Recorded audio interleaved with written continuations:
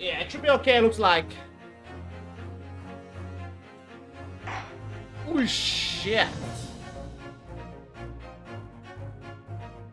Almost dropped my controller. Alright, let's load the game. And let's continue where we left off. Alright. So I think this doctor, I remember, is the one for sure is the one operating. Could you please stop bothering about things that have nothing to do with this trial, sir? The defender's life is on the line here. Well, the thing is, I could really say that it is nothing to do with this trial, to be honest. Huh? I mean, there's no... Yeah, I'm dropping frames.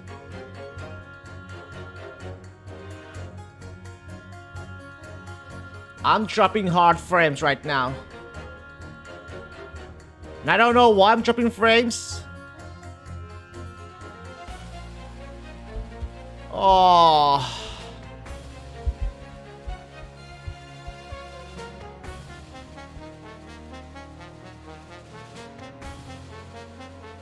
For God's sake.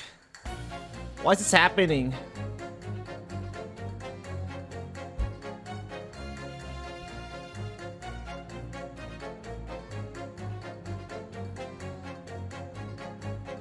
I'm dropping frames badly right now. It's ridiculous.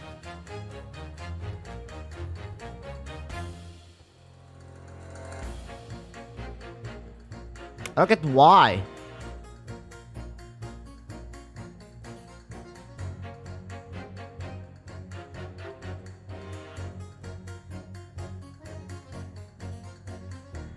We are dropping frames.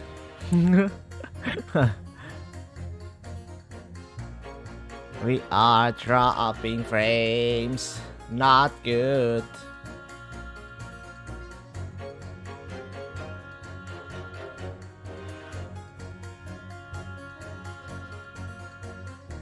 Not good, not good, not good.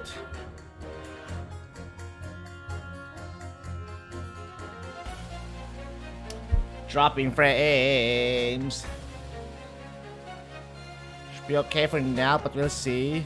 Yeah. I mean, there's no question that the man was shot, but the bullet had simply vanished from his stomach. It's quite inexplicable, don't you think? I must not want to ask, but this surgery you have... Fuck!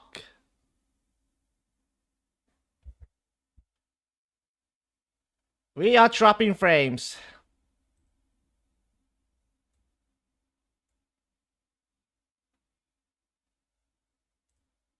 Why are we dropping frames? Why are we dropping frames? What have I done? Come on, man, internet. Please don't do this to me. Please. Please. You've been bothering about all this time you were operating on. What was that fellow's name now? Herlick? No, Herlock? No, Hairlock? Oh yeah, I'm dropping frames. Herlock Shums by any chance? Yes, good lord. It was that Herlock fellow. What? You're the surgeon that operated on Mr. Sholmes? That's right, using the very latest anesthesia techniques. I might add, it was a fairly major op. I can tell you. This is crazy. Let me see. The fellow was brought in not long after midnight, if I remember correctly. He said he'd been shot by some criminal. Or rather, so I opened him up like shot. But the funny thing is, I went over his insides with a fine-tooth comb and I couldn't find the bullet anywhere. So I'm afraid I had to throw up my hands and just stitch the fellow back up. Holy shit, I'm dropping frames.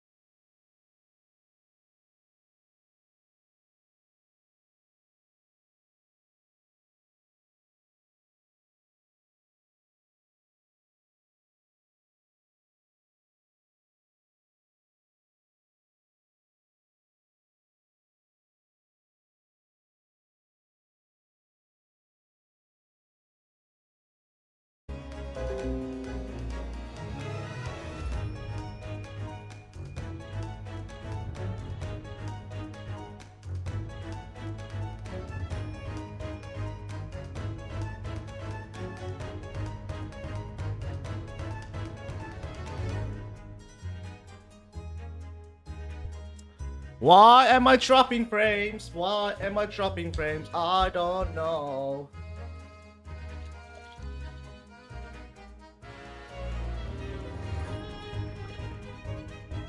We are dropping frames hard now. It's kinda annoying, not gonna lie.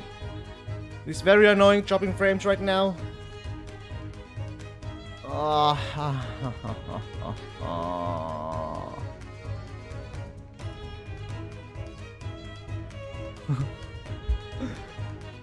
hate to state the obvious, but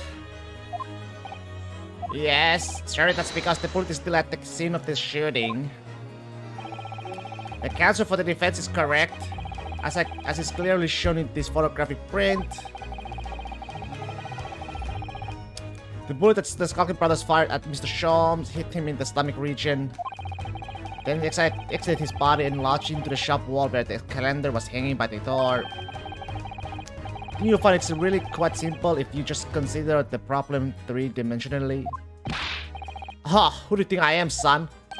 Well, June numbers 4 is about the best I can do.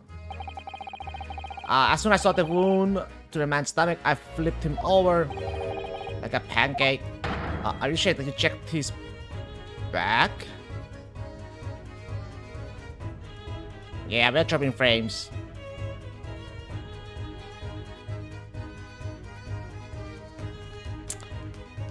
Oh.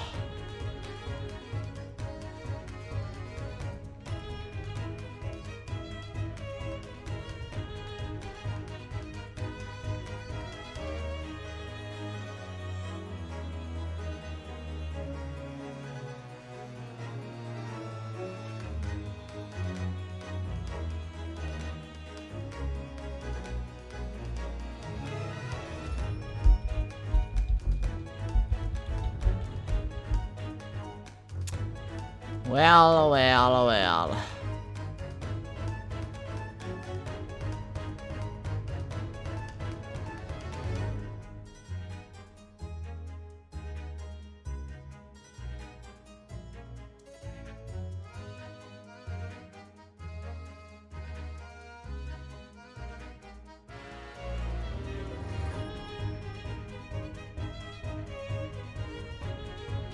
It was all good just yesterday, and now it is fucked up.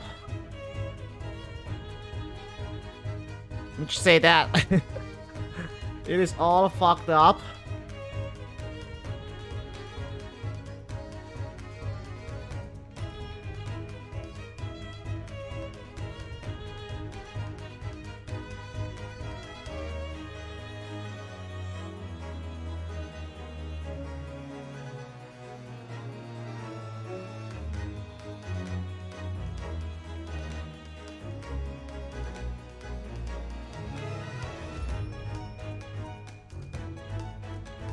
Okay, is everything okay? Right now, I have no idea. It says it's green, but are you saying that you checked his back? Of course I did, and there was a trace of injury on the side that the bullet had left the body at all. What?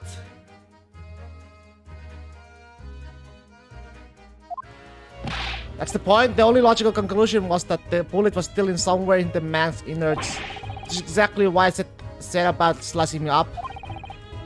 And I'm still on the device even now. How many times do I have to say it?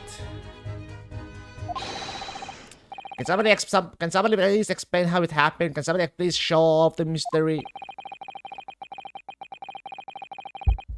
It's almost as much of a mystery as how this jury was put together. Alright. I think this guy. Objection. Yeah. These two statements clearly contradicts. Drop frames, drop frames. The idea that all I do is pitch yours against each other. Oh, a ballistic expert. Pitting PE. The night in question, Mr. Shum was shot by one of the Skulking brothers. But since there was no sort of an exit wound on his back, we must assume the bullet didn't pass through him. However, no bullet was found lodged in Mr. Sholmes' body either. Furthermore, a bullet was found lodged in the wall of the shop where Mr. Sholmes was shot. Juror number 6. We are dropping frames. Dropping frames. Hopefully.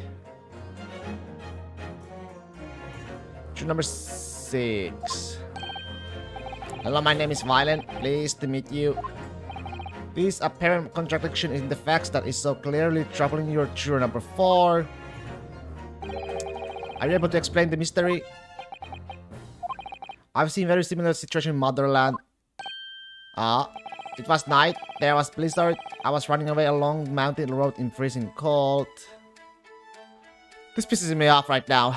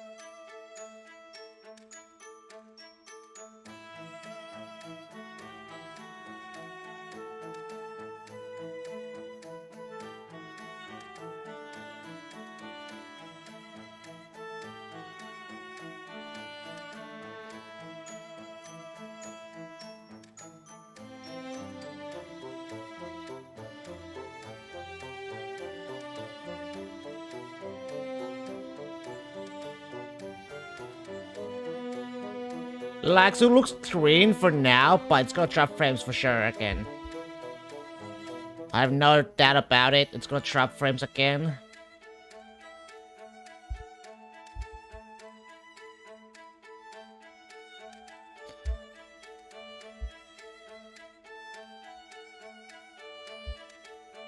Like, let's just wait for a bit.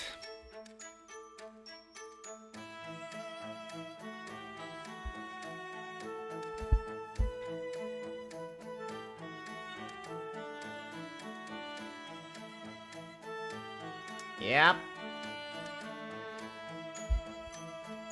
Oh.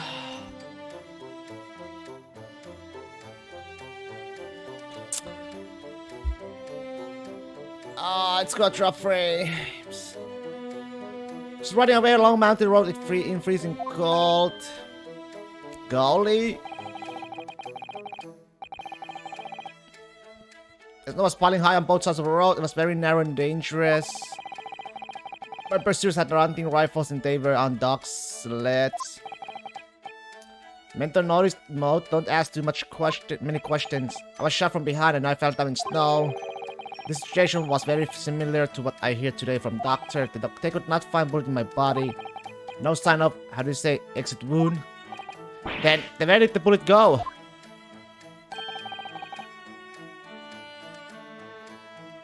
Bullet never hit me. Well, if it never hit you, why did you fall down? Bullet hit frozen wall of ice very close to my side. What? One small piece, very sharp, broke away from a lump of ice and pierced my body. It made a deep wound that looks just like the bullet wound. Good gracious. Of course, piece of ice quickly melted inside me, and that is solution to mystery of disappearing bullet.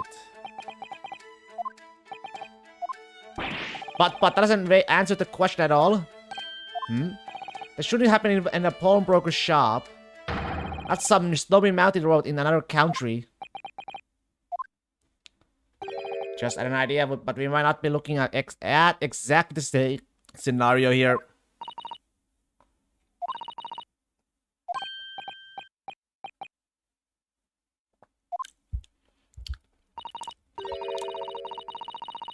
Well, that's precisely where he always wears a little pouch on his belt. A pouch. Actually, I might have noticed something like that. He has a pouch. It's where he keeps the 3 glass vials of very dangerous chemicals that he uses in his investigations. What? Really? Doctor, where is the pouch Mr. Sholmes was wearing? Well, the fellow had nothing like that on his person when he arrived at the hospital, as far as I remember. If I may, Lord Van Zieks? Well, I realized it is forbidden for the prosecution to interject during a summation examination. I should inform the defense that I have the pouch in question in the antechamber outside the courtroom. Sorry?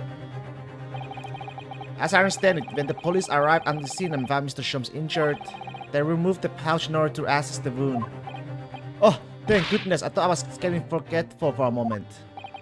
Since then, it has been in my safekeeping along with all other evidence relating to the case. I can personally vouch for the fact that it has not been touched since the incident occurred. Very well. While extremely unconventional during a summation examination, I must demand the prosecution presents the item in question with all speed.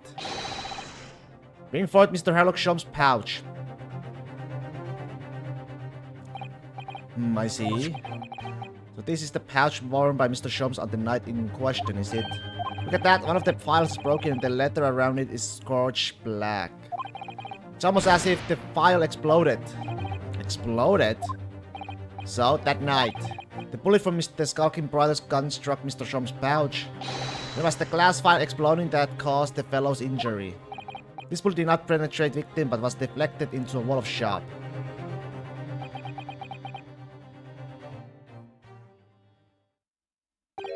A delightfully complex aroma. Well, it would appear one mystery has been solved at least, though it has no bearing on the truth of this case. The Bungling and Berkeley brothers shot the detective and the accused shot the pawnbroker. The pertinent facts of the case remain unaltered.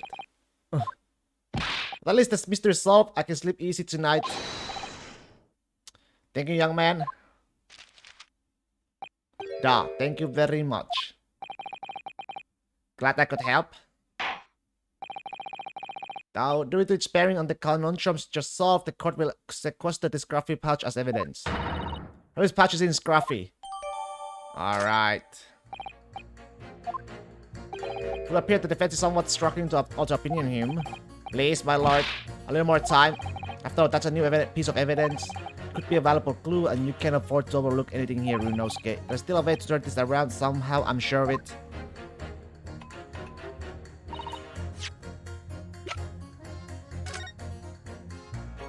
Hold up! It's really scorching bandages here. Oh, the strap is broken. Look.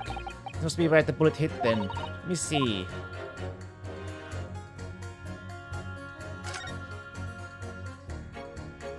What the? Iris, look! Behind where the broken pin file was, do you see it?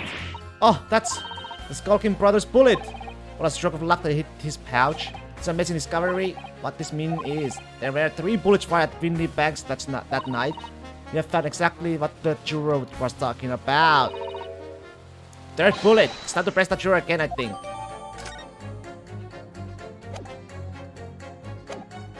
Okay.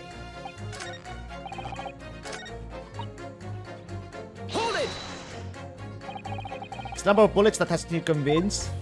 Only 2 bullets were fired, and the 2 guns that fired them have been examined by the police. When the Parmo mate asks me how many are invited for dinner, I always tell her to count the table settings. But that's logical, I suppose. Although, yes, sometimes after dining, crockery does go missing 1 or 2 guests, rather like the fine china. As you employer dine with the thieves. So I suppose, if there was another bullet somewhere of which we were unaware, I'd have to reconsider my position. A 3rd bullet somewhere on the scene, could that be possible? I can prove it. Allow me to show you then the 3rd bullet. Take that! Here it is. We discovered it just now. Yes, on the night in question, Windy Bank's phone broke it. Another bullet was fired. Hold it! What is this new trickery, you Nipponese conjurer? Where did you find that bullet? It was lodged inside Mr. Shom's pouch. What? This pouch was removed from around Mr. Shom's waist before he was taken to a hospital. Since then, it has been touched by no one. Do you mean to say the shot fired by the Skulking Brothers that night? Yes, as your lordship has surmised, it hit his pouch. But that makes no sense whatsoever. We already know the whereabouts of the bullet fired at Mr. Shom's. It's clearly visible in this photographic print. Oh! 2 guns from the scene have already been submitted into the court record as evidence. Yes, that of Mr. Windyback and that belonging to the Skulking Brothers. The examination of both guns revealed that only a single bullet had been fired from each. But that must mean... That's right. We now know that on the night in question, 3 bullets were fired. However, only 2 bullets were fired from the guns recovered from the crime scene, and until that incontrovertible inconsistency is somehow explained, we cannot and must not pass judgment.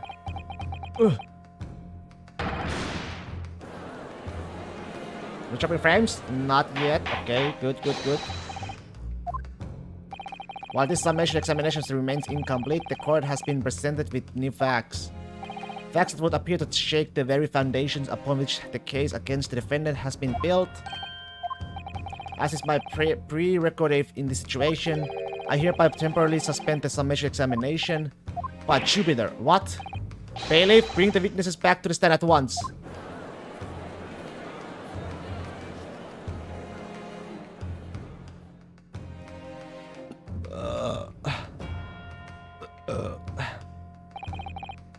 Witness says, Governor, were you listening to proceedings while the defense carried out the summation examination? We was, Governor, we was. Perhaps we can dispense with the tedious preamble. Simply answer this one question. A 3rd bullet has been identified at the scene of the crime. What do you make of that? Make of it, Gov? I don't make nothing. I don't make nothing of it, if I can't help it. Is it one of yours? Gorbly my Gov, Gorbly may. Not a chance. In that case, did you have an accomplice? What? What?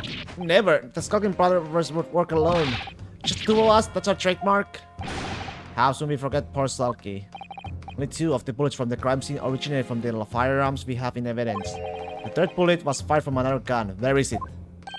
Lammy, that's an head scratcher. Cancel for the defense. Yes?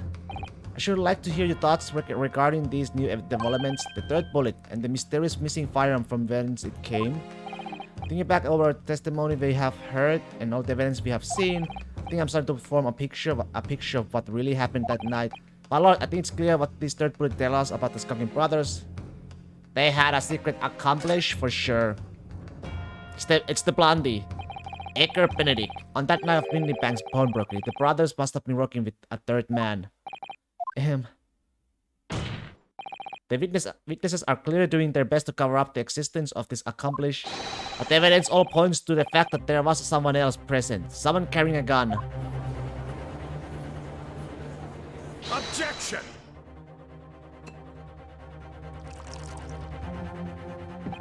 An accomplice, you say? Big's will.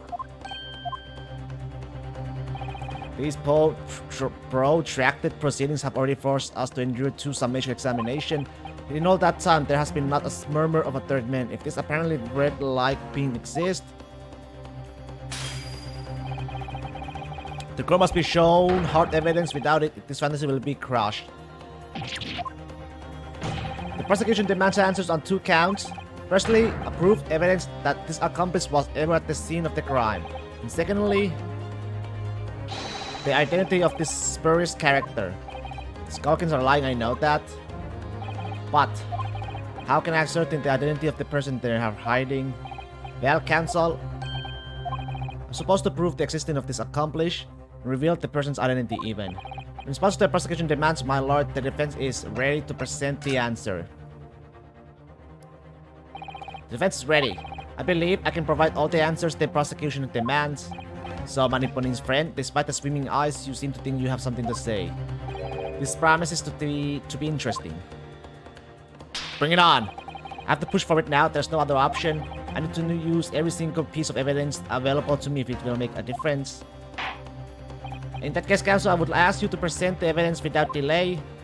On the night in question, in the moments leading up to the death of the victim, what proof have you that there was a third intruder present at the scene? The blood? Take that! The evidence is right here in this portfolio, the green one. By Jove, that portfolio again is it. You expect the court to rifle up through your papers itself? Be more specific. Your claim of one of those blood samples proved the presence of this third intruder. Well, which one is it? Not the day stuff for sure. The same is the green one, and it's from the Edgar Benedict, this one. Take that! What am I looking at here? There appears to be some green paint or such like around the bullet hole in the middle of the calendar. That's a blood stain, my lord. A blood stain. Green blood? Curious even for you. Is the court to understand that the intruder was some unhuman creature? It's something developed by Mr. Sherlock Holmes. But the great detective. New invention stop. Not yet apparent story stop. It's this, you see. It doesn't have a name yet, though. This fucker sprays a chemical that reacts with the different elements in people's blood to change its color. Different elements of people's blood? Yes, everyone's blood is slightly different, you see, because it's made up of different elements. So by seeing what color it changes to, you can tell in a flash rose blood it is. Oh, that brings a whole extra dimension to looking at blood. Talk of blood in courtroom stop, very exciting stuff. As an example, this one shows the blood of the victim, Mr. Windybank. A striking blue. Yes, so you see, the green color of this blood stain on the calendar shows that somebody else was shot in the main part of the shop. Now hold fire there, young man. Could be from some unrelated incidents, couldn't it? No, it's not unrelated. The date showing on the calendar is the date on which Mr. Windybank was killed. By golly, therefore we can assume that whoever was shot on the same day.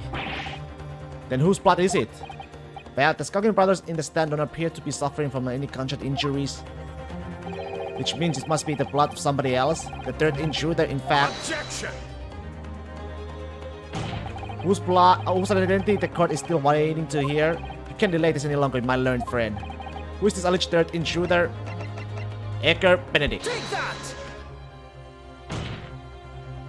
The man's name is Edgar Benedict. Edgar Benedict? Who on earth are you talking about, cancel? He paid a visit to Windybank's pawnbrokery on the afternoon before the incident took place. When the accused attempted to deceive the pawnbroker into releasing this article into her possession. That's right. The man identified by the defense, Mr. Rickard Benedict, then attempted to take the article from the defendant by force. That's right. Broke, yeah.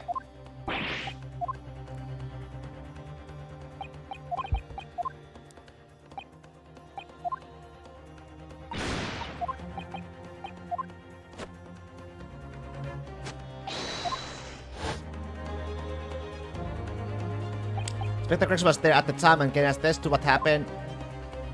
In the end, it was the inspector himself who took the disc. And you didn't corroborate this account, Inspector? Yes, my lord. That's more or less what happened. And in the interest of being thorough, I asked Winnie Bank for a print showing the fellow. Taken from of his red-handed recorded cabin says. Yes, that's him talking to Winnie Banks that morning. And you claim this man is the brother's accomplice? Well, Mr. Skulking. Never seen the geezer before me live. On me live, Gob, on me live. Never see him.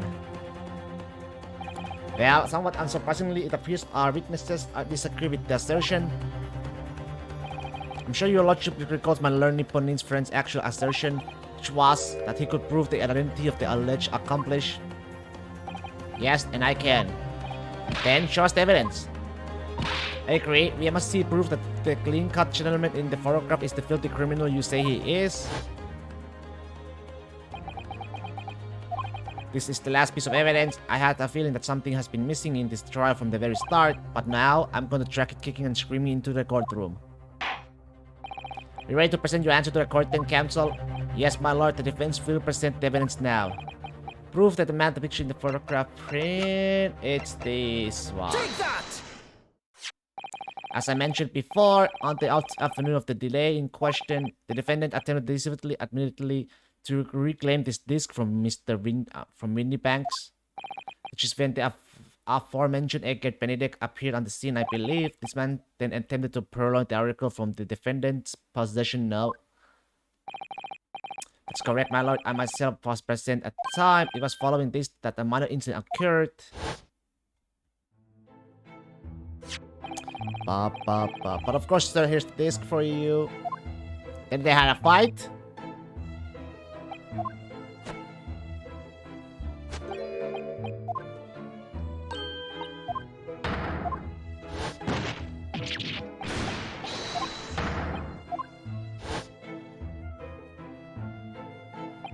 Being a music box disc, it has countless small but sharp metal protrusions over its surface. Those protrusions cause Mr. Benedict's finger to bleed, and the resulting smear of blood is still visible on the disc now. Goodness, a bloodstain, is it? My assistant and I have just analyzed the bloodstain here in this very courtroom, using my trusty fucker gun. Yes, and we added the result of this portfolio. I say, it's green. It's exactly the same color as the blood around the calendar. The evidence is conclusive.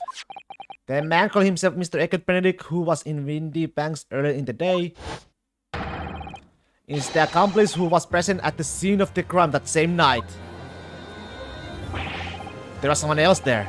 Look at those two brothers now, they're sweating buckets. Oi, who are you talking about? It's boiling in here. My lord, it is the opinion of the defense that Mr. Edgar Benedict should be summoned to a courtroom to testify. It will certainly seem that we can ill afford to ignore this gentleman's apparent presence. Objection! This has gone on long enough now. This flagrant ignorance of the mechanics of law. Herc Sholmes, you say? Yes, I heard the name. The protagonist in a series of short stories for the Walker classes, a god of detection or some such. And now you employ a chemical substance devised by this fantastical persona in the highest court in the land? You expect us to take you seriously? Samples made by this plating are not fit to be court evidence. The bloodstain turned a shade of green. What of it? Here's to you successfully proving that no other blood in the world would turn the same color. Oh, well. and pray. Do not even think of suggesting that we should take Mr. Shum's word for it. Oh shit, is he right? I don't know, I mean, he is a great detective. What are you talking about? We can let him get away with that. I knew it would come to this. Of course, Mr. Shum's invention isn't going to be recognized by any official body, but what other choice did I have? Just remember what Father Christmas over there said before about how he was temporarily suspending the summation examination. Oh, in other words, the examination isn't over yet, is it? Good grief, what did you just say, young girl? In the summation examination, the decision as to whether or not the trial continues is in the hands of the 6 jurors, isn't it? So the way I see it, it doesn't matter what certain other people think of Hurley's invention. At least, not for now. Yes, she's right. Young lady, you have quite a devious mind. It really just comes down to one thing. Whether these ladies and gentlemen of the jury are convinced by what you say, Bruno. I'm getting massive goosebumps right now. Is that about right, what you say, or did I misunderstand something? Unbelievable. Mr. Sholm's partner is a force to be reckoned with. R.S. Willison, sharpshooter. After that shrewd persist of situation from an entirely unexpected source, it must be acknowledged that the previous summation examination has yet to reach its conclusion.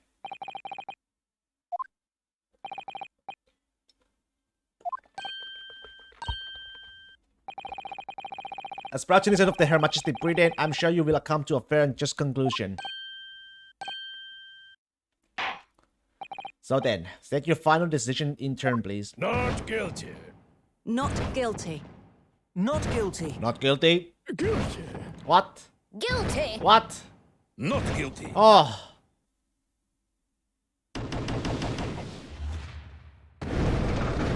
That's right.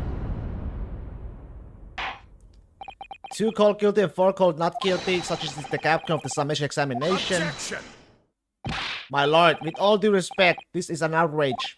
The prosecution refuses to accept this decision. On what grounds? If these jurors are pursued by some half-baked concoction devised by a pretender to real police work, then they are too ignorant to be trusted with the judgment of anyone skilled. I'm sorry, Lord 1-6, but the outcome of the summation examination cannot be ignored. This trial will continue. Suck it, 1-6. Suck that.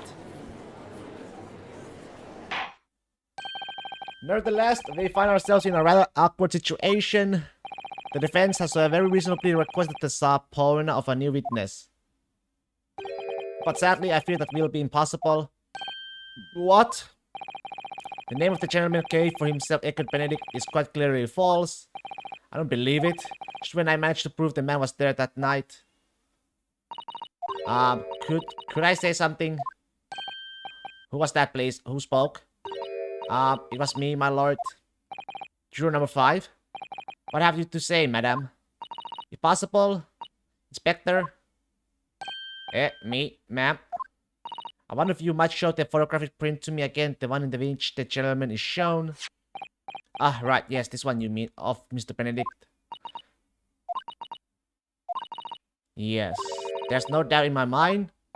Juror number 5, you don't mean to say you know this man? Yes, I know him. What? No! Good gracious! Oh, no! Juror number 5, how on earth? I'm a communications officer, stop. As we can clearly see, the gentleman in the photograph is stop. Also a communication officer, stop. He works in my office, stop. Oh, a very talented operator, in fact, stop. You should be in the communication station now. Stop tapping away on the telegraph. Stop. This doesn't seem right somehow. I can't put my finger on why, but it doesn't feel right. I suppose we all imagine the accomplished would be some sort of hardened criminal. It's a bit unexpected to find out that he has a respectable job by day, whatever he gets up to at night. Yes, I suppose that's it. I suppose that's why I felt something was wrong. That the gentleman is at London Communication Station, we should be able to subpoena him within the hour. 116, if you please. Yes, my lord. Make the necessary arrangement with all haste, as your lordships abide. Bits. The court will recess for 1 hour. When the new witness arrives, we shall reconvene to hear the gentleman's testimony. Inspector Gregson? Yes, my lord. I should like to hear from you specifically about events at the pawnbroker on the day in question. Come to my chambers during the recess. Yes, sir, my lord. Very well. Court is adjourned until 1:40 p.m.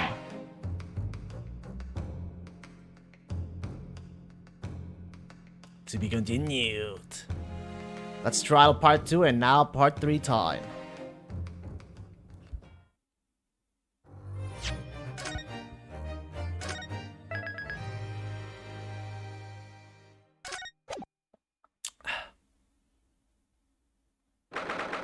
Okay, almost there. Ah, Gina, how are you holding up? I'm starting to feel quite warmly towards her frequent cold shoulders now. Genie, are you alright? Why aren't you saying anything? What's the point, eh? Why go to all this trouble and fight so hard for the likes of me? What? Well, you saw it, that picture. What picture? Ah, you mean this? The photograph taken by Hurley's red-handed recorder? Well, I didn't think it would have captured a scene like this, that's for sure. It's hopeless. Anyone who sees that's gonna think I did it, ain't they? Well, I won't pretend it wasn't a bit of shock when the prosecution first presented it to the court. Surely you've gotta have your doubts about me now. You can still think I'm innocent. Of course I can. Ginny, why don't you talk to us? Tell us what really happened that night. Eh? Bruno's clearly managed to piece together a lot of new information, but still, we'd really like to hear it from you. Alright then. Just after we had that dinner together at your place, right, Iris? Then we all had a chat up in your office, didn't we? Yes, I remember.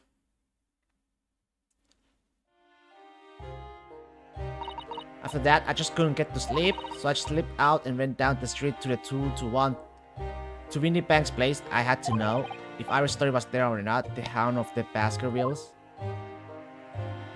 I don't know what it's about or nothing, but if you ask me, there's something in it that Sholmes don't like, something what he don't want people reading. So that's why he lied to Iris about taking it long look with Winnie Bank's for safekeeping.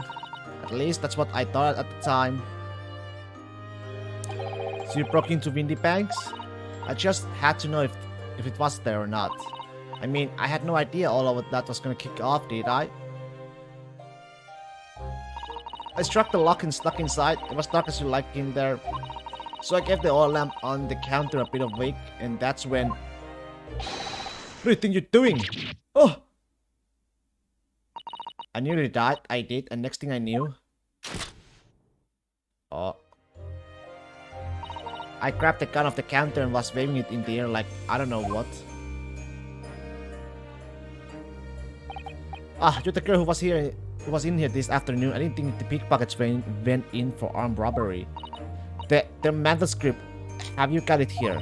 The Sholmes leave us load of papers with you, a story. I beg your pardon? The Hound of the something or other. It's here. I wanna see it.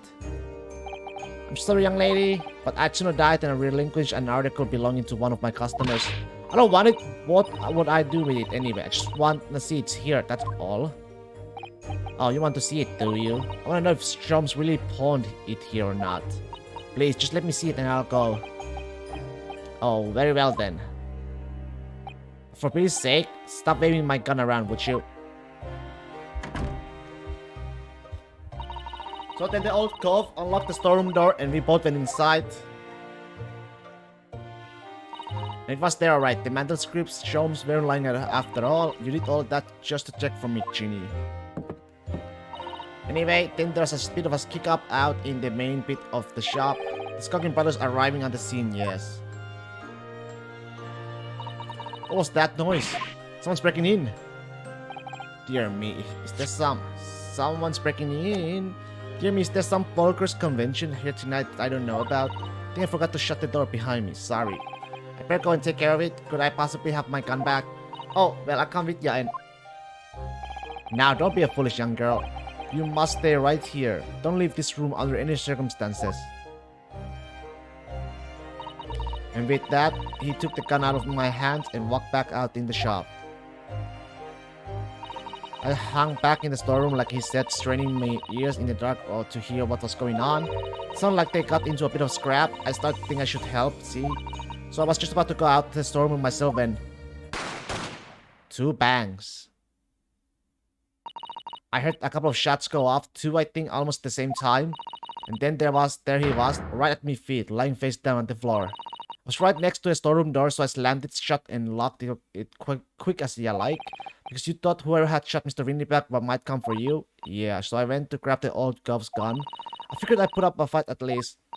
But when I got a better look at him, I knew. Winnipeg was a gunner. I felt funny in me head all of a sudden, kind of dizzy. And after that, I don't remember nothing. That must be when you passed out, Gina. If I hadn't done what I'd done, the old gov might still be alive. Did you tell the police everything you just told us? Of course I did, but they didn't believe a word of it, did they? All they said was, if I kept telling lies, it'd make things even worse for me. It'll be alright, Jeannie. Don't worry. Just stay strong a little longer. Yeah, I'm about to put the end.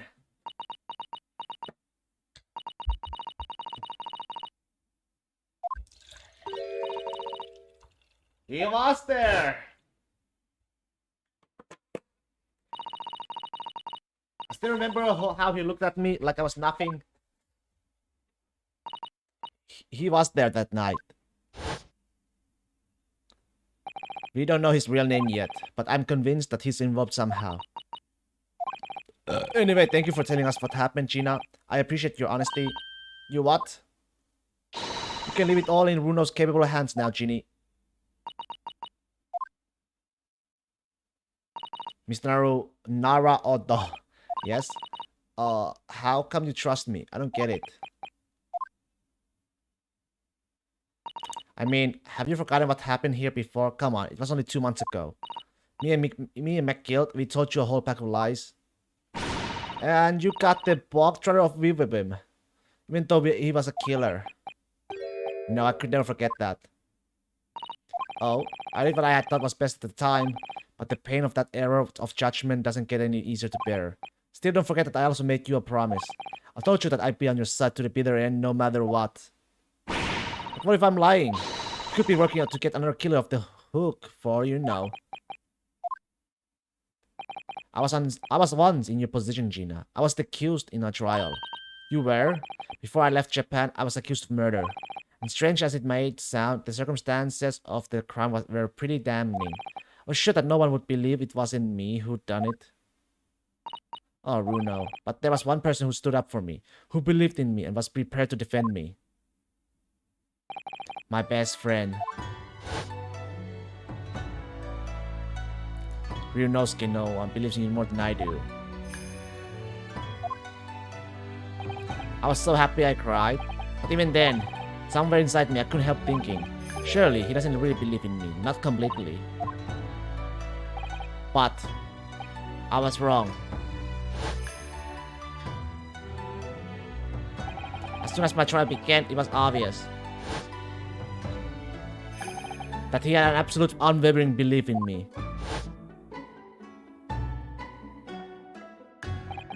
And in turn, I developed an absolute unwavering belief in him.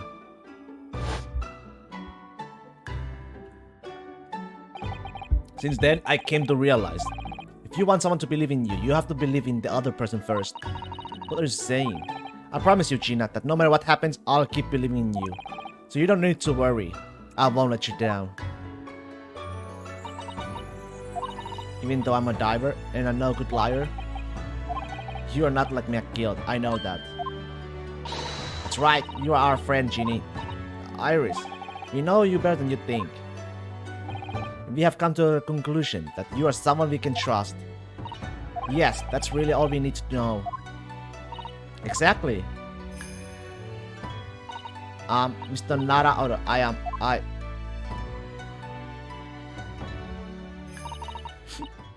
She's crying. Defendant Gina Lestrade and her legal representative. Court proceedings are about to resume. Please head into the courtroom immediately. Yes, of course, thank you. It's time to start this. I've been both a defendant and a defending lawyer in my time, so I knew only too well just how hard it was to put all your faith in another. And I also knew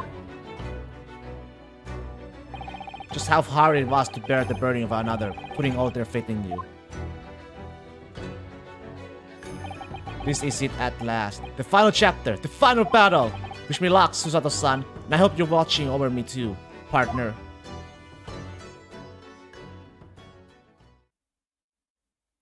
Alright. 1:41 p.m.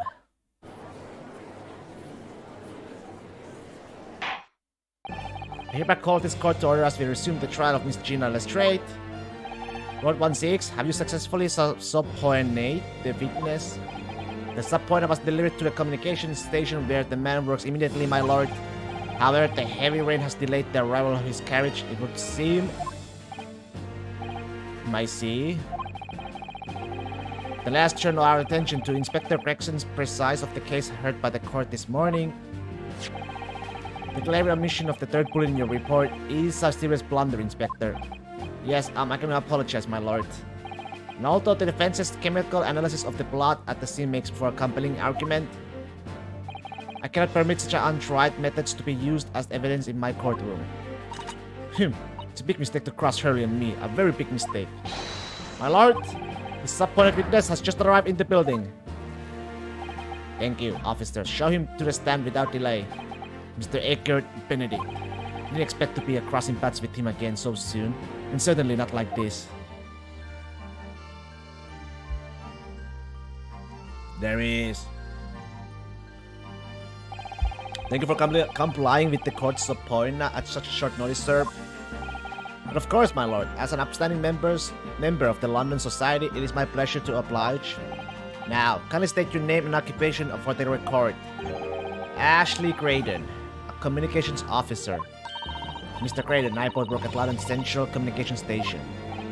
Now, perhaps somebody would kindly explain what all this is about?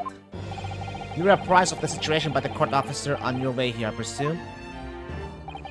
Yes, I was. Something to do with the murder that took place at a pawnbroker's on a Baker Street. There's some nonsense about me having been there on the night in question. That is the accusation. Indeed. This really is beyond a joke, you know. Very well. Without further delay, the court will hear your testimony now, Mr. Graydon. You will respond to the accusations made against you under oath. Tin, tin. Gladly, my lord. Gladly. Alright, let's hear it. Naturally, I have occasion to make use of pawnbroking services from time to time, but are you seriously suggesting I colluded with these dogs to break into the place on the night of the murder? I have no intention of admitting to such an outrageous accusation, even if certain parties here present claim that my blood was found at the scene. Some Scaramouche detective's home-proof tincture can hardly be taken as serious evidence. To deny the accusations completely, do you? I must say I'm dismayed. For the highest court in the land of this to be swayed by this self-professed detective's toy. It was the will of the jury, and our great British justice system that demands that the jury's will is upheld. Then it would seem we have the misfortune of a most inept assembly of jurors today. By golly! How long am I expected to be detained here? If following the defense's cross-examination your involvement in this matter has not been established, you will be free to leave immediately. Good, then I shall be away in time for afternoon tea, some small consolation at least. Let's not hold up Mr. Graydon any longer than necessary. Counsel, proceed with the cross-examination. So, we meet again, Mr. Eckert Benedict. Or is it Mr. Graydon? My apologies, you are Ryunosuke Naruhodo, defense lawyer. We have met. If you say so, asked Ashley Graydon, Enchante. So, I trust we can conclude this quickly. But I'm not holding your flashy what we do. Alright, let's see. Okay,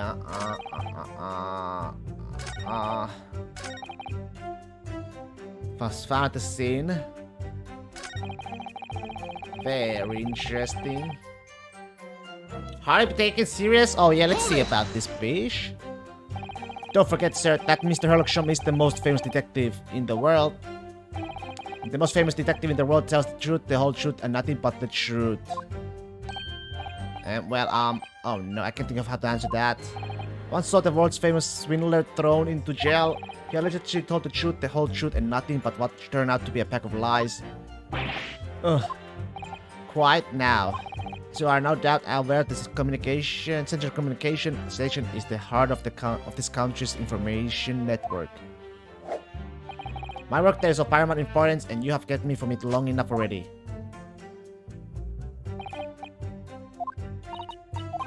I haven't done it yet. Come on.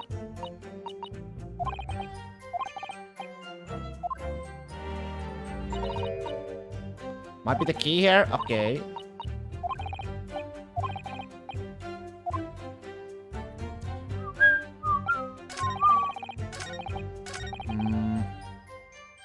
Hold it! Blood was found at the scene of the crime, there's no question of that.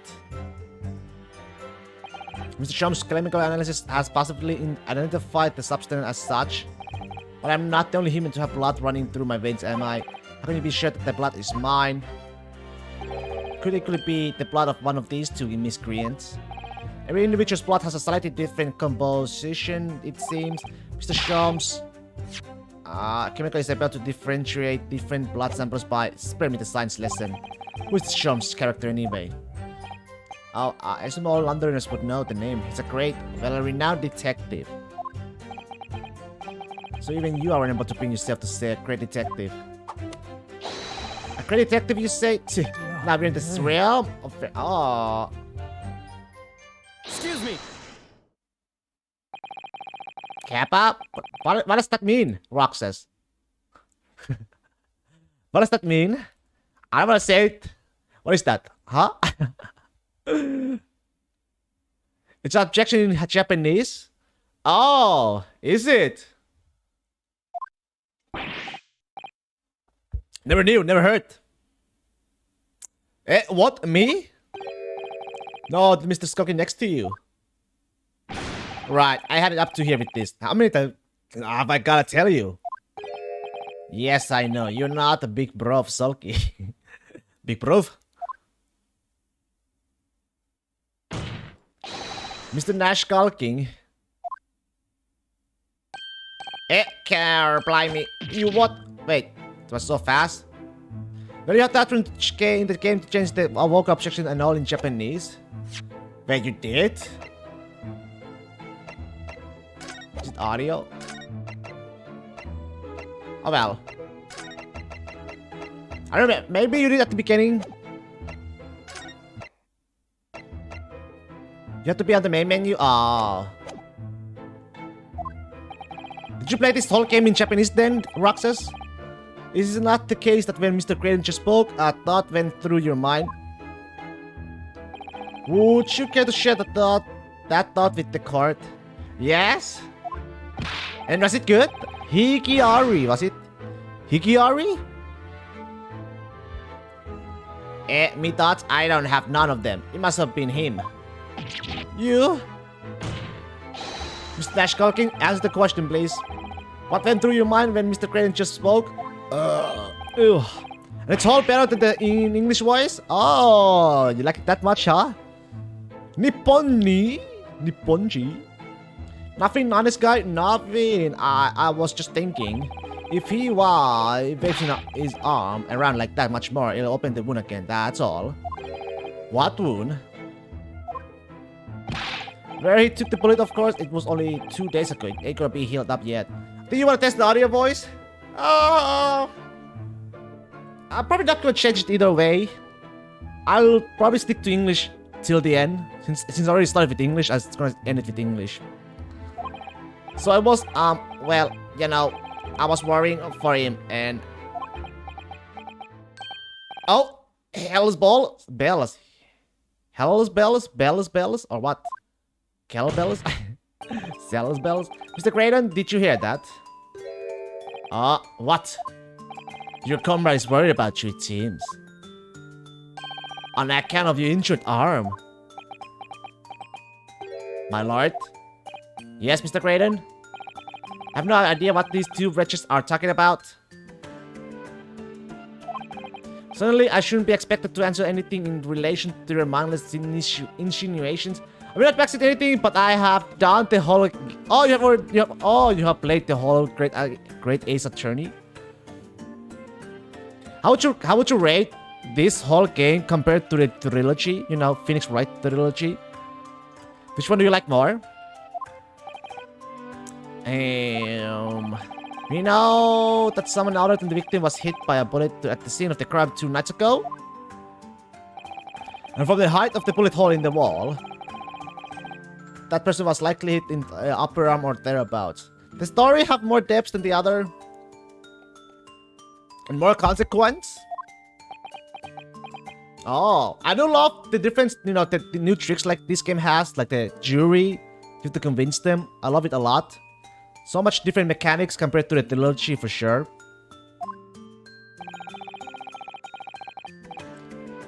Perhaps you'd allow a court official to examine your arm, sir. The left arm that you're currently clasping with your right hand as if in pain? No, I refuse. You have to show no evidence whatsoever that links me to these common thieves.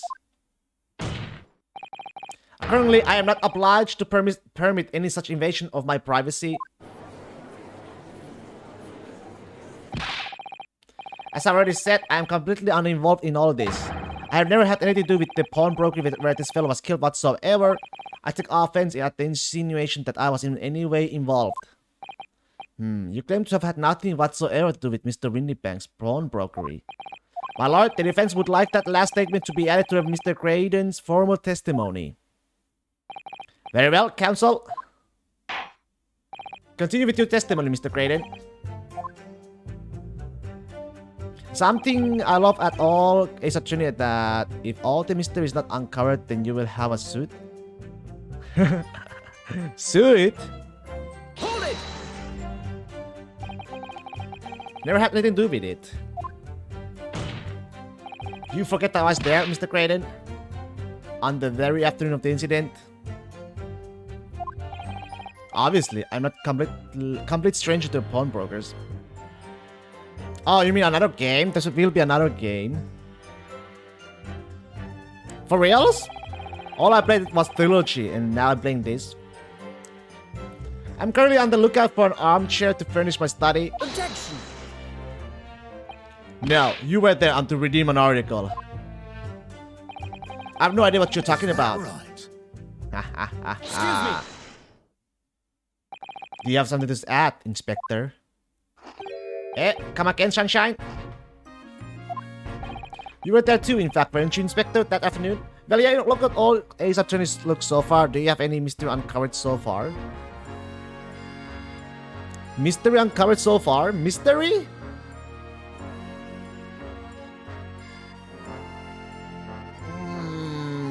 Mystery not uncovered? In this game so far? You mean the story? Well, it was true with Mr. McGill though. It did say at the end, you know, the story was not finished and it will continue. And now we are here at episode, was it episode 2? Yeah, episode 3 actually. Case 3. Now we are at the case 5. And McGill is still involved somehow. Well, yes, I do remember meeting yourself in the pawnbrokers that afternoon. You young Japanese assistants and the accused were all present, as I recall.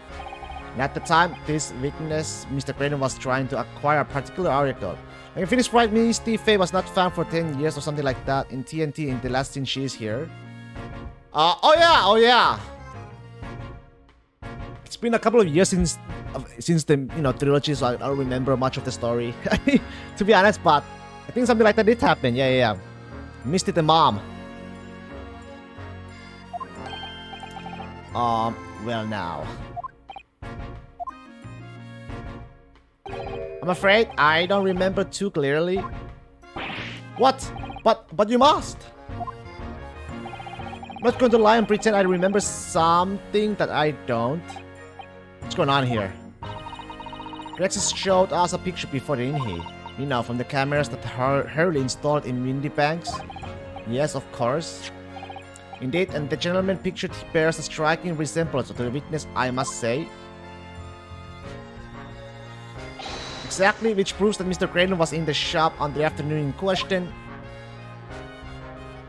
At no point have I denied that fact. I merely entered the shop to peruse the articles on sale and have word with the broker. Nothing more? Yeah, right. You liar, bitch! This makes no sense. I understand why Mr. Graydon might be trying to cover his tracks. But why would Gregson be trying to avoid giving testimony about what happened? That's all he's going to say on the matter, is it? What do you think, Bruno? I think he has no intention of telling us anything. He's well aware that the less he says, the less chances he has of giving himself away. The complete opposite of Hurley, then. Seems to think that the more he says, the better. But at least I managed to prize a little more information from that witness's lips. All thanks to Skulking Brothers. Yes, they were the key into it after all. So he says he had nothing to do with Mindy Banks. Well, we know that's true. Perhaps now it would be a good time to have a proper look through the court record. Good idea. You never know what tiny scrap of information could become a valuable weapon.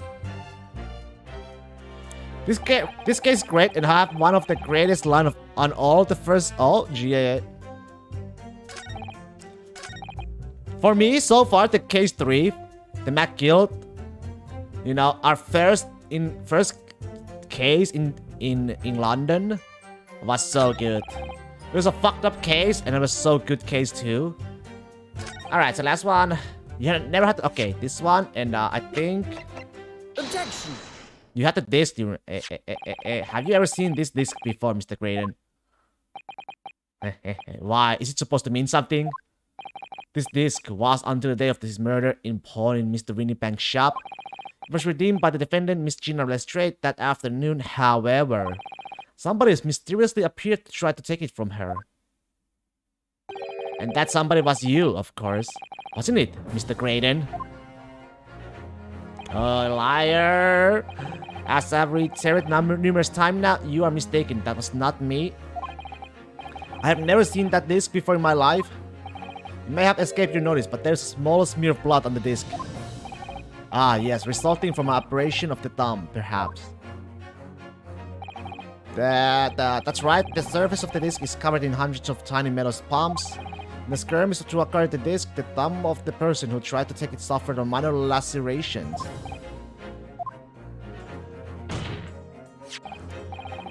So, while this bears the remnants of that skirmish in the form of this smear of blood, the thumb of the person in question must bear the remnants also, in the form of a scratch. Good gracious, indeed it must. Mr. Graydon? You refused to allow a court officer to examine your arm before. You're now going to refuse to allow us to examine your thumb? Because I have no doubt that it bears a small scratch consistent with the smear of blood on this disc. Well, it would seem I underestimated you. What is the meaning of this? So you admit it now? You admit you have a scratch on your thumb? From when you attempted to take the disc from the defendant.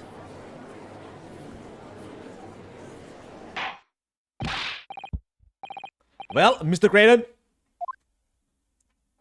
it would appear that there has been something of a misunderstanding here. I did not attempt to take the disc, as you put it. No, quite the reverse. What are you trying to say? It's really quite simple, you see. The disc was mine from the outset. Is there some crime in taking an item that you own out of pawn? I love all the judges in the whole Ace Attorney series are pretty lenient per jury. Per jury! They all say per jury, but that shit never happens. What? It would seem, Mr. Graydon, that in this piece of evidence, my learned friend has established a link between yourself and the incident. Accordingly, you will tell the court everything you know about this disc now. Everybody lies in all Ace Attorney trials so far. Everybody lies and they give 0 fucks. As you wish, no punishment at all. Although I'm quite sure it has nothing whatsoever to do with the pawnbroker's murder. They take the oath and they break the oath. Alright, what we got? The disc. There's a note on the disc saying for McGill, but the item belongs to me. The redemption ticket was stolen from me by the accused that filthy gathering on the day in question. I mean, in the US, you do this, you are pretty fucked up. Yep. And here they are, lying and keep lying and lying. I proceeded at once to the shop in order to explain my situation and redeem my article. In the end, of course, the disc was taken by the police. In other words, I have absolutely no reason to break into the shop later that same night.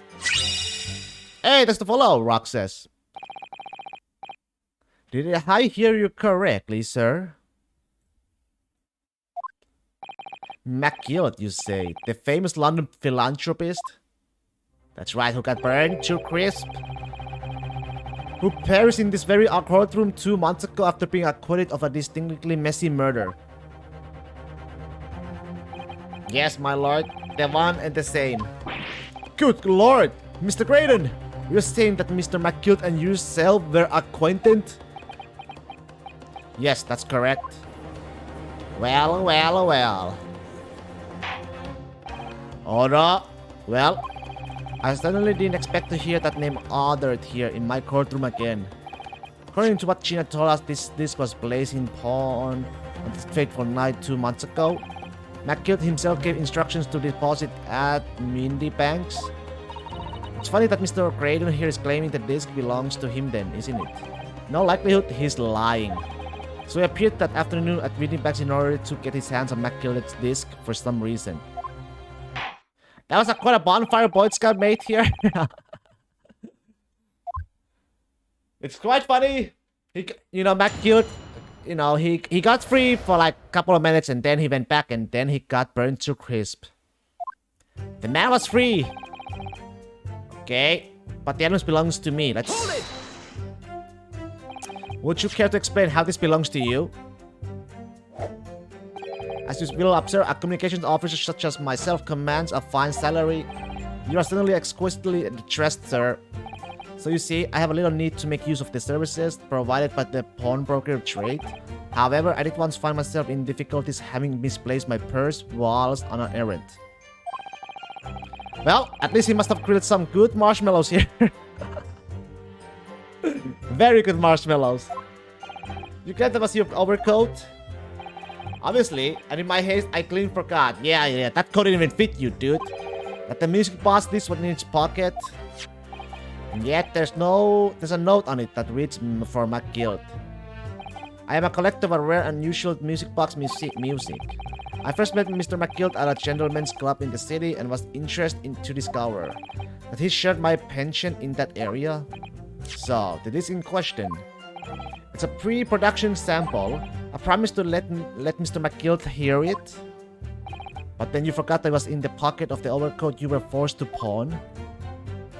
Yes, exactly. That makes... Gina didn't mention any of that in her testimony 2 months ago, did she? No, because McGill had threatened her to keep her mouth shut. Which means that if we dig too deeply here, it's going to expose Gina's perjury.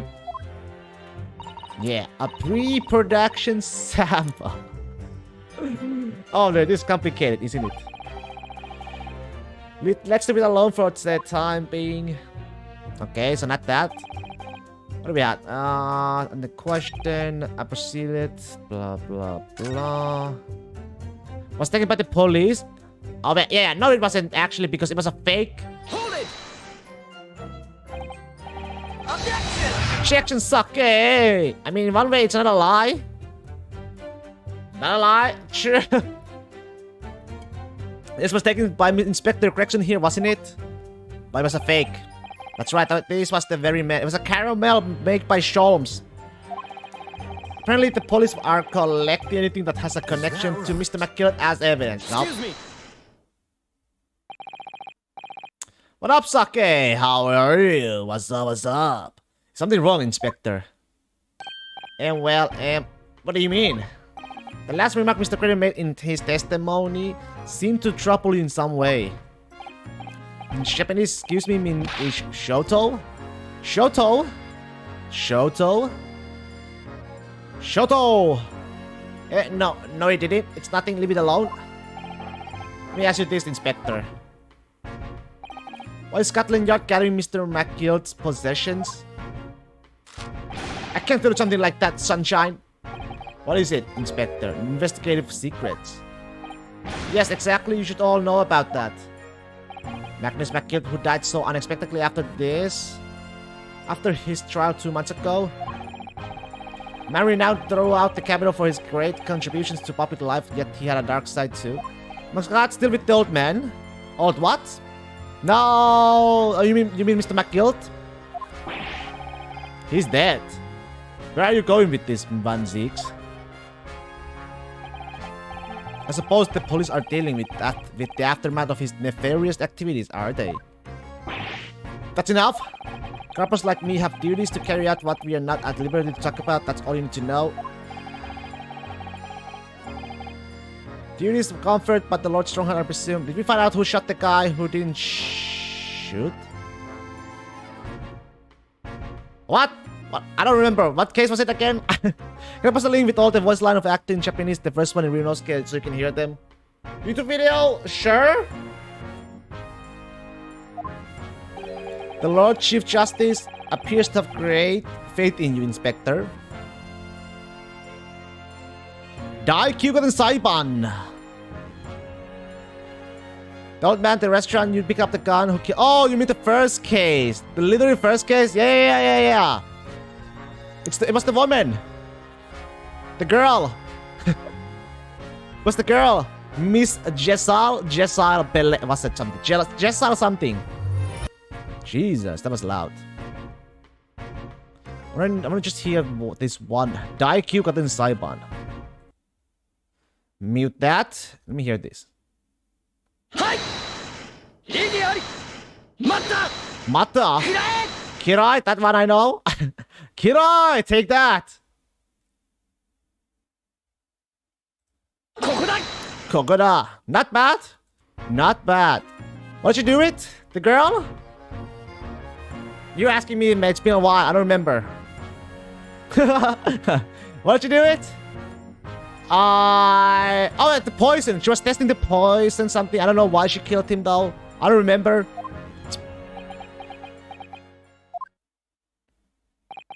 The bottom line is, if you want to get more out of me, you gotta need Lord Strongheart's paw print first. So what do you think so far of the voice code? Not bad. Not bad. I can see why. Why would you play it in Japanese? Not bad at all. Kirai! What's all this about? Kola. Show shop in the moment with poor memory. There are times when I'm sharp as heck, but there are times, I can't remember. Dude, you clearly cannot remember. It's like there's something going on between the Correction and Lord Van Zeeks here. Well, it would appear that the inspector that has revealed all he is at liberty to reveal. I blame it on the heat. Mr. Graham, let's return to your testimony. Okay, gladly, my lord. There was absolutely no reason to break into a shop later that same night. No, because the disc was still there, right? What else we got, though? Mr. Gaydon? This guy's a killer for sure. You found David the killer? He's taking the police. Let's see this. Hell yeah, Dave the killer. But perhaps you've seen something of value among the forbidden items?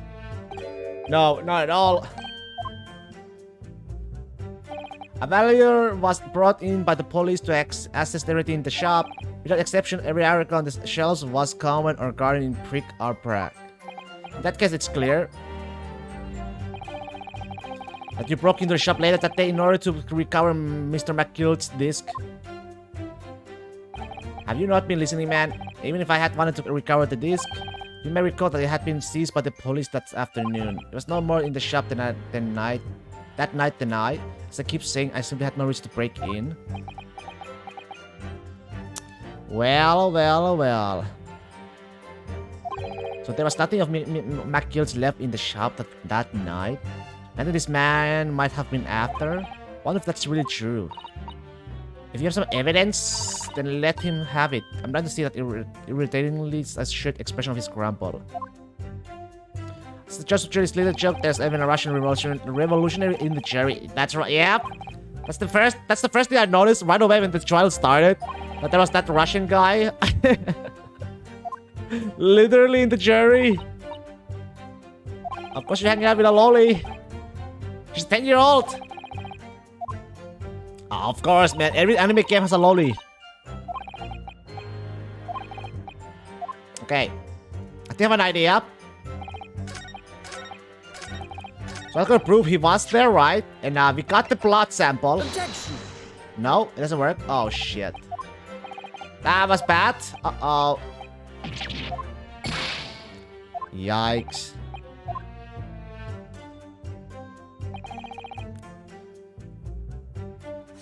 That same night, what else do we got? But I already...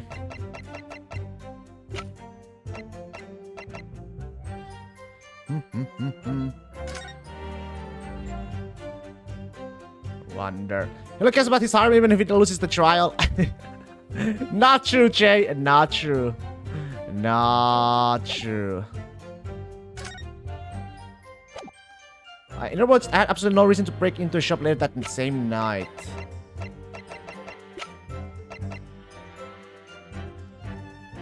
Pawn's progress ticket code. On progress ticket bar. Oh wait, this was... Which one was it again? At the table. Gina gave us one of them.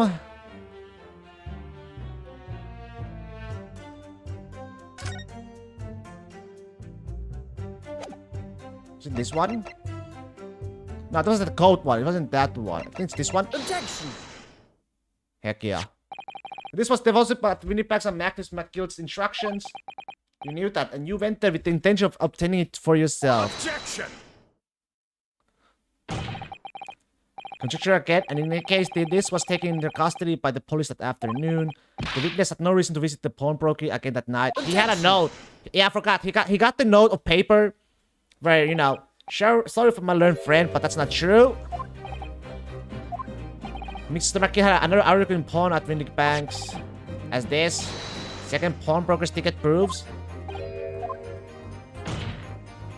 There were 2 articles belonging to Mr. McGill in Windy Bank's pawnbroker. And the reason you broke into the shop that night was to recover the second one.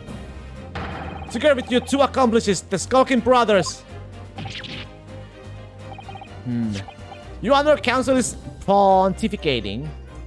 Rejected. This is the second ticket, is it? What had the man deposit? The article description reads, 1 small box. A rather vague description, it seems to me.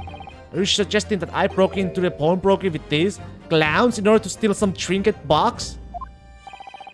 I believe there are adequate grounds to suspect that you did. This is absurd. Why on earth would I do such a thing?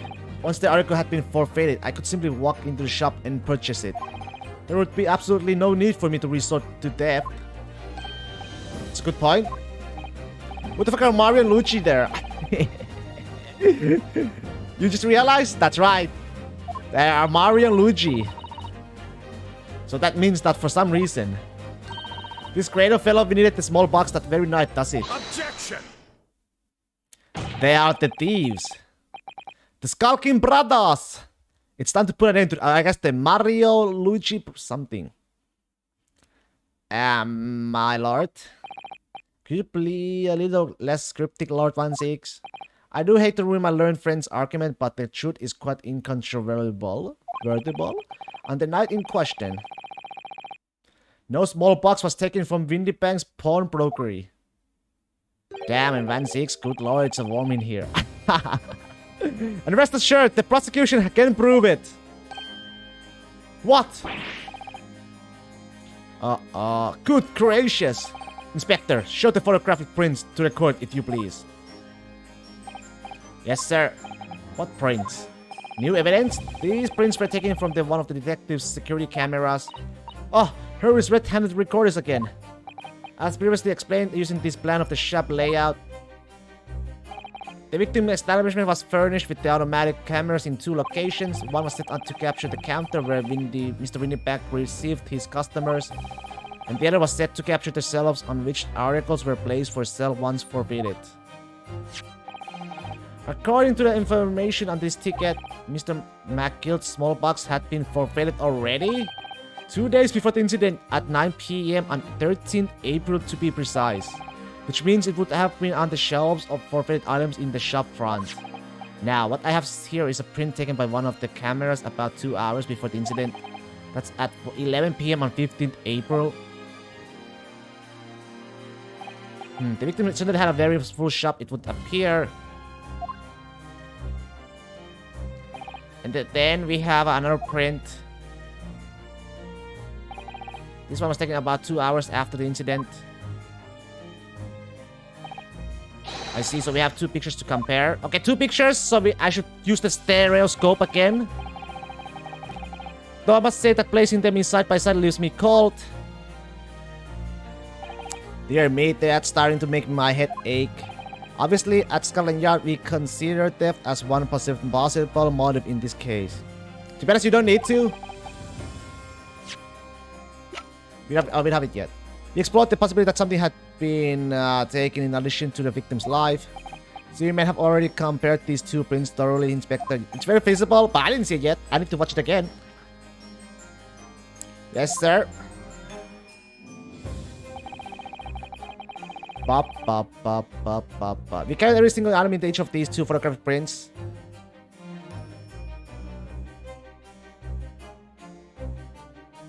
Fairly visible, you say?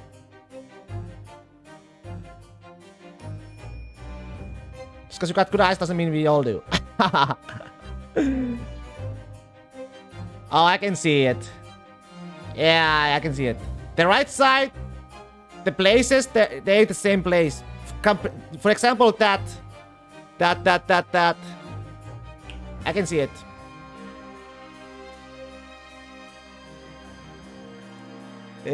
The left one is a little bit on the middle side, and the right picture is a little bit on the right side.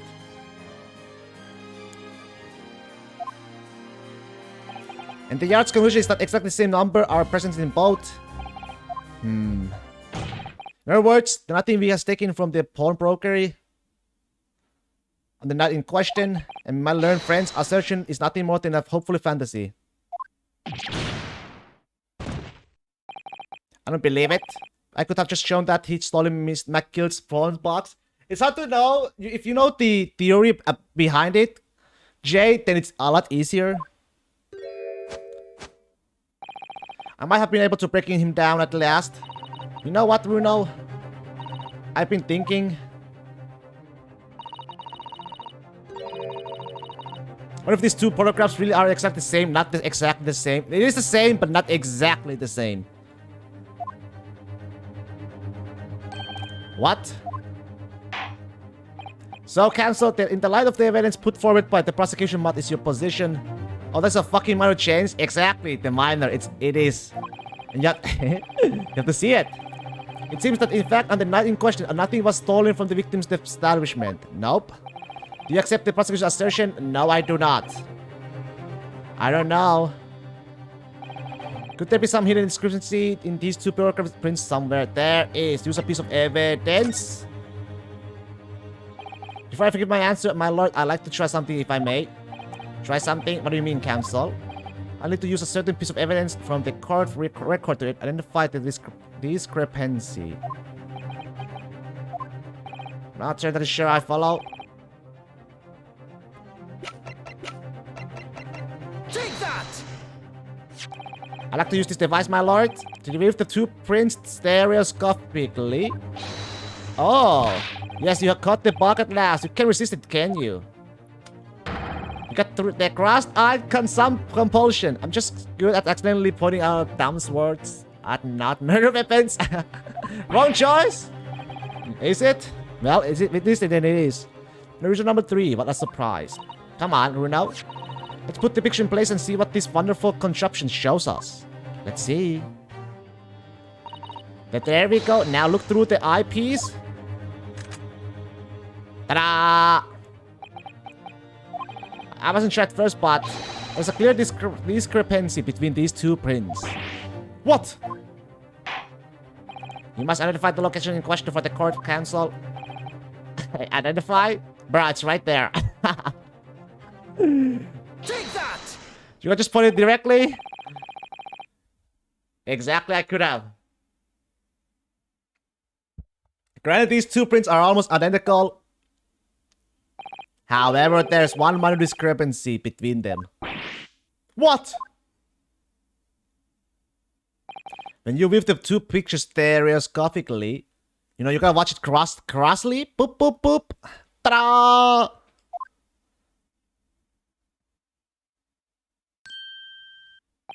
A single area that stands out as being different, the location of this small box. Let me... Wait!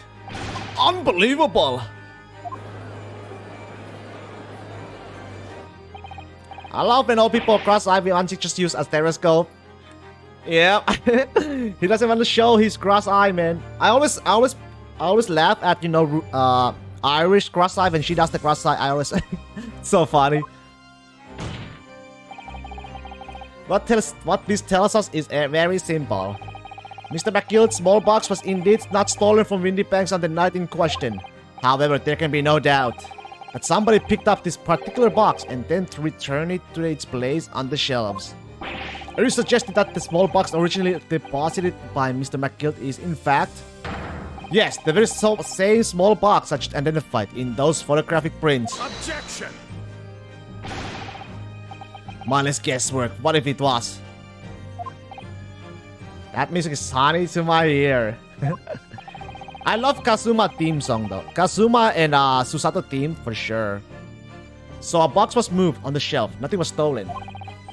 Which means quite simply that nothing has changed. Objection! That might be true, but... Alright, McGill's box wasn't stolen then. But doesn't that the fact that it was moved like that change things? It changes everything. I believe this changed everything about the case. How can that possibly be? The crucial point is the fact that what was moved was a small box. In other words, we have to consider what might have been inside that box. What are you suggesting? I'm suggesting that we need to examine that box as soon as possible. A vital piece of evidence is sitting on the shelves at Windy Banks as we speak. Objection! That would be necessary. Some little box belonging to a man who died 2 months ago can't possibly be relevant to this trial. The court does not uphold your objection, Lord 16. Bailiff! Arrange for an officer to go to Baker Street at once. Obtain the small box in question and bring it back here for further examination.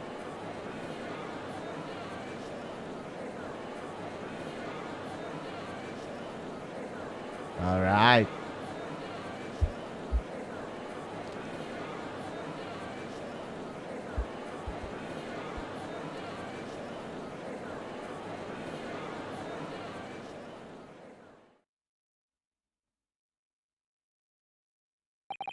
We should have a report within half an hour. I think perhaps we should recess for a short while until the evidence is brought forth. To be hoodwinked by such a farce. Disappointing. I beg your pardon, Lord 16. This is nothing but a smokescreen. A Nipponese specialty, it would seem. What are you trying to say? My learned friend has persisted with the same line of reasoning from the very beginning. that this witness's intent was to steal an article belonging to Mr. McGill from the pawnbrokery. Yet common sense tells us that none of the articles have value enough to be worth stealing in the first place. Exactly! It would be beyond absurd to break into a place for the purpose of stealing such a commonplace property.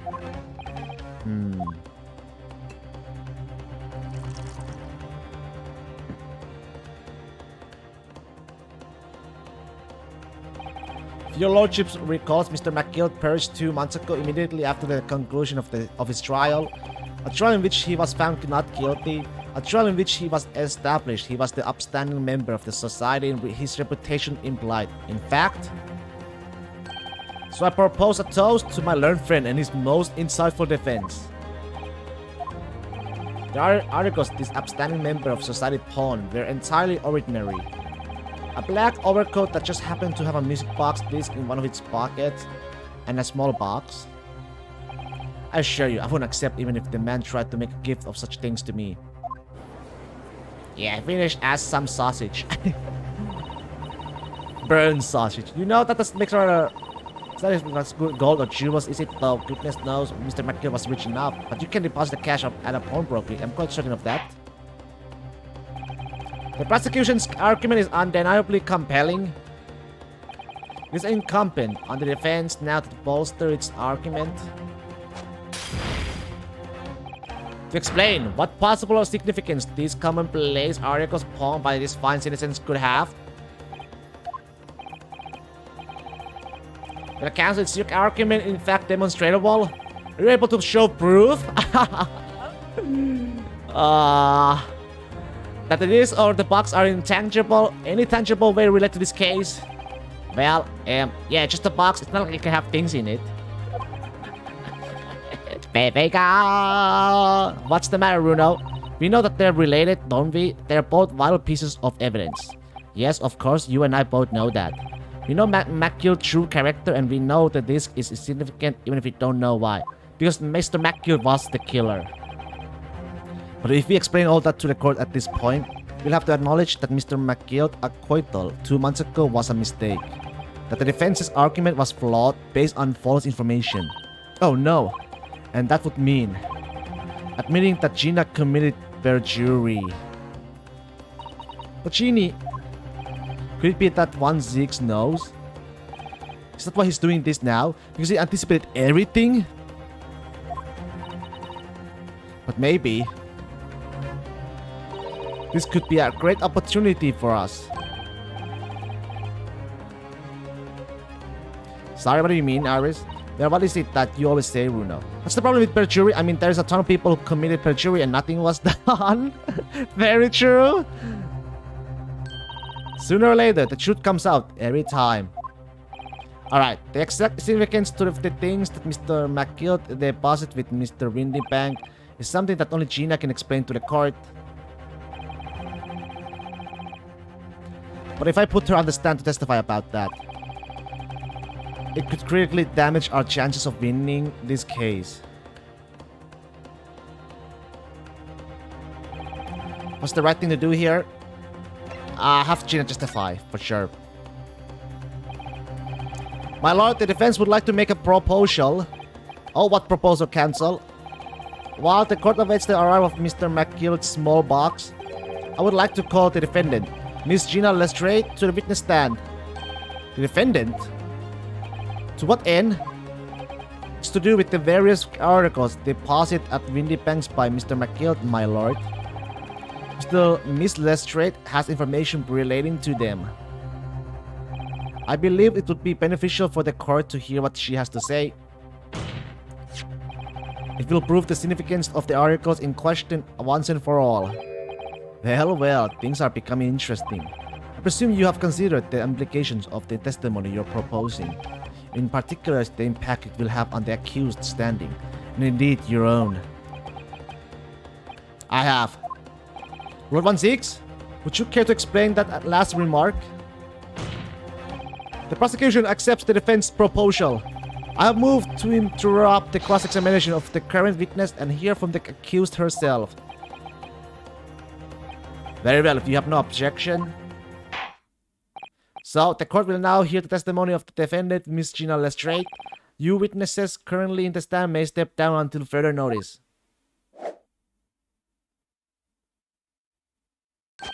Then I shall bid you good day. Wait. You, sir, shall remain in the stand while Miss Lestrade testifies.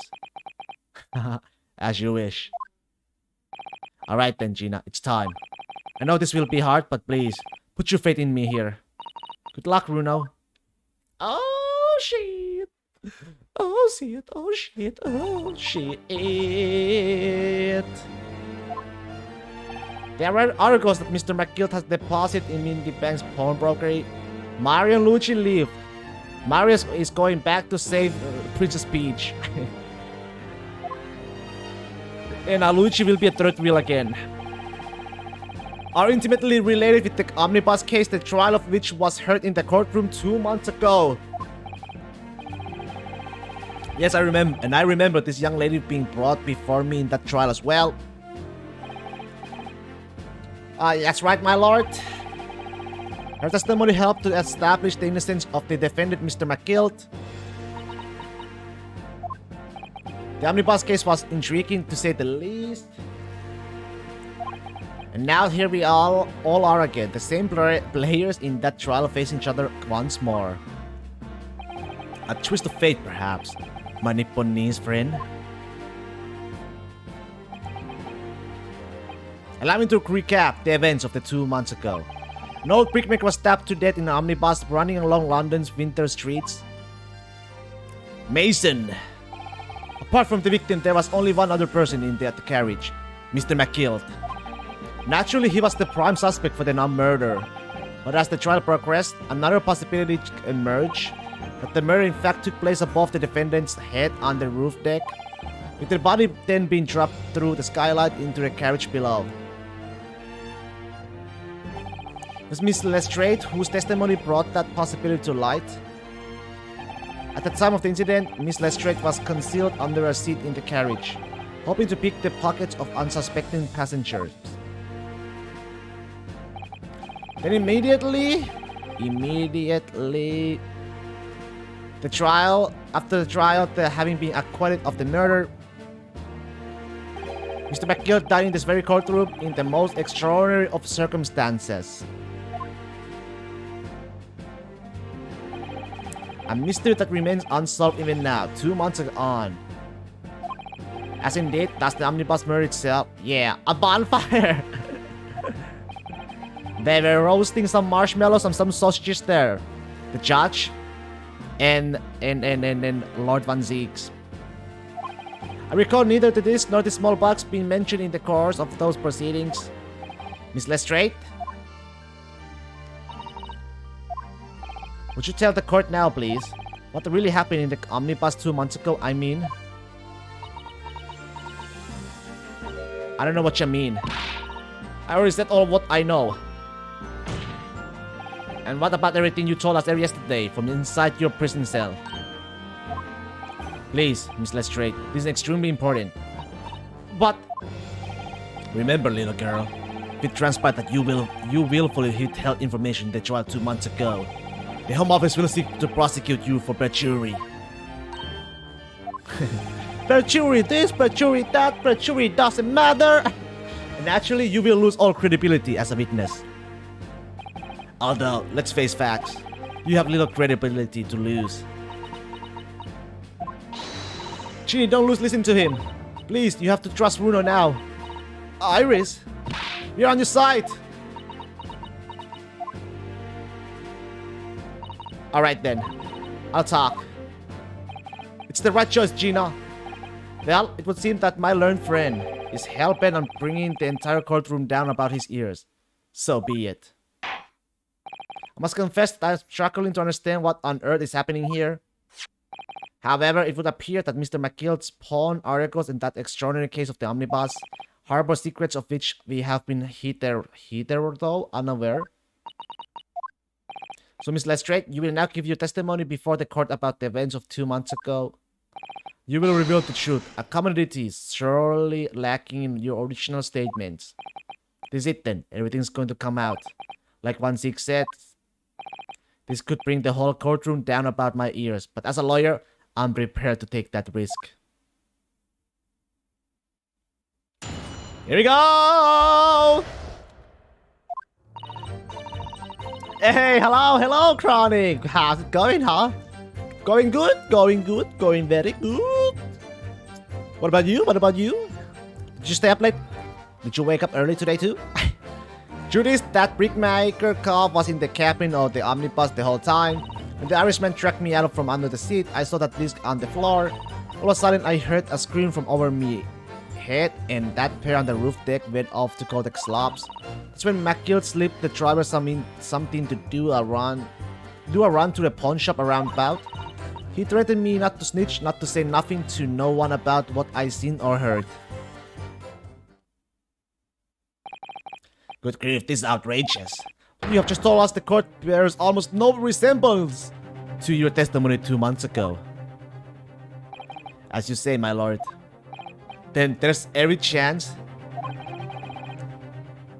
You're in a class right now watching stream, but who cares? In a class? Nani? Is the class that boring?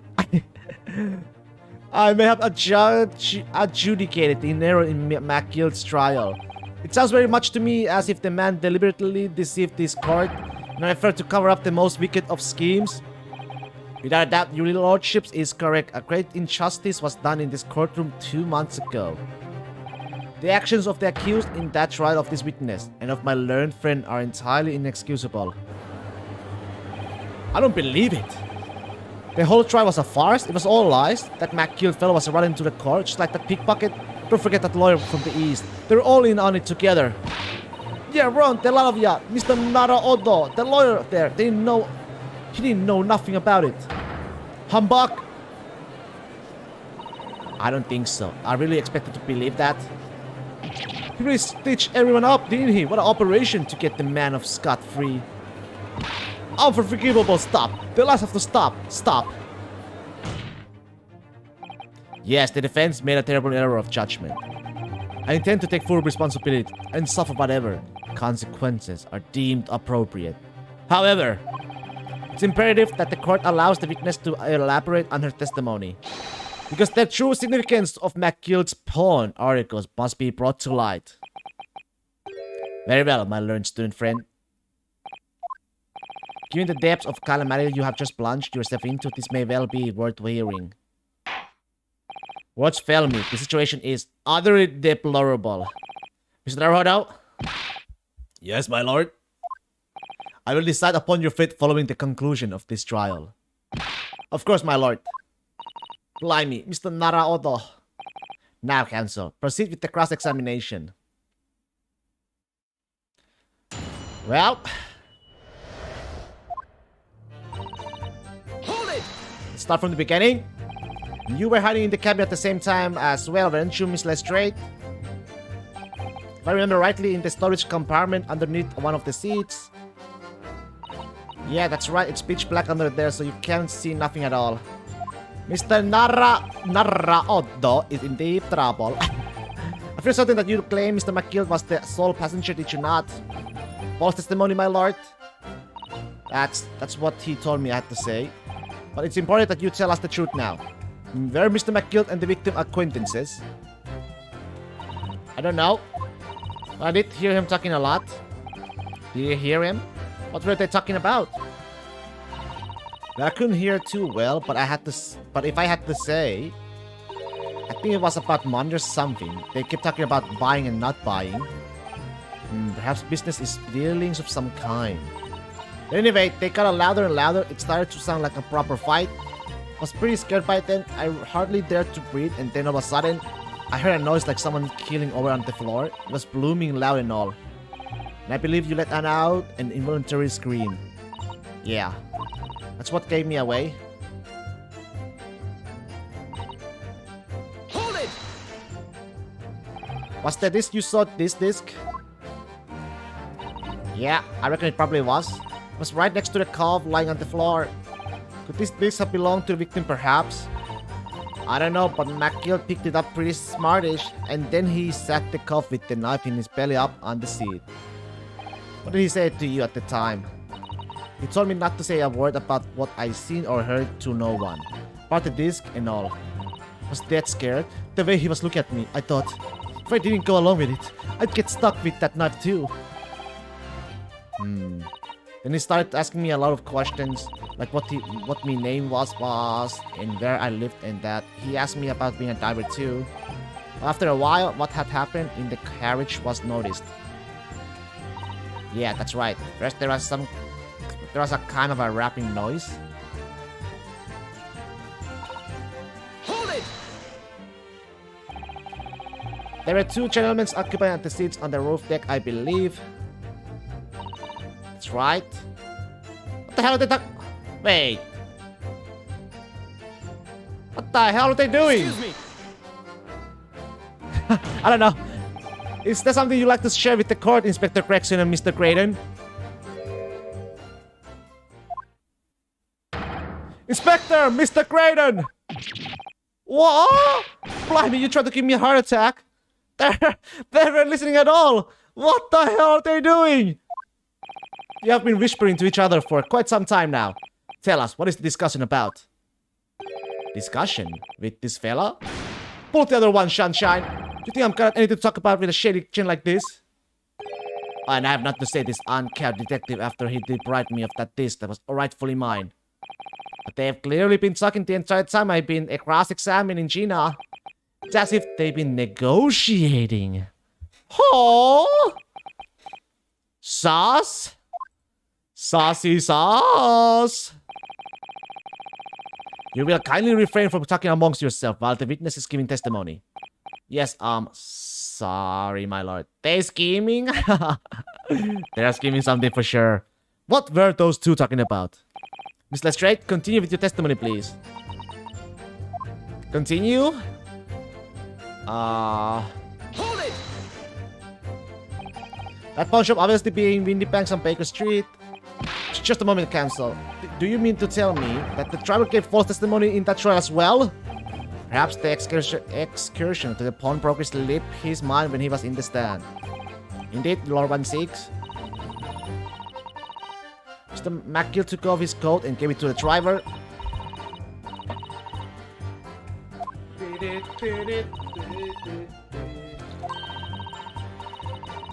What a few bar.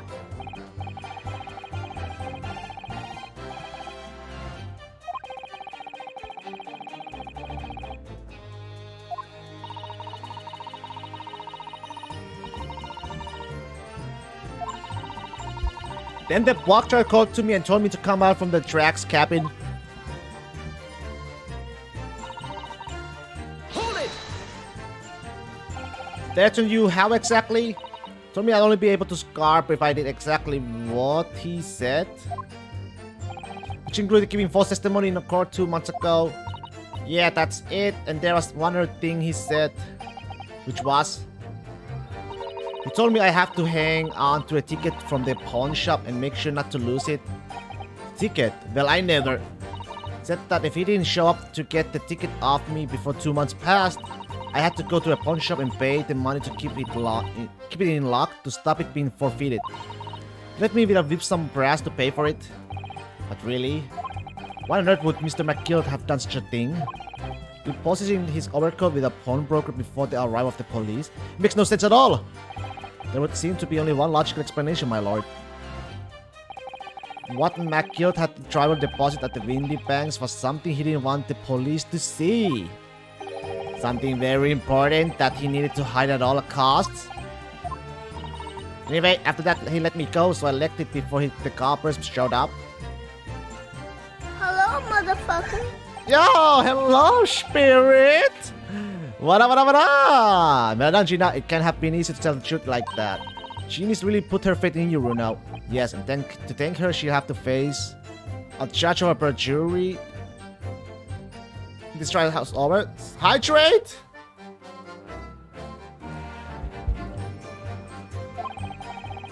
So I need to use the time we have now to get as much information out of her as possible. Time to really go for it. Press her on every statement. Press her on every statement. But I did, though, didn't I? Wait, but I did press every statement. Hold it! Or...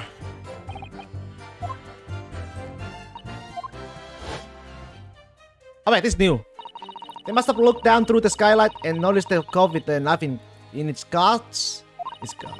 The ski screamed. You have to press when you have interrupted. Oh. Oh yeah, because I interrupted those two in the middle. Oh yeah. And they screamed. They tried to pull up the horse, and McKill got me out of sight. Out of the sight there. Back under the seat where I started off. Once our carriage came to an halt, the two cubs from the roof and ran off to fetch the slops. If they immediately left to fetch the police, it would appear they were entirely unrelated to the incident. But that left McGill, the driver, and you still at the scene. Yeah, and only the driver didn't know I was there because I was under the seat. I heard the cabin door open and a voice from outside. The driver, yes, he also testified in the trial, I believe. A fellow who went by the name of Peppo, if memory serves. Peppo! You're fired! What did McKill and the driver say to each other? I don't know what happened and stuff like that mainly. Thank you, Mr. Lestrade. Thank you, Counsel. I heard enough. I believe we now have a reasonable understanding of what actually transpired on the omnibus. It would appear on that night 2 months ago, a negotiation was taking place on the omnibus. Negotiation concerning this disc, however, matters did not run smoothly. When the parties involved began to quarrel over price, McGill took what he wanted by force, and at the expense of the other man's life. Which proves my point, the disc is clearly extremely valuable in some way. Although I don't understand why as yet. And 2 days ago, precisely 2 months after the omnibus incident, McGill's coat and its contents were due to be forfeited. I didn't know what I should do with the ticket. I mean, the cop died right after his trial. I knew that. So decided you would try to claim that the articles as your own. Well, why not, eh? They were only gonna be forfeited. Why shouldn't I have got them? Anyway, you can't blame me for thinking about it. Thinking ain't no crime. Mr. Lestrade, it would appear Mr. McGill was prepared to kill in order to take possession of this disc. Do you know why that would be? Eh? I ain't got a clue. But I reckon it must be worth of a fair bit of brass. He was probably gonna sell it. And yeah, can't blame me for thinking that ain't no crime. My lord! Oh yeah, the box. The evidence, your lordship, requested has been located and is ready for the court's inspection, sir. Okay.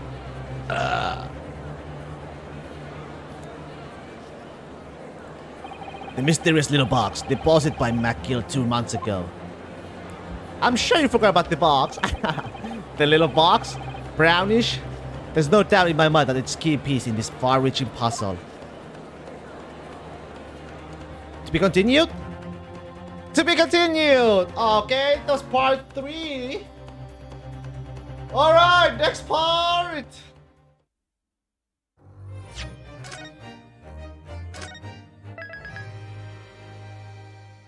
Part 4! There it is. Let me examine it. So this is the article in question, is it? The small box deposited with the pawnbroker by Mr. McGill 2 months ago, and on the night of the Mr. Windybank's murder. The only item on the shelves that was touched by the whoever broke into the shop. Quick, quick! Let's open it and see what's inside.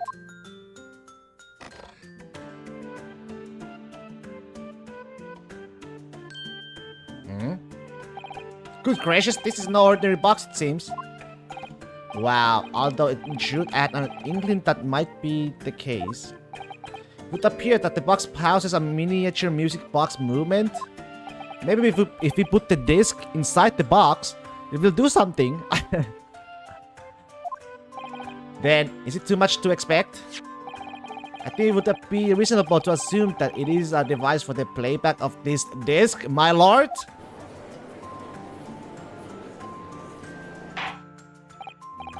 So here we have the means to play back Mr. McGill's disc, deposited at Windy Banks at much the same time. Not strictly correct, my lord. It was not McGill's disc. It was the disc of his victim in the omnibus. But why, for heaven's sake? Are we to understand that the brickmaker was trying to sell this music box disc to Mr. McGill?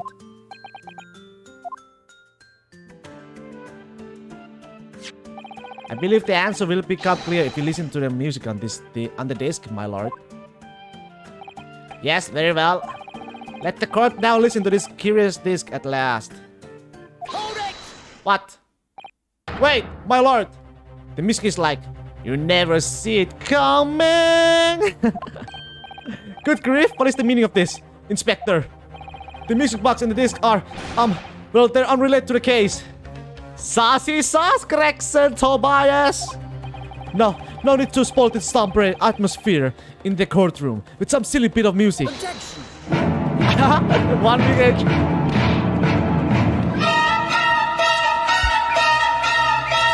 Sephiroth! This is the music? Sephiroth! These discs may very well have motivated in the culprit in this case to commit murder. They're summoning Sephiroth to this world? Clearly, there's every chance that it's fundamentally important to understanding what happened. The prosecution has no objection. No musical loving call. But no! That piece of evidence is police property. Property now. You can't. Clearly, Scotland Yard has some vested interest in here. But it is policy of this prosecutor to leave no avenues unexplored. And you, Inspector, have no jurisdiction here to prevent that from happening. Just eat your fish and chips, dude. Eat your fish and chips and shut up. No further delays, please. Play the disc.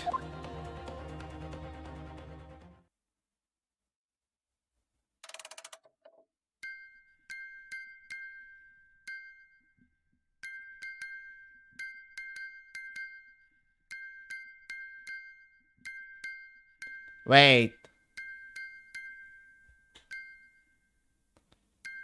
It could be a Morse code, right? I think it's not a music though. I think it's a Morse code. Hey, my zero escape instincts are awakening some right now. Maybe it could be a Morse code. What a nerd! It's probably this is no music for sure, but it's a weird Morse code. It's a rat code. The rat theory? What was it again? Zero escape, the rat theory. That's certainly not what I would call music. No. In Morse code you have two tones. There's only one. Oh, they have two tones? I have no more. Just the same note playing over and over again in an irregular sequence. What the hell? Mr. Graydon? This really is priceless. After all that, the music box is broken. Broken? It can't be, can it? Well, obviously. In fact, I wouldn't be surprised. If the officer sent to fetch it didn't drop it on the way back to the courtroom. Well, with much regret, I feel the court must accept that this music box offers little in the way of clues. Are you ready to move on, counsel? Come on. Yes, alright. It does sound as though it's completely broken, but is it? Could this music emanated from the music box possibly be a new clue? Yes! I believe that it could be relevant, my lord. Good lord, but how can it be? It's an abomination, counsel. It's a bomb. The mere noise, I fail to see how it can't have any meaning whatsoever. It does sound strange, I agree, but there's one thing bothering me. While Graydon stands there chortling victoriously, the inspector besides him has a rather telling expression on his face. It's as if Gregson recognizes the sound, as if he's familiar with it somehow. And that's making him appear extremely on edge. If That's the stance of the defense, my Nipponin's friend. Answer me this. Oh.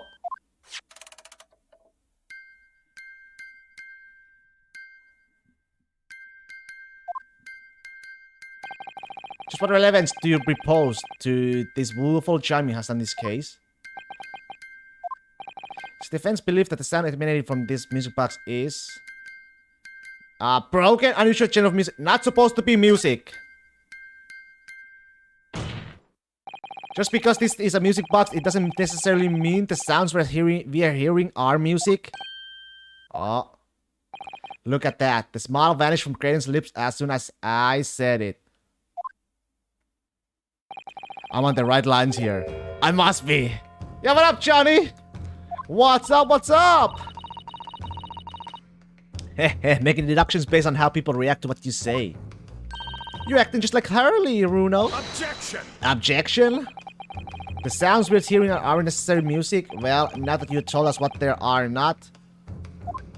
To be honest, oh, you haven't taken a lessons of Morse code? For real? Oh. I have zero knowledge about Morse code, to be honest. Damn. I'm sure their court would like to hear what they are doing, and I asked my Nipponese friend. Well, sure you have an idea in mind, because if not, it will be the death of your ill-formed argument. Exactly. I bet you would be a good at, you know, for sure good at solving cases, Roxas. If you haven't played Zero Escape, the Nonori games, highly recommend. I think it's up your alley. The music box is clearly broken. Refusing to accept that fact is pure foolishness. They got me. I don't know what the answer is yet. Bruno, I just examined the music box very thoroughly, and I'm very certain that it's not broken at all. Really? Really? The way it's been made, it can only produce a single note anyway. Thank you, Iris.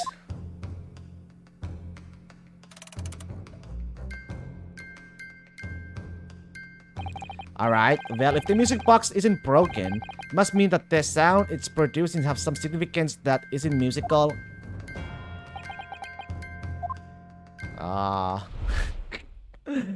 Okay. Could be. Is that what these sounds are? What? I have no idea yet, to be honest. I have no idea yet. Something's just struck me, Runo. I feel like recently, in the past few hours even, Kraden is really... I heard another sound very much like the one this music box makes. Have we? I don't remember. When? Yes, it's a familiar sound. When? Actually, Iris, I was just thinking exactly the same thing. I don't know. I'm going to have to press their defense for an answer. Your assertion is that the sound produced by the music box is not in fact music at all. Then what the devil is it, Council? All the events we've seen so far, all the testimony we have heard, it's all pointing to one single answer now. The answer, I don't know. But hey, here we go. The prosecution demands that my learned Nipponin's friend presents proof now. Proof. So we have a proof. Tangible proof of this latest wild speculation. Alright then. This could be the best chance I'm going to get to fight back in this trial. And if I'm right, it's going to join all the dots together. The evidence that explains the true nature of the sound of this music box disc is... What's sound who just makes sound like Pip? Do you hear it in the whole case? No. Not that. Not that for sure. And not that either. I don't think it's that. Let's go to this article about government secrets being leaked to foreign... Hey, government secrets being oh yeah! Oh, maybe that's why! The secrets being leaked to foreign agencies. Is that what I think it is? Take that! Let me try. Oh! Today's paper council? The headline. It's clear the armband. The headline is Pawnbroker perishes in pig purse blunder hardly supportive of your cause. No, my lord. I was hoping you'd look a little further down the page. Further down. Ministerial Mall. Classified secrets may have been leaked overseas from Ministry of Justice. Yes, this is a very serious matter being investigated at the highest level, I understand. I have heard that international transmissions along supposedly secure lines are somehow being intercepted and leaked to various other countries. Oh, no, no, no. And presumably, those transmissions are in the form of wired telegrams. Of course. Juror number 5, your input, please. Oh, me, sir? Whatever is the matter? You told the court before that you worked at the same communication station as Mr. Graydon, did you not? Mr. Graydon? Yes, that's correct. It may be he's the one, or at the particular station where you work and, McGill were the one.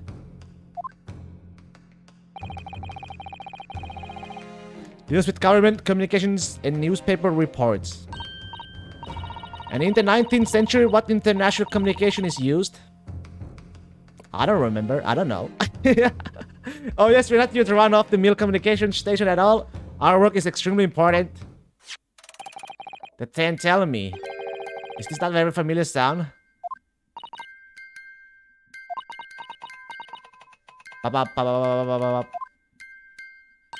You don't mean to say Morse code? Oh? Is it? That's right, madam. It bears more than a passing resemblance to the sound made by your telegraph machine as you tap it. I believe it's called Morse code. What? I don't believe it! Now correct me if I'm wrong, but when it comes to leaking telegrams from government to government departments, there could be nobody more perfectly placed than a highly skilled communication officer. Are you suggesting that the music box disc contains stolen government secrets in Morse code? I was in the right road, on the right path though, with the Morse code. Order, please everyone, order, but this is a high treason council deserving of capital punishment. I was on the right path. Too much new vocabulary. What is the treason? And what is a capital punishment? The sorts of words I have expect you to know. Yeah. For sovereign government's confidential information, hostile nations would surely pay almost any price. Yes, and on that night 2 months ago, that was the very negotiation that was taking place inside the omnibus. Yeah, the revolutionary didn't know this word. But in the end, McGill perished and the all-important disc lay unclaimed in the pawnbrokery. My word! In which case, whoever stole that information in the first place must surely have been beside him with worry. Because if the disc were to be discovered before it found its way out of the country, it would reveal an act of high treason punishable by death. Ka-ching! So the culprit had no choice but to retrieve it. In order to do that, he would have to gain entry to a pawnbroker illegally in the middle of the night. Because the article left behind by Mr. McGill would incriminate him too much if it got into the wrong hands. Is that right, Mr. Graydon? You think I've been stealing government secrets? Preposterous, absolutely preposterous. So in response to the defense accusation, you claim complete innocence, do you? Well, of course I do. I had to stand here in silence while that pretentious foreign lawyer has been bragging away. Objection! Then by all means, counter the charges, sir. The prosecution demands the witness testifies in response to the accusation brought by the defense.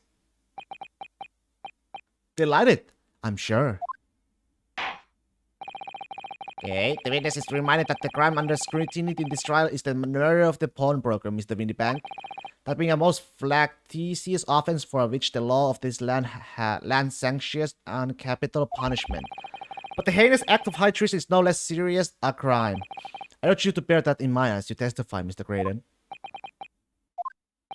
So then let us proceed. Hold it. Inspect. Oh, Mario and Luigi again. You're gonna let us have a rapid report here, Governor. We got things to say. I beg your pardon? Who do you think you are? Name's Nash Skulking. Occupation is professional baddie. Mario Luigi saved Peach and came back. Name's Ringo Skulking, but we ain't baddies enough to sell out our motherland. That's right, we're what they call the Three Skulking Brothers.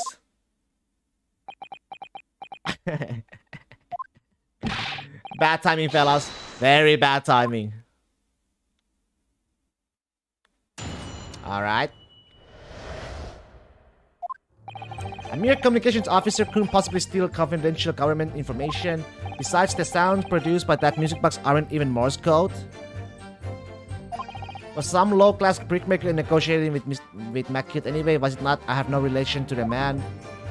Look, all we've done is break into the gaff the other night like what he told us to do. If we'd known there was dodgy government secrets involved, we wouldn't have touched it. Like you said, Roxas, there was like Morse codes have 2 tones, right? But it had only 1 note, apparently. I mean 1 tone. Mr. Skulking. One Mr. will do, Governor. What's up? Do I take it that you now admitted to the crime? Yeah, short peep and a long peep. That on the night in question, you did indeed gain entry to the premises illegally. And moreover, you did so as a party of 3 in collaboration with the Mr. Creighton here.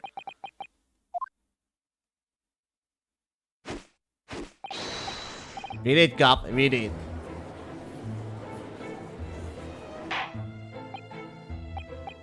Quiet down, please. What say you that, Mr. Creighton?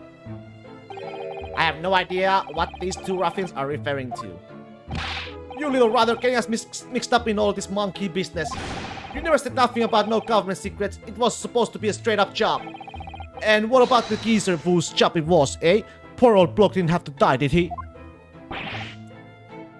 Nice to know who your friends are. Whatever these men say, I deny the accusations. Indeed. Well, I certainly wasn't expecting this little music box to become so significant in the proceedings. However, as it has, I will admit it into the court record as evidence. Okay. My turn. Before that, though, let me examine it. Is there something here? Oh, what is it, Bruno? I just noticed something about this music box. It looks like the bottom of it opens up as well. Oh, you're right. Well, come on then. What are we waiting for? Let's open it. Alright, then here it goes. Haha! Look at that. There's another movement on the underside. So does that mean you set another disc to play back on this side? Yes, I think so. And it looks like the 2 movements are linked together. They're linked. So if you had 2 discs, they would play back at the same time. Interesting! But okay. Nothing else? Who have thought there would be a second movement on the underside of the box? This movement is like the other one. The comb's teeth are all the same length. So this movement also only produced a single tone like the other. Yes, it must do. So that length of the teeth and the 2 combs isn't the same. So this single tone produced by this movement will be different to the single tone we have already heard. But basically, each movement can only produce a single note. So this must be the long note then. I think the other one was the short one. This was the short one, I think. Beep beep beep beep beep beep beep beep beep beep beep beep. This might be the long one. The beep. Alright. Okay. They're not. To anyone with a brain, that would be blatantly apparent on listening to that music box for even a few seconds. Of course. Surely it can't be that my learned friend is unfamiliar with Morse code. I was. Ouch, he looks genuinely shocked at my ignorance. I would be more than happy to demonstrate the basics for you, sir. You ready for a package right now? Well, oh, what did you order? Your patient is dying out? A lesson here in court? Morse code is a continuous series of 2 distinct tones. Tones, you say? Oh, a new gaming laptop, PogChamp? Yes, a short dot and a long dash. By combining those in different ways, you construct letters. I see. For example, this is A. And this is B. But when you listen to a sound produced by this music box, you only hear one tone, don't you? But it sounds so familiar. The rhythm of it is the same and everything. But there's no discernible meaning to its apparently random sequence of sounds. So assertion is fundamentally flawed. This is not Morse code. Guys, there's another backside.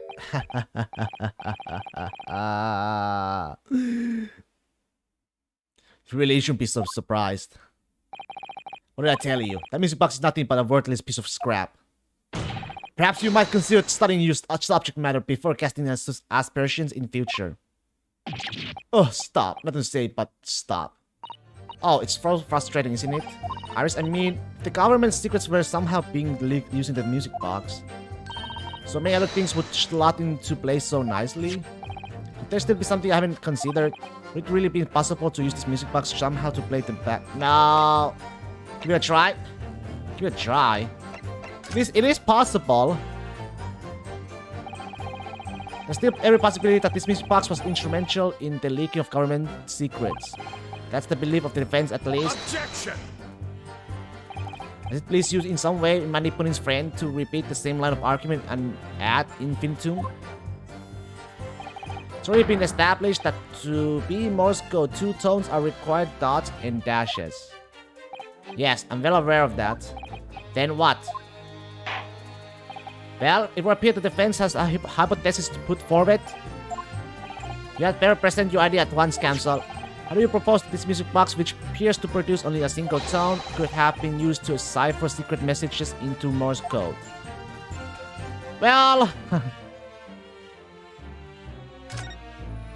Okay, let's open it.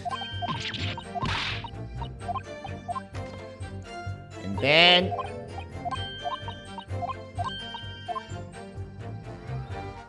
Got it! There we go. Good question, what am I looking at here? Another movement on the underside of the music box? What? It appears, my lord, that the 2 movements are linked together.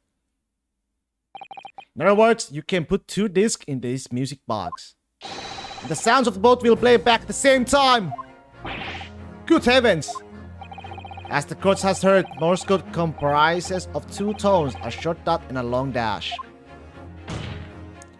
With a second disc in place, this music box could be used to generate Morse code and convey a message.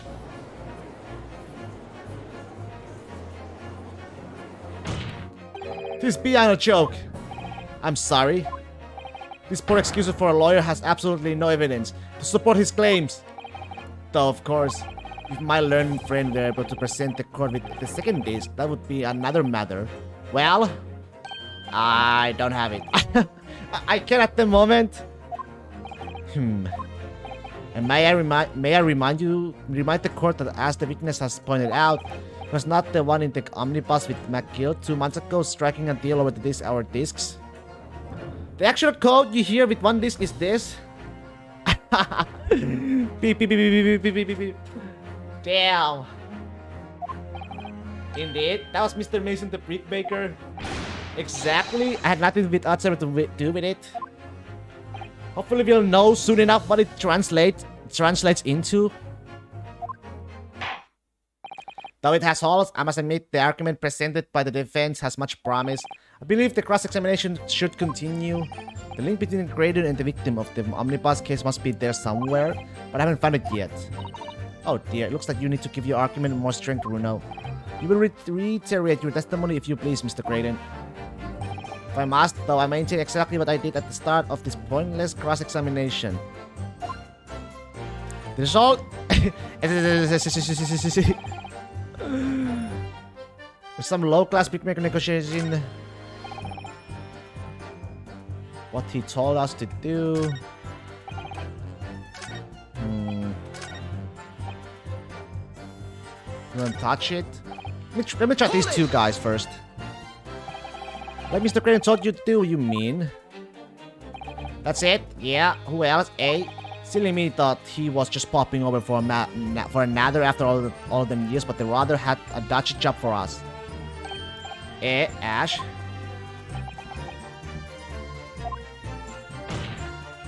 Let me stop you there, Mr. Skulking. After all them years, you say, so they know each other.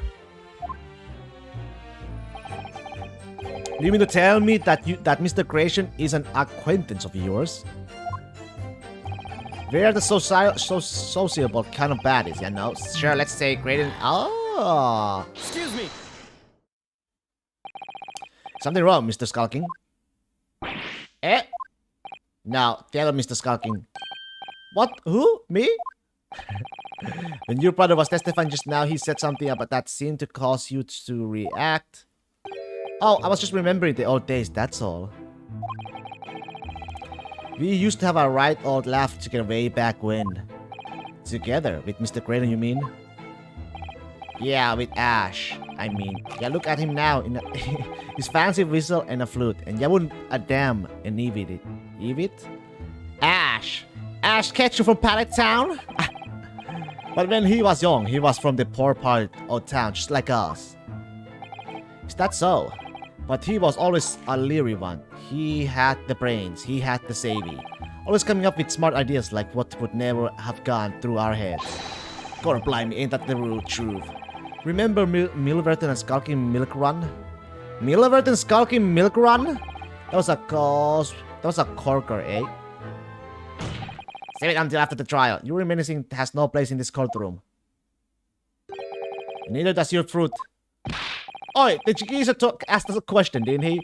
And Vic was answering. Yeah, we ain't daft, nothing wrong. Nevertheless, the court is not prepared to accompany you on your trip down memory lane. Counsel, can we turn our attention back to testimony, please? I don't know. Could that sentimental story be relevant somehow? Add it to the testimony. My lord! Yes, counsel? The brother's last sentimental statement could hold vital information relating to this case. Very well, counsel. I will permit the brothers to supplement their testimony with that detail. Briefly, I hasten to add. Say no more. A skulking, never skulking. A skulking's a never skulking. Alright. Hold it! I'm sure I'm going to regret asking, but what exactly was that? Some kind of business? Just a little scheme we had going back when we was youngsters. A bit of fun, really. Delivering fresh milk to the locals, that's what it was all about. Hey! That sounds alarmingly legitimate. There must be a catch. I suppose since we're here, I should ask them to elaborate on what? Business model? Business name? Name maybe? I don't know. So this business was just a bit of fun, you say? And it was just yourself and Mr. Grinner involved? Model. Yeah, that's it. Milverton and Skulking's Milk Run, was it? Yeah, that's it. And where did the Milverton part come from? Alright, I thought I'd cover... Hey. Objection! Hey, let me... Alright, I thought the clever clocks like you had worked that one out. That is, hold it, bring it up, okay. So he's hiding for sure, Ashley. Ash. Let me guess, you don't accept anything these two witnesses are saying. Tell me, why is it that it was only at the mention of the name Milverton that you decided to interject? Because well, you weren't the happiest of the... If I aren't the happiest of homes that one came from? Yeah, his old man was struggling for money so much, his wife walked out of him. She took the name Graydon then, see? But Ash will always be Milverton to us. Milverton. So that used to be your surname, did it? Of course not. This is all bunk. I've been a Graydon since I was born. Do you really think you can rely on the testimony of these two thieves, him? You're a communications officer attached to the civil service. As such, your personal details will have been thoroughly checked at the time of your appointment. Would be a very simple matter indeed to subpoena at those records, Mr. Graydon. Oh, well, it would appear that Mr. Skulking testimony has been reliable for once. You were born Ashley Milverton, then. Is that correct? Very well. Yes. So Ashley Karen was once Ashley Milverton. Che! That information could change things and could turn out to be extremely important. Okay, Ashley. Last name was once visited Milverton years ago. He's a childhood friend of the Skulking brothers. Okay, all of a sudden we seem to be up to our necks in a serious matter of national security. Although this talk about interception of secret government messages is still just conjecture at this stage. Is there any other Milverton we know? Not that I remember. I have a bad memory, to be honest, so I don't remember, but... I don't think so. Milverton? I don't remember. Did we have a Milverton before? Probably not. It will explain a number of things though when in it. Negotiations with Genie overhead and the Omnibus 2 months ago and the break-in at Windy Banks. But the trouble is, it wasn't Mr. Cranen in the Omnibus with Mr. McGill. No, that was Mr. Mason and the brickmaker who was so horribly murdered. If only there was some link between the two men somehow. I know, but Mr. Cranen's testimony seems to be as volatile as ever. One of the key to us making headway with the cross-examination here could be those two brothers. Okay, let me see.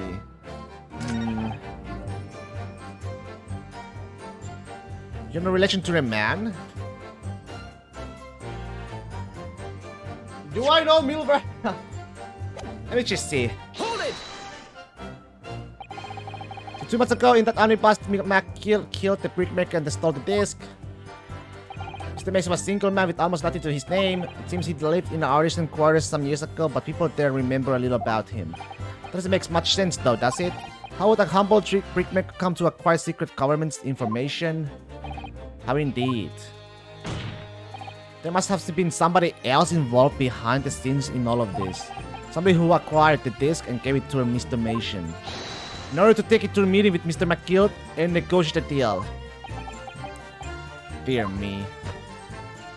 Maybe some document have some info? Milverton? You may have it in it for me, but I assure you, I have far more class than that. An old brickmaker from an artisan quarter, and this well-to-do communication officer. If only I could find some evidence to link the two of them together. The link. I mean, you know what? Let me try this. The link, you say?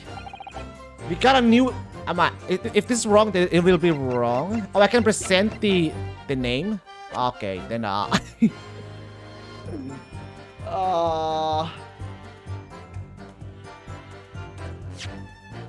can't then? The name? I can press the name. I can switch to a people name, huh? Well, shit. What should I do? Oh, oops, I pressed the wrong button. I'm supposed to save the game.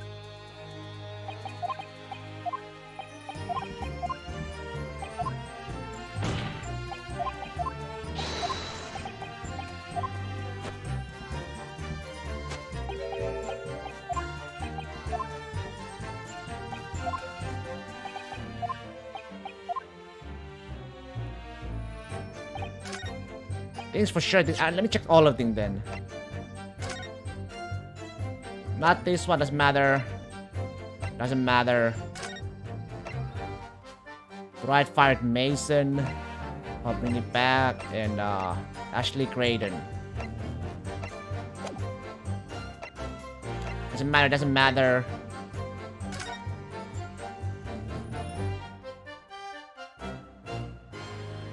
Oh, what the fuck? Mason Milverton? Haha! Wait, don't tell me to... Wait, that was... Wait, what? He's the father? He's the father? Objection! Holy fuck, what was the surname of Thrice Fired Mason? Well, shit! Mr. Ashley Milverton, what the fuck? What? The old man was the daddy? I guess he was a blondie. Yeah, you can see the hair. He had a blondie hair. What the? What? Oh my god! Mr. Ashley Milverton. Tell me, why did you try to hide your former name from the court? Because I haven't gone by that name for years. It means nothing to me. No, I don't think that's the real explanation at all. Truth is, you had a reason to hide that name? When I have a document to read, I always memorize the content. Oh, you always? I should probably do it from now on. Explain yourself, please, counsel. I've heard the notes from the omnibus case, my lord. And as we all know, the victim, the man who we now understand to have been negotiating with the McGill. Yes, Mr. Mason, the brickmaker. That's right, only Mason wasn't his surname at all. It was his given name. His full name was Mason Milverton. Milverton? Do you mean to say? Saints alive! Mr. Ashley Milverton, is it not the case that the brickmaker, Mr. Mason Milverton, was your father? I don't... As I believe I mentioned earlier, your family history will have been thoroughly checked when you joined the civil service. And it really would take no time at all for the court to subpoena those records. The truth is, you have been illegally acquiring highly confidential government information and sending it on to McGill in collaboration with your father. Holy shit! Well. New facts and evidence unveiled by the cross-examination of this witness all come together to reveal the truth. The truth, you say? That you collaborate with your father, Mr. Mason Milverton, in illegal dealings with Magnus McGill. But at least Mason will not be beheaded. By dint of this music box, you mean, counsel? Yes, stealing information being sent in secret government. Communication and selling it on to McGill. He got the easy way, stabbed. Mr. Graydon concocted this elaborate scheme of using 2 music box discs to encode the information, as presumably a safety measure against the information falling into the wrong hands. And a very effective one. I shouldn't have given the scheme any credence whatsoever. But the deal with McGill went sour, and the brickmaker met his end. Yes, but before he was arrested, McGill managed to temporarily dispose of the stolen disc at the pawnbroker. Then, having learned of the situation, you appeared at the Windy Banks 2 days ago, in an attempt to recover the 2 articles McGill had placed in pawn there. But that attempt failed. One of the discs was seized by the police, and the other you never found. So that same night, you enlisted the help of the Skulking Brothers and broke into the pawnbrokery. This time, determined to recover the second disc. Are you suggesting that the second disc was inside the music box? We never knew nothing about that. On the night that Mr. Windyback was killed.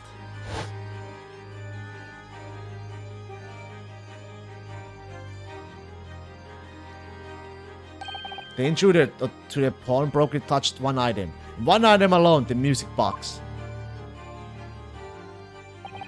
As rather ingeniously demonstrated using the 2-point prints from the security camera indeed. So, the question that naturally begs answer is this. Why was only that one article disturbed? Disturbed?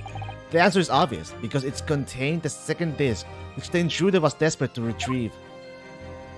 Since if it were to fall into the hands of the police, it would be proof of high treason. Well, Mr. Graydon, do you deny that all of this actually began on that fateful night 2 months ago? I refuse to accept any of this nonsense! Sir, there appears to be blood seeping through the sleeve of your jacket. What? Well, 2 nights ago. We know that 3 shots were fired at the scene of the crime in the Windy Banks pawnbrokery. They would have opened. And one took the life of the pawnbroker himself. The other touch, Mr. Shom's pal.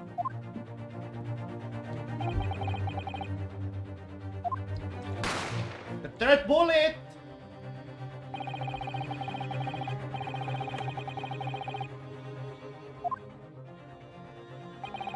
Mr. Graydon, that wound on your arm that you seem to be trying to hide. It's a bullet wound, isn't it? He's got ya now, me old China. Time to call it quits and croak, I reckon. Don't acknowledge my presence there under any circumstance whatsoever. Those were my terms, remember? And I paid you handsomely to comply. Bruh! Clearly I was a fool to think I could trust some common backslum thieves. Fine, I admit it. I was there in the windy banks that night. I paid this pair 10 guineas to accompany me. And as you have noticed, I sustained an injury in the course of my adventures. Objection! Hold it! But that is all. I admit to nothing more. Stealing government secrets, negotiating with Mr. McGilt. Still doing that? Come on. Huh? Okay, N. As God is my witness, I'm sure I recall nothing of the sort. It's not going to go down without a fight, not until I can show hard evidence, I suppose. Hard evidence, huh? Nevertheless, the defense has now established a crucial fact. Which is... Well, we know that one bullet was fired from each of the two firearms we have in evidence. The bullet from the Skulking Brothers gun hit the pouch around Mr. Shom's waist. And the bullet from Mr. Windybank's gun clearly must have been the one that caught Mr. Crane on the arm. Indeed it must. We can rule out the possibility that the man shot himself. And that leads us to only one conclusion. Mr. Windybank was shot by a third gun, which can only have been fired by the third intruder. Goodness! That's right, Mr. Graydon. The only person who could possibly have shot Mr. Windybank that night is you! Hold it!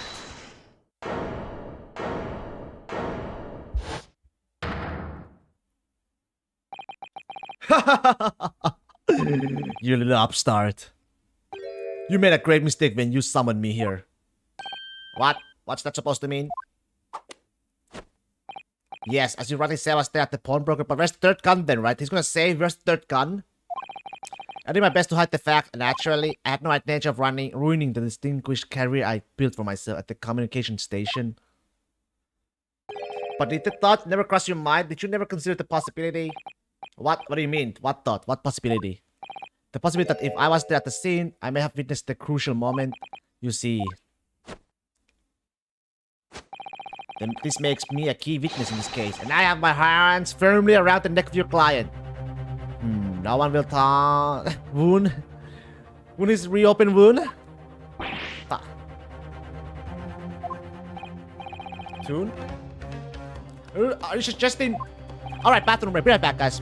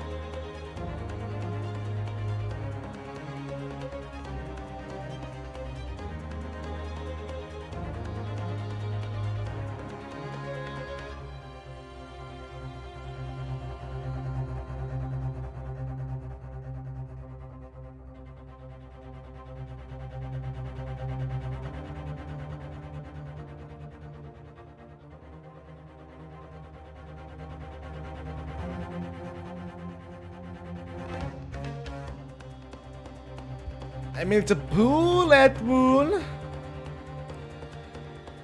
He doesn't care. He's gonna get bacteria in that shit and he's gonna die. That arm is gonna be amputated.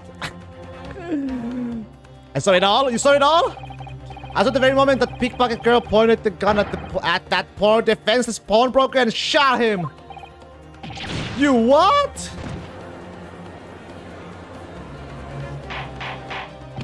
Oh no, no, no! Well, it would seem we are finally entering the last act of this theatrical trial. Mr. Creighton. Yes? With what gun? I trust you are fully aware of the implications here. It is shown that your claim is false. Which is false. You will have incriminated yourself as the killer. Oh, I understand fully. And I must ask you to give your former testimony as once more. You explained to the court precisely what you saw at the moment that the defendant allegedly shot the victim. This guy's a mofo lying. Nothing would give me greater pleasure. Okay. A liar. A liar you are. Okay, while these ruffians were adjusting with the broker, I was still near the entrance to the X shop. Right now. When Winnie banged through Nash with the counter, I felt a sharp pain in my arm. I pursued the man, but he shut himself in the storeroom. I could see him through the peephole in the door though. The accused in a black coat shot the man in the back as he was trying to flee to safety. I saw the blood spattered all over that French-haired girl. You're back gonna pay attention in class now? Hey, Chronic, study hard! Study hard feels bad, man. Focus! Then she tossed the gun out of the peepholes. So I picked it up and made it my escape. She tossed the gun out of the peephole? No, she didn't. She... What? Good gracious, this is quite extraordinary testimony. I will repeat myself. Oh, wait, what? God! You claim, sir, under oath, you have clearly seen the defendant pulling the trigger? What an absolute liar! Produce the gun, maybe? Oh, no, no, no! It wasn't my intention to testify in this way. But neither is it my intention to be found guilty of a murder I didn't commit. So you see, my hand has been forced. I tell the truth now as an act of self-preservation. The truth. Until now, the prosecution was completely unaware of these details. Yes, well, sorry about that. Having shot me in the arm, the pawnbroker was then shot in the back by the accused. And as I said, she was showered in his blood. No, she wasn't. See the blood spattered over the accused's coat? Are you sure on that point? Oh yes, quite sure. All over the black overcoat the pickpocket girl was wearing at the time. You know, was splattered because McKill was the back there. McKill wore that coat, and all that blood splattered on him and the coat. So that's why he knows. But it just proves that. Really? If her coat could somehow be shown to harbor vestige of blood, that would be a conclusive evidence here. It has blood, but it's not her, you know, the victim or the... It is Mason's blood. Such an investigation is entirely possible, my lord. What? Only very recently, a German scientist has developed a technique to identify human blood. So here's to the true science, not some amateur's detective's dubious foray into the world of chemistry. What the hell? She's the one who... There's nothing dubious about Hurley's work. His ideas are all sound. Yeah!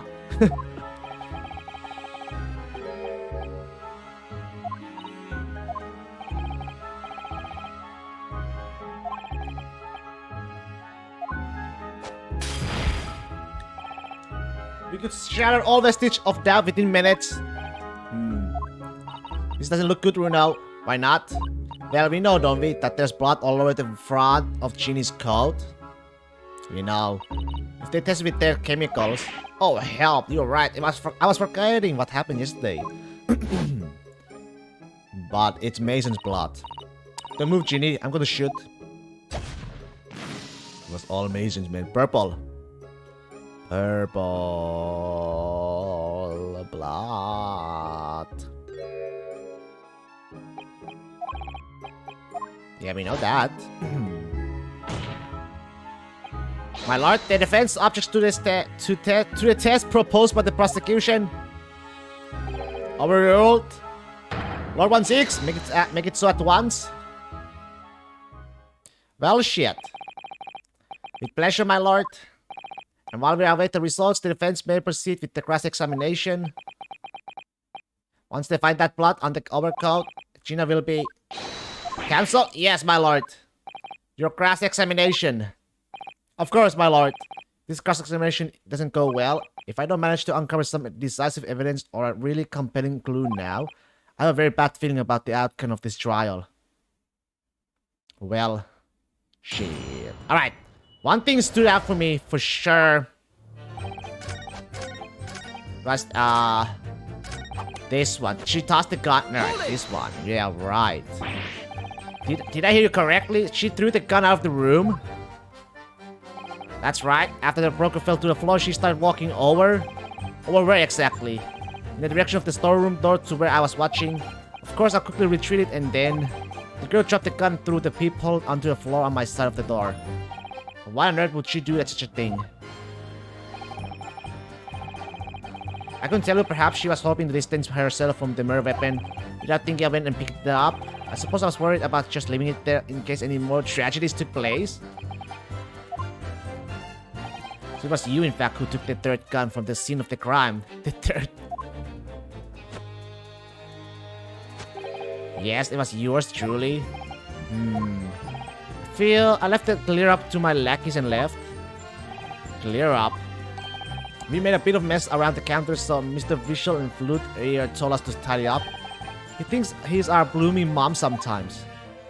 That was paying you enough, by God. Ugh.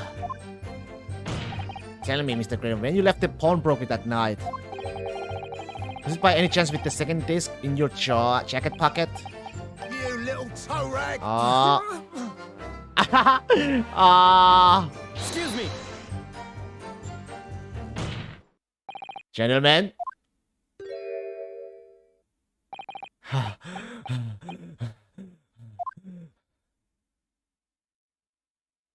Something's wrong, Sunshine. That should be my life. You do realize you were just violently shaking Mr. Skulking. Blimey, this D is a bit of an hooligan, ain't he? What was going on just now? You saw him, he grabbed me whistle. What the places, he said. Didn't you mention the third gun when we got you down the station? Why didn't you? Cause we didn't know nothing about it! Or that flaming peephole in the door. Sorry about that. I can be prone to losing my rack sometimes. Not hurt, are you? God, blimey, see the ways he's looking at me. I'm telling you, this D gives me the willies. That was strange. The inspector doesn't normally get quite as worked up as that. He wouldn't normally grab someone. True. No, that wasn't like Rexy at all. He's normally all sweetness and light no matter what I say to him. Yes, well, I think you might be a special case, Iris. But anyway, that was definitely out of character. What's your feeling, Bruno? As much as I hate to admit it, I don't see any obvious holes in his testimony at the moment. But you have to find a way to break this man, and quickly too, because of the once they discovered the blood on the overcoat Gina was wearing. It's a bit strange that he shows sure of himself about seeing the blood spattered over Ginny's coat. Because he like I said! Doesn't strike me as the sort of thing you claim if you hadn't genuinely seen it happen. But we know that Gina didn't shoot Mr. Windenberg, so what's going on? All I know is that it's very unfair. Why should some German scientist test be acceptable as evidence when mine and hers wasn't? Detectives can use test tubes too. Never mind that, I have to find a really stark inconsistency in this testimony somewhere. I have to find it before the prosecution discovers the bloodstain on Gina's coat. Alright, let's start from the beginning then. Mr. Windenberg emerged from the storeroom, I believe. Ringo and Nash were scouring the counter when he suddenly appeared and flew at them. He already had the revolver in his hand. Fortunately, I wasn't too close. I've never been so scared in all my life. Yeah, we are regular mild-mannered burglars. That's all. We don't like violence. Says the pair who carry a gun. What do you mean when you say you were near the entrance to the shop? I was in the doorway, running my eyes over the shelves of forbidden items, looking for a music box, of course. The broker went for Nash in the first place. Then Ringo joined in, making it 2 against 1, so I assumed they could handle the situation. But that was wrong. I was trying to help me I was trying to help me, little bruv, but the old geezer chucked me over the blooming counter. I mean, you are so small, Mario. So I pulled me gun on the old fella, and that soon made him scarper. The pair of you setting up the defenseless pawnbroker together? Shame on you. Shame on you. Hold it! You mean that's the moment you were shot? Yes, though I didn't immediately realize what had happened, of course. Things crashed to the floor from the counter as the three men were brawling. It was at exactly that moment that it happened, so I didn't hear the gunshot. You didn't hear the gunshot? Yeah, right. A gunshot is a very loud one, you know. The bullet went under the strike the calendar in the wall behind you. So it up here. When I looked at my arm, I saw it was bleeding badly, so I wrapped my handkerchief around it. Seeing as I couldn't explain what had happened to a doctor, I had no choice but to wait for it to heal. I didn't imagine it would still be bleeding 2 days later. Mr. Winnieback intended to shoot you, do you think? Well, now, I don't imagine he even noticed I was there, to be honest. Perhaps the gun went off accidentally. Anyway, it didn't quite strike home. When I put my gun on him, he tried to shove me out of the way. Then he scarpered through that door out back. At which point, what did you do? Hold it! You mean you chased after him? I don't recall the reason why, but I ran after him to the back of the shop. What about this peephole in the door you mentioned? Rather surprisingly, the storeroom's door has a solid job made of stout wood. But there's a small opening in it about the head height that lets you see what's in there from the outside. Actually, I should have known that, shouldn't I? I looked through it myself that night. There's no blood though. Splattered. What about your Brooklyn brothers? Did you see what went on through this peephole as well? No, not likely. Didn't see nothing of the sort, Gov. I doubt these two buffoons were even aware of the peephole existence. So the skulking brothers were there, but they didn't see the killing of Mr. Winniebank take place. At the storeroom, I could see the broker and that young girl standing there. The defendant? Yes, though neither of them noticed I was looking. The girl raised her gun and pointed it straight at the man. And then, what did you see next? Hold it! Yes, when the crime was discovered, the defendant was found with a gun in her hand. But that was Mr. Winniebank's gun, from which only a single bullet had been fired. And as we already established, Mr. Graydon, that bullet was fired at you. But no, it wasn't the broken guns that the pickpocket girl had when I saw her. Yes, the bullet from Winniebank's gun grazed my arm, and yes, the skulking gun grounded the detective. But this was another gun entirely, a third gun. The broker's gun was not the murder weapon, so clearly there had to be a third firearm involved. In other words, the accused must have had her own gun with her at the time. Objection! Not true. But another gun was found at the scene. Calm yourself, Camsel. Sorry? You must consider the events in order. At first I saw the broker and the girl glaring at each other, but then all of a sudden, the broker turned to run. It was at that moment that the little gutter rat shot him in the back. A chilling image, I must say. Hold it! All over her? Yes, through the peephole I saw it clearly. Of course the stains are invincible now, but with the coat being such a dark color. But I assure you that garment is solid with the victim's blood. Well, it is solid with blood, but that's for sure. But it's not Mr. Winnieback's blood, is it? No, that's right. It's Mr. Mason's Milverton's blood from when Mac killed stabbed him 2 months ago. It's so annoying. If they only accept Hurley's chemical analysis, we could prove that. But they won't, so unfortunately we can use it as an evidence to support our case. Bother. Oh.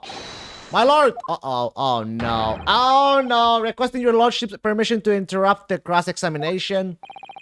Explain yourself, officer. I have the results of the test that was ordered earlier, my lord. The blood on the accused overcoat. Oh, here we go. Thank you, officer. Very well. The cross-examination is hereby temporarily suspended. I presume you have no objections, counsel? No, my lord. Uh-oh. Well, there you have it. The report, please, Inspector. Yes, sir. Traces of human blood were found on the overcoat of the defendant, Miss Gina Lestrade. From the extent of the stain, it would appear that they were the result of spattering following a gunshot wound. End of report. Goodness me.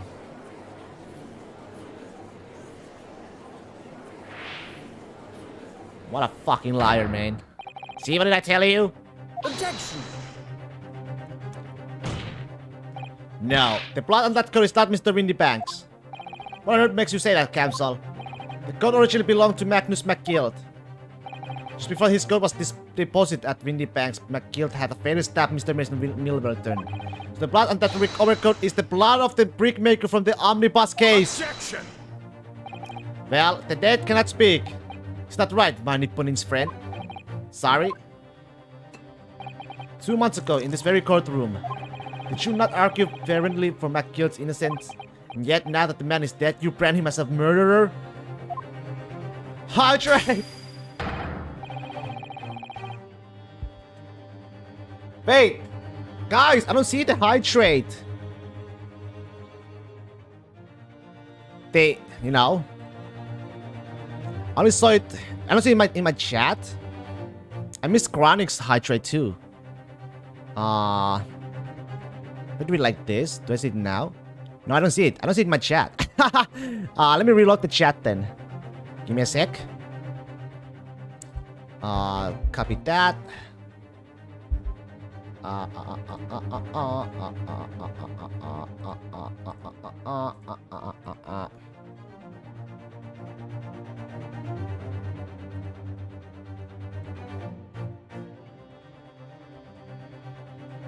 Now if I hydrate again...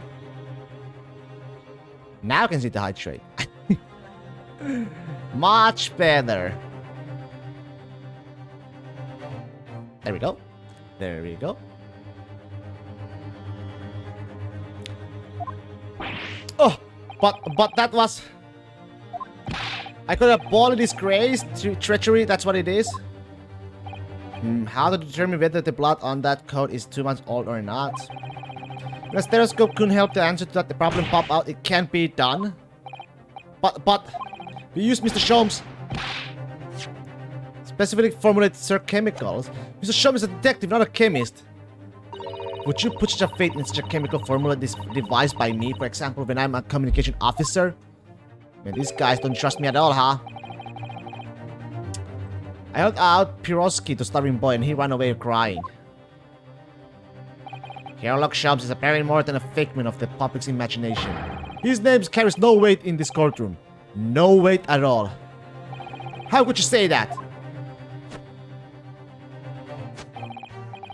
Victory is sweet indeed. This proves that my testimony is the whole truth from the start to finish. How do you arrive at such a conclusion, sir? As the witness said, the accused's coat was spattered with the blood of the victim. The only way Mr. Crane could possibly have known the fact is if he saw it happen. In other words, his testimony is solid and the conclusion is singular. It was the accused who shot the victim in this case. That is the whole truth. Man, what a fucked up. We have... My lord. Been a long battle this one, but this old war horse has something to say now, if you please. Fist of Foreman. As of this moment, sir, the squadron has reached its final decision. Ready, men? All for one now. All for one and one for all. One for all. Guilty. Guilty. Guilty. Guilty. Guilty. Guilty. Guilty. Guilty. Well, all 6 of them, rip.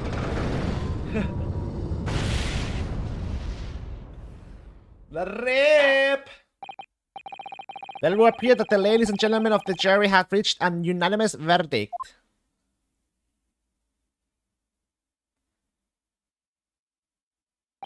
The defense has consistently failed to unpick this witness's testimony. Here's to any attempt you may make at unpicking the juror's decision as being equally successful. Ugh. I don't believe it after I've come so far. How is it all unraveling on me so fast?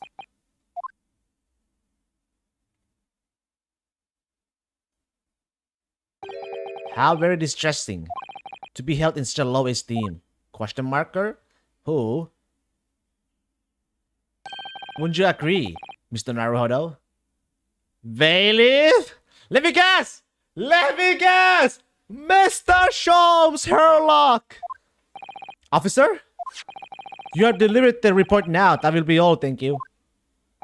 It occurs to me with some regularity, Mr. Naruhodo, that scientific truths are determined not by science, but by none other than the human mind. I know that voice. Sherlock! Herlock! Am I going mad? Oh!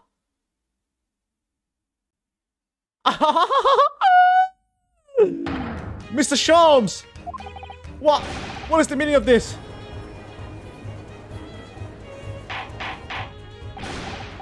Oh no! What business do you have here, detective? The last I heard, you were recuperating in the hospital. As well as I would be, had I not been set upon an errand. What errand? Hurley, it's really you! You're awake at last! Yes, good day, Iris. I appear to be rather late to arise. My apologies. Now, my lord, if you will humor me. What manner, sir? I have something of great importance I wish to give to the young lawyer over there. I need no more than 5 minutes. Would you please be so kind as to spare us the time? What say you to this, Lord Von Zieks? This trial has taken many hours of the court's time, having spent so long already. Exactly, having spent so long already, we don't want to go wasting any more precious time. As I was saying, having spent so long already, it would seem churlish to deny the defense a mere 5 minutes. Correctly. Very well then, counsel, you have 5 minutes. My dear fellow, I apologize for my tardy arrival. Mr. Sholmes, are you alright now? Alright, I'm all wrong. Sorry. I only just managed to summon the strength to stand, man. I asked the judge for 5 minutes. But I fear even that may prove too much for me. Pray forgive me should I pass out. Let's make this discussion as short as possible. Hurley, this place is full of idiots. None of them can see how wonderful your chemical blood analysis is. Ah, well, that concoction of mine was really just a bit of a sport to assist me in my investigations. Never took the trouble to refine it for appraisal by the scientific community. Never said on my part. Right, modesty? Surely not. But enough of that. I'm here to give you this, my dear fellow. What's that? A lavender furoshiki wrapping. Oh, maybe from Susato-san, right? A living present. From Miss Susato! From Miss Susato? If possible, matters were to be settled without me giving you this. Those were her instructions when she asked me to do her this favor. I don't understand. Miss Susato foresaw today's events, I believe. She knew that the culprit would attempt to escape justice by means both devious and underhand. That you, Mr. Naruhodo, fighting fairly as you are wont to do, would find yourself in considerable peril. And at that very moment of crisis, you were to be given this small parcel. Those were the dear lady's instructions. A living present from Susato-san. Whatever could it be? Hey, isn't that... What is this? Oh, it's the machine I made. The door, the cat door, right? Isn't that the one? But the yeah.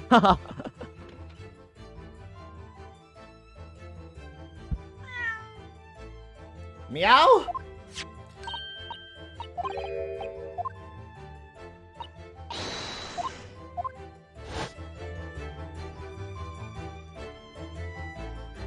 What's Susie up to? Mrs. Sato muttered the following words before she left. I'm a failure. I don't deserve to be a judicial assistant. Do I have it now? I don't have it yet. What? Didn't she say something like that?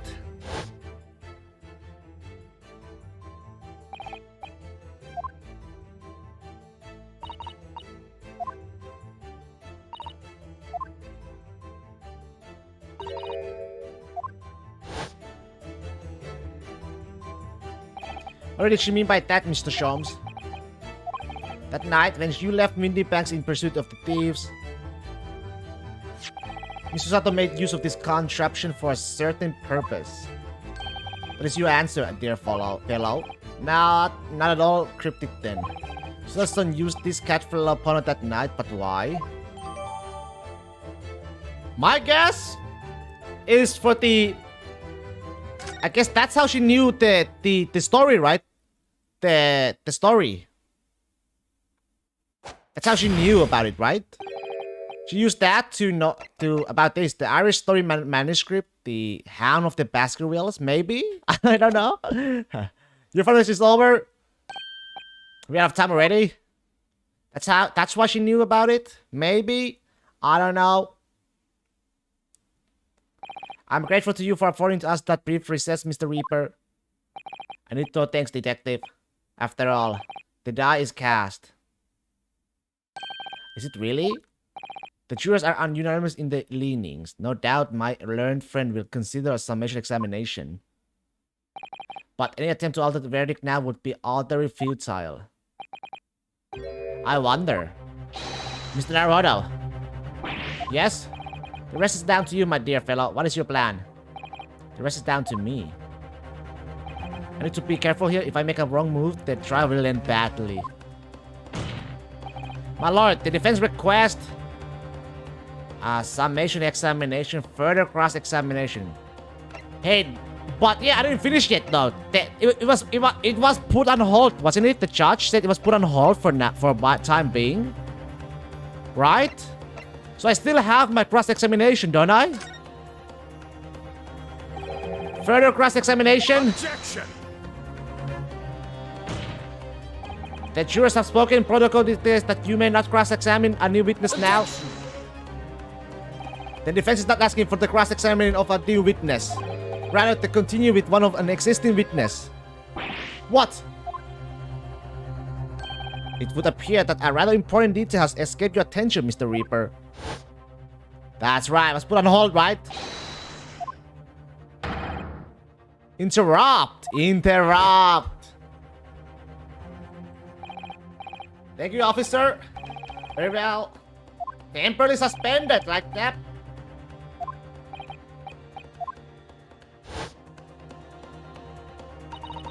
So nobody can say anything then. Bruno asked to resume his cross-examination of Mr. Creighton. The court is obliged to allow it. This is absurd.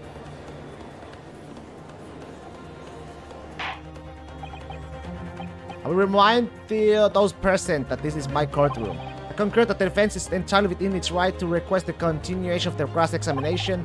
However, I will not permit an unremitting protraction of these proceedings. Therefore, I have decided to afford the defense one final opportunity to include in concluding the cross-examination. Counsel, you must choose but one statement from the witness testimony. One statement? And but one piece of evidence to present in support your argument against it. A single chance to present evidence. If following that the situation remains unchanged, I shall move to adjudication. Is that clear, counsel? You will not press the witness any further. My lord? Yes, my lord. A single statement and a single piece of evidence. Most generous. Well then, Mr. Naruhodo, it's high time I fell in a dead faint. I leave this in your capable hands. Mr. Sholmes!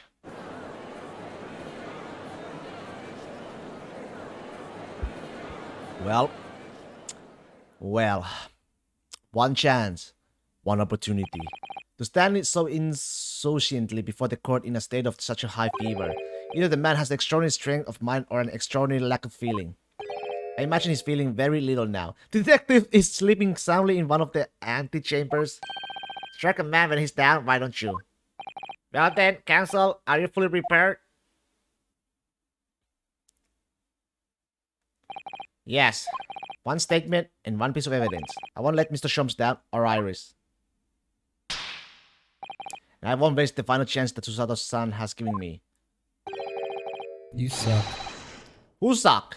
Who suck? This is going to decide the entire outcome of the trial. Very well then, under the terms I have outlined, you may resume the cross-examination. Okay, the last chance, huh? Oh, new song! So do I have it now? I have it.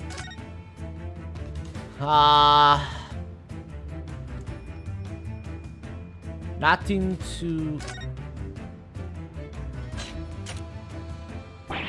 Ooh, those witches' teeth look like they could rip through almost anything.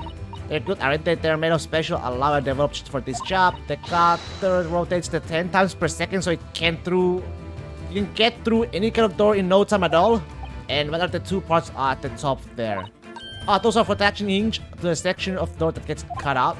Right, of course. I think I can match this machine for power. It can make mincemeat of even the toughest of doors. Sounds so charming and friendly when you say what it's for about. I feel like the reality of the cat flap helmet is that it's a grim weapon of door destruction. What guy is so adorable, there's nothing I wouldn't do for him, even developing a deadly weapon. Okay, I'm sure this is I have to use this for sure, but on what? Let's see. I feel like sharpening my arm. Could see even through the peephole in the door though. Peephole.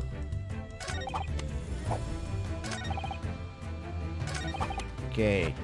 So peephole, huh? Let me just try. If it's wrong, then it's wrong. Oh yeah, let me just save the game just in case. If I fucked it up.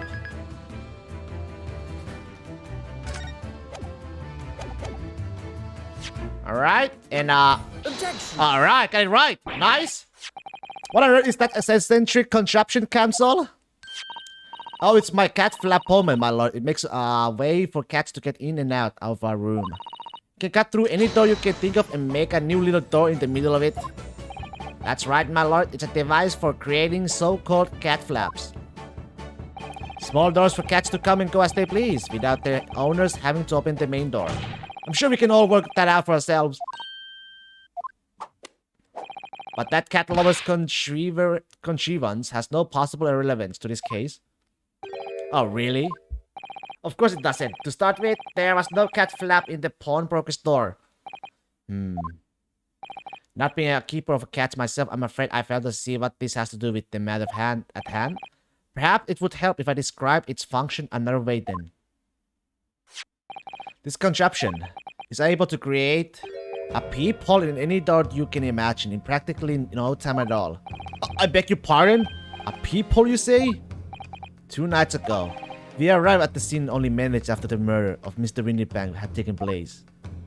That's right. According to her paperwork at the yard, it was you, your Japanese assistant, and Sholmes. Yes, the 3 of us were together, and it's recently come to my attention that my assistant made use of this device at the time. Your assistant did what? There was a peephole in the storeroom door. I can attest to that. Because I looked through the peephole myself in order to see inside the locked storeroom. This is ludicrous. What are you trying to say? Of course there was a peephole in the door. I said as much in my testimony. How else could I have witnessed the crime for my pity's sake?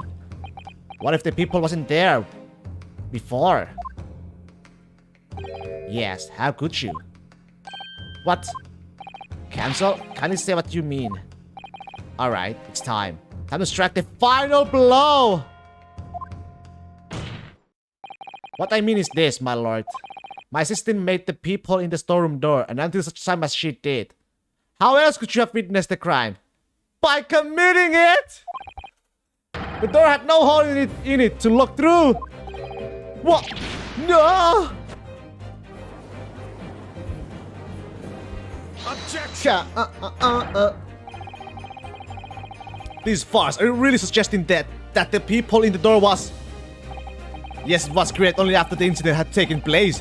By my judicial assistant using this device.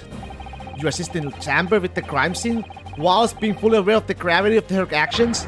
That is a most serious act of vandalism, for which I humbly apologize, my lord. It was in the few minutes that I left the scene in order to pursue the Skullkin brothers and alert the police. Nevertheless, in the light of this new information, it becomes apparent that Mr. Clarenon's testimony is riddled with lols! Big calls! Riddled with, explain yourself, counsel.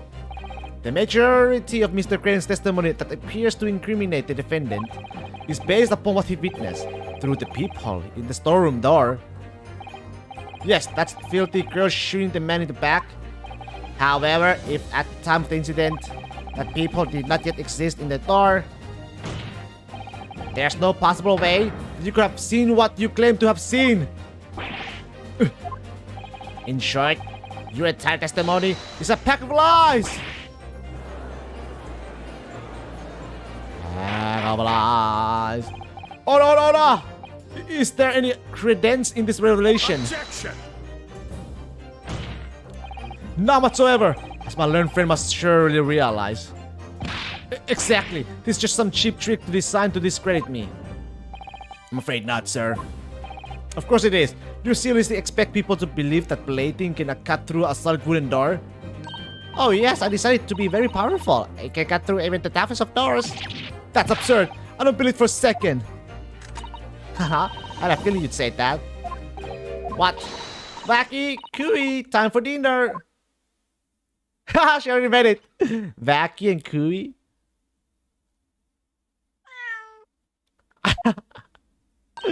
Well, oh, you young lady, this is the Old Bailey. Why does that make cat flaps in the oak panel at the Old Bailey? I'm not done yet, don't worry. This doesn't mean that the peephole in the storeroom door at the Windy Banks was made by your machine. There's no way you can prove that it was. No, but it's easy. What? The cat flaps in my cat flap comment creates all of a fixed size.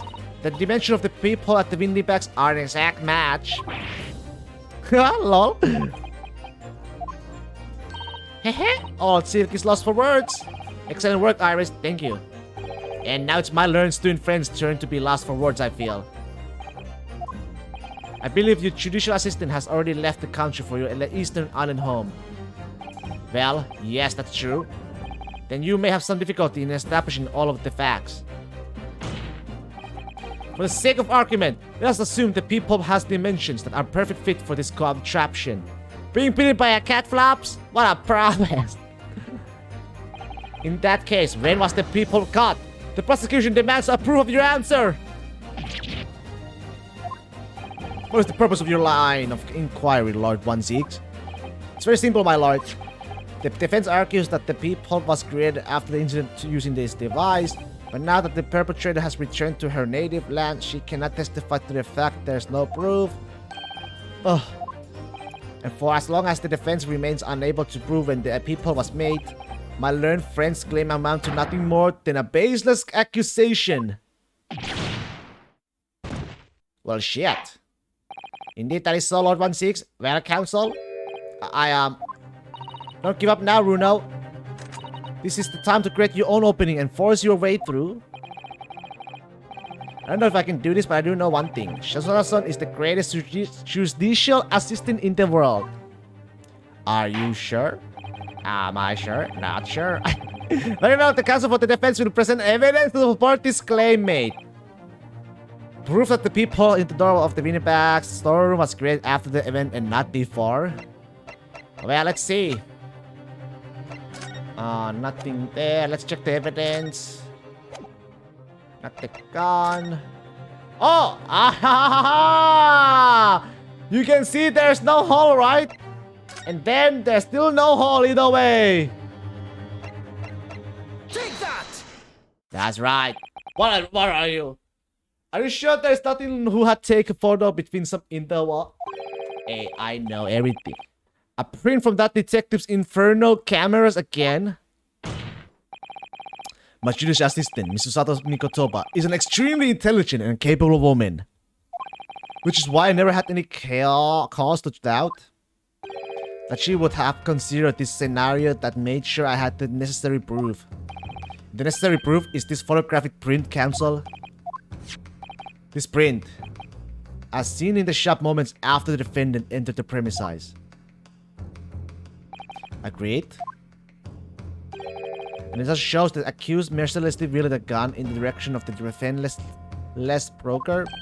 But more to the point, it pictures the storeroom door in the background. Let me see that print again. I don't believe it. This really is quite remarkable. The door to the storeroom is completely devoid of a people of any description. Ugh. Mr. Graydon, you couldn't possibly have witnessed the crime as you claim to have done, because at the time it happened, there was no people in the door. In other words, your testimony is a catalog of lies!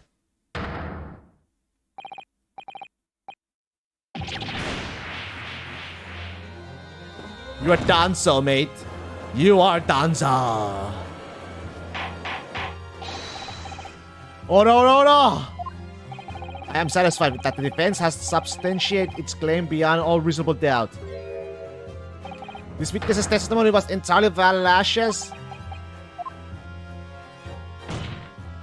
That's not the only thing we now know beyond all reasonable doubt. My learned French assistant skilled can no longer be denied. The woman tampered with the crime scene. The chance of a star platinum stand. Star platinum. Oh, no, no, no, no, no, no, no. But more importantly, order. Good lord, there's more. Lord 16. The defense may have established a reprehensible instance of perjury. But that is no proof that this man is the victim's killer. Yes, that's right. What? I was there at the scene, it's true. And I was shot in the arm, it's true, but that's all. Yes, in fact, if you look at the circumstances, I am the victim here. Oh, please, no!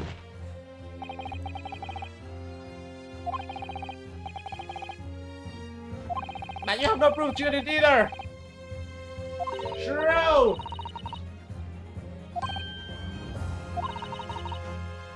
What they say! There's no point locking the cat's door after the cat has bolted. Is that right, Bruno? As Charlie always says,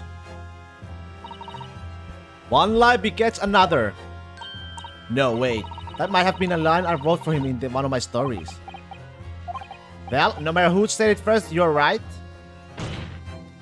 Mr. Graydon, not only did you give false testimony to the court, the proof is she is the accused. That's how it works in the Ace Attorney universe. If you're the accused, you are the killer.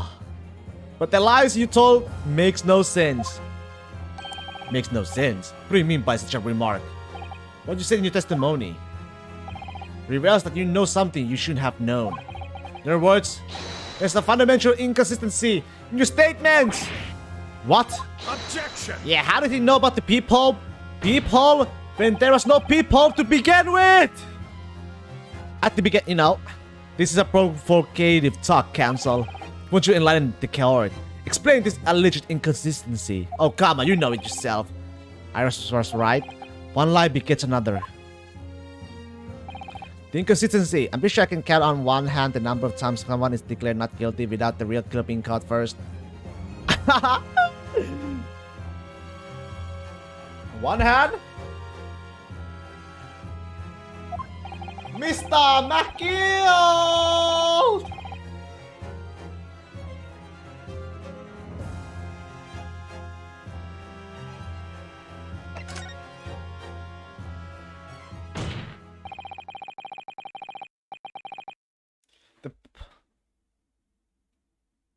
The point is not that you lied in your testimony, Mr. Graydon. It's the nature of the lie you concocted that is so revealing. You're not making any sense. Then let me ask you a simple question. How is it, Mr. Graydon, that you knew of the existence of the peephole in the storeroom door? What? Well, obviously You can think at least of another one. At least one other. You can. Is it in trilogy?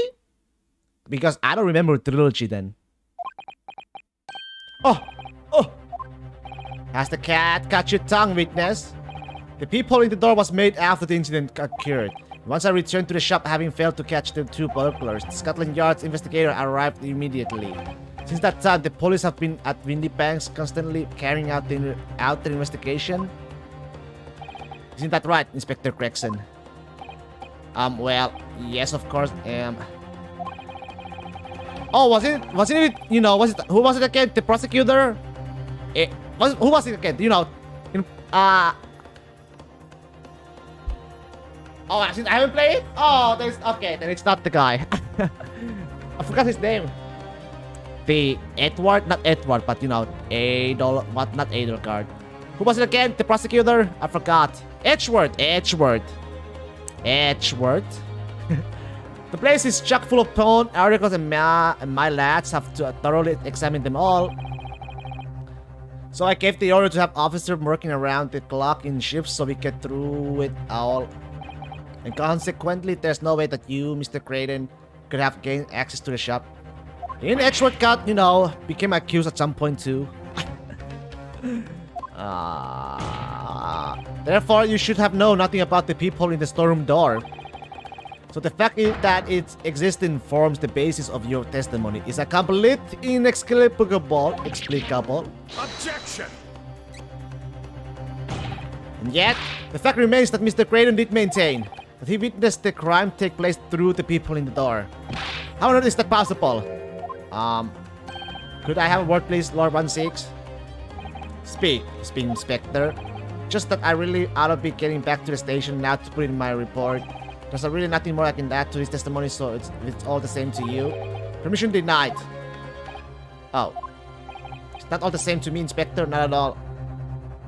You will remain exactly where you are until this trial concludes. Gregson sauce? Of course, sir. Mr. Creighton. You shouldn't have known about the existence of that peephole. Which can only mean that you must have been informed about it by somebody else! Crexy! Is it you? Objection! That's why he wanted to go out? Get out? Stop there, my learned friend. You'll realize I trust that the words you just uttered have extremely serious implications. Yes, but the defense believes that the details about the case that Mr. Creighton claims to have seen must have been revealed to him by a certain person before his testimony. And in fact, considering a particular clue we have, there's really only one person that could be. Who is the person in question, counsel? Let's just go for it. Crexy. The truth is, it can only have been you, Inspector Gregson. Me? Objection! You had better have some proof to substantiate such a rash claim, my learned friend. Consider the fact that we have only been aware of Mr. Ashley Creighton's identity for the last few hours. We learned of it only during the course of the trial today. Indeed, preparations for his testimony were made with great urgency during our hour-long recess. While the police executed their subpoena and brought the man here from the communication station. And until that time, Mr. Creighton would have had no idea, knowingly, that he would suddenly be required to appear in court.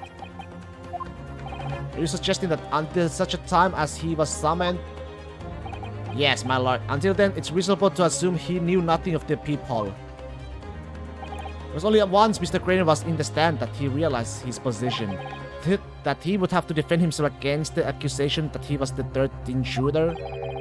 You are suggesting that to the court that it was while this trial was in progress that he received the information so that he could commit perjury in order to save his skin? Exactly. And the only person with knowledge of the investigation that he had any contact with is you, Inspector Gregson! This is a blooming outrage!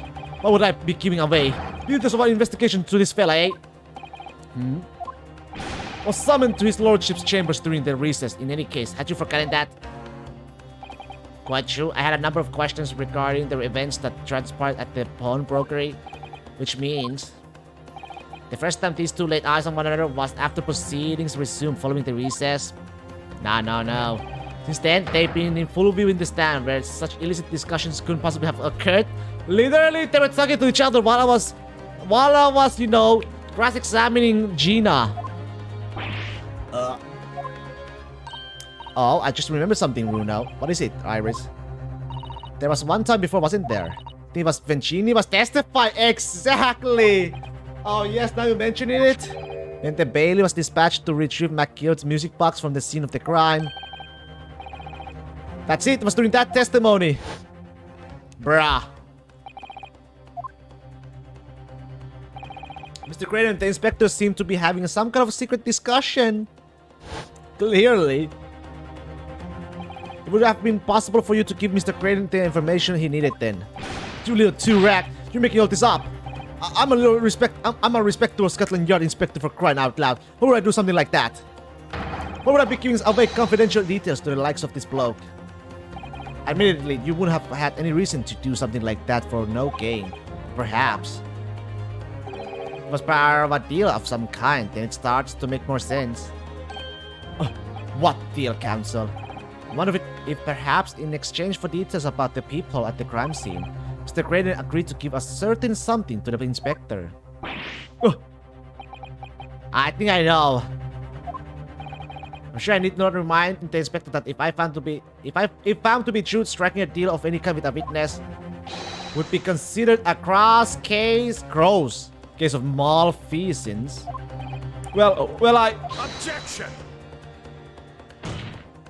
It's becoming clear that jumping in with accusations in this Nipponese student's specialty.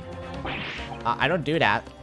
But with the stakes so high, the prosecution is not prepared to listen to baseless charges. It is incumbent on the defense now to present evidence in support of this diabolical claim. Evidence? So what are you proposing? That the inspector demanded of the witness in return? The court must see proof of this alleged deal. I think I know. If Inspector Gregson really did strike a deal with Mr. Creighton, then logically there's only one thing he could have asked for. That must be it.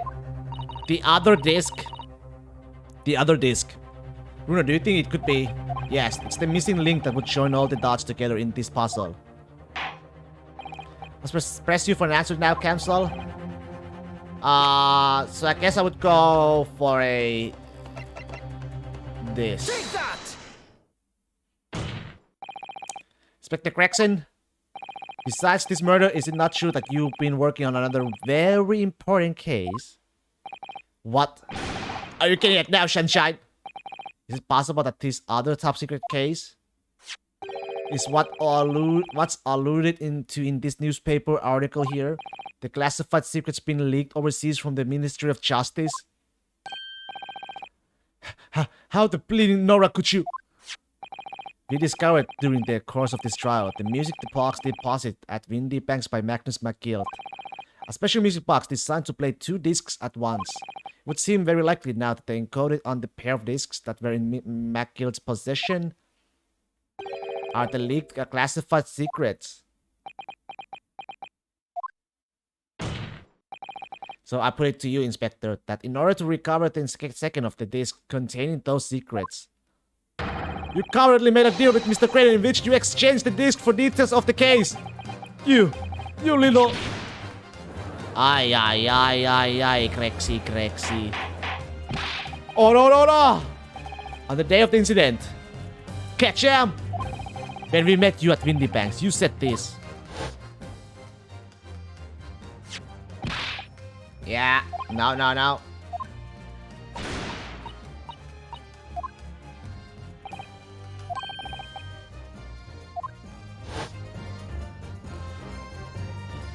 Scotland Yard already knew at the time, isn't that right?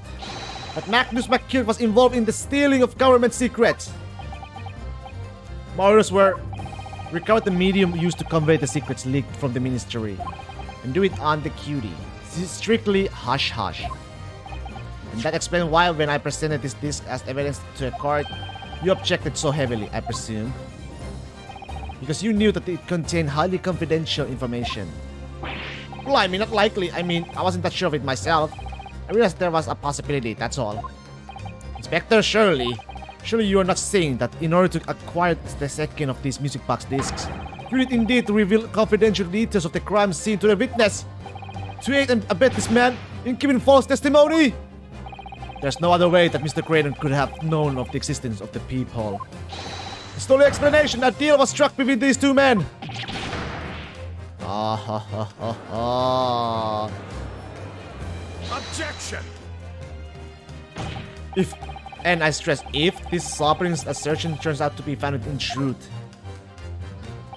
it would mean that the second disc is, as we speak, here in this very courtroom. Wait, what? In this room? How could you possibly make a claim like that? Because Inspector Corrections is a Scotland Yard detective. What? What's that supposed to mean? Eh? As a seasoned policeman, the inspector will have approached this alleged deal with caution.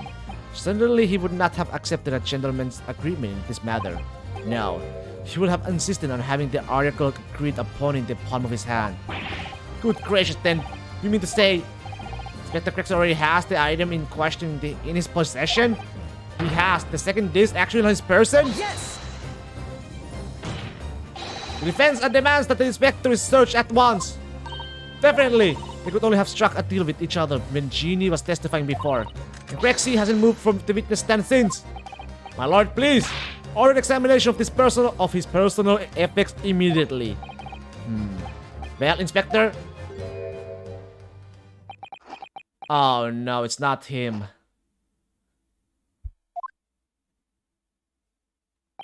This young lad wants to tone down his imagination. He's insulted me and my profession guide enough. However, if it'll put this matter to bed and dispel any doubts about my involvement, then I happily submit to a body search. What? Yeah, I think he... Alright, let's think about this. Let's reminisce. He probably did have it, but my guess is he's hiding it somewhere where you know. Presume you are aware of the pre-spies of which you now teetered my learned student friend. You have made the most serious allegations against Scotland Yard here. If following the search of the inspector's personal effects no disc is found, you will be deemed unfit for court service. This trial will end. My country's government will formally demand of yours that you are severely reprimanded. That sounds serious? Indeed, to have a visiting student make such a defamatory remarks about our country's most senior police force is not something Her Majesty's government will be able to overlook. You're just threatening Runa because you're scared. The accusation is beyond serious and you must be prepared for grave consequences. It's true. I can imagine Correction would have accepted a gentleman's agreement for something so critical. This must have physically changed hands, which means the inspector should have it. Somehow, something doesn't feel quite right here. Very well, Counsel. You know the implication, so let me ask you one final time. Yes, my lord. You still yes, search someone else. I don't think it's him. He's so calm. It cannot be him like this. His defense formally demands that the search be conducted. Well, don't say you weren't warned, but your typical Nipponese stubbornness may well land you in a hot water this time. Perhaps this lesson will do you some good. Fair enough, I have got nothing to hide. Very well then. Bailiff. The defense demands a search, but not of Inspector Gregson. What? Now, what's all this? I'm the one who's accusing, aren't I? I thought you wanted to search me. No, Inspector, not you. Somebody else. So what's the meaning of all this, eh? Lost thought last, have you, sunshine? The court shouldn't have to put up with this nonsense. You're being completely irrational. Be quiet, all of you. Who was it? Oh, Iris? Alright, bathroom break.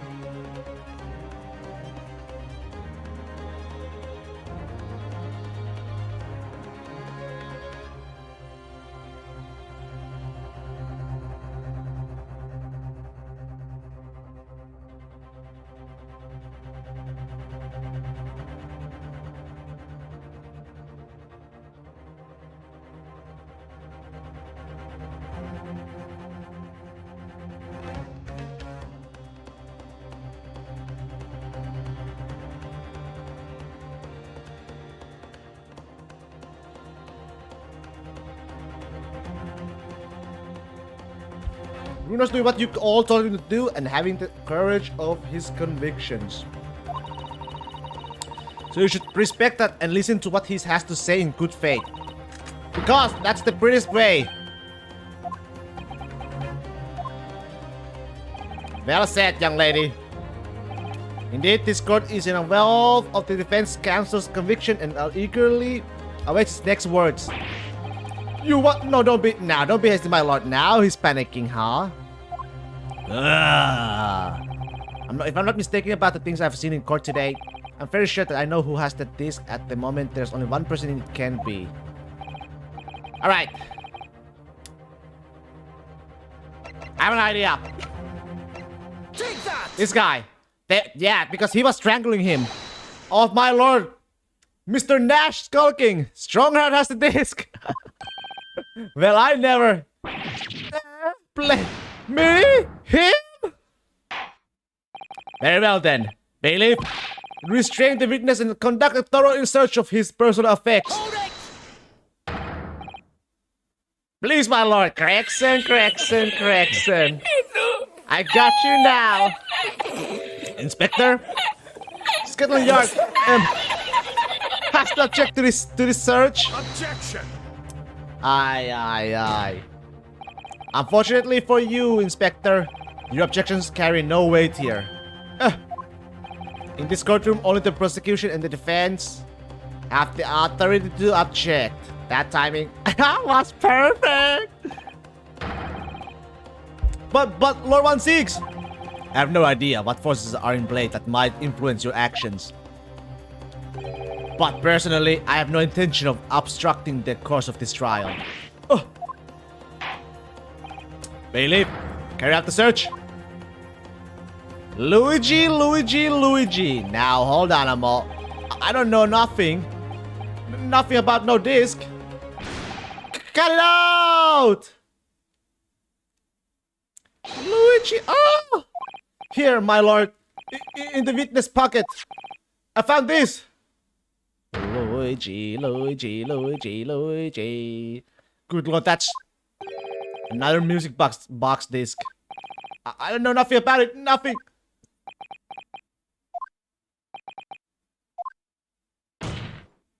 That is the second music box disc left behind by the Magnus MacGill. Is it not? Inspector Gregson?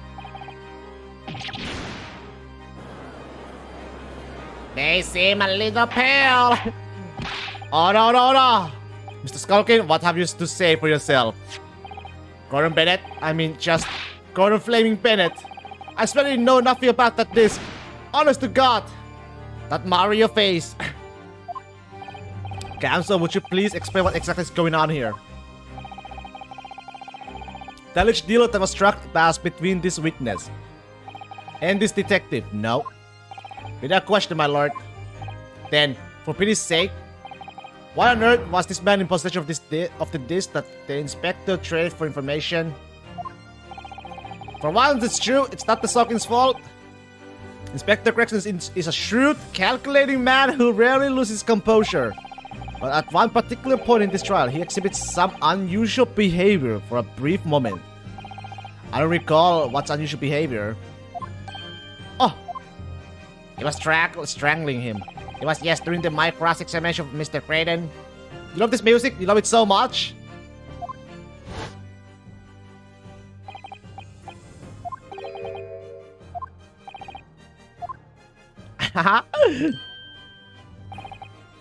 While Mr. Creighton answered my questions, the inspector appeared to have grabbed Miss Nash skulking by his coat and was shaking him violently.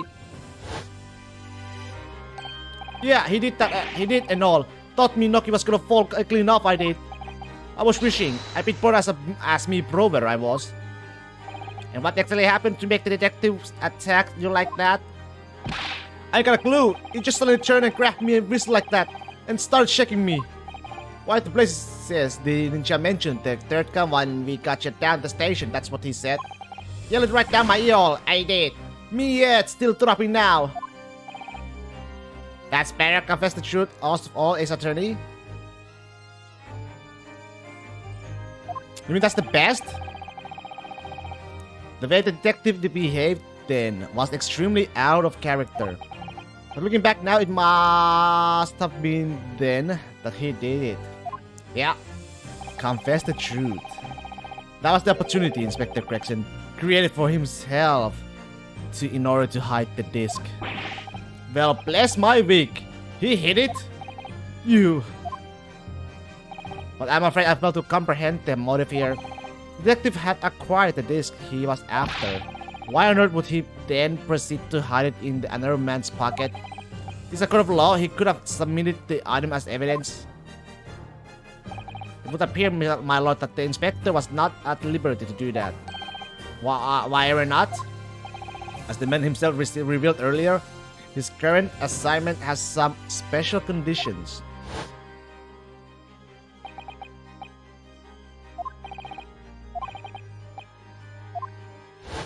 Always to have a 3 bass music that will always be in our study. Objection music, current music, and confess the truth music. They will be different for each game. Except for GA and 2. I did love the current objection music and the current music in the trilogy for sure. I loved it a lot. It was a good one. It was a good song for sure.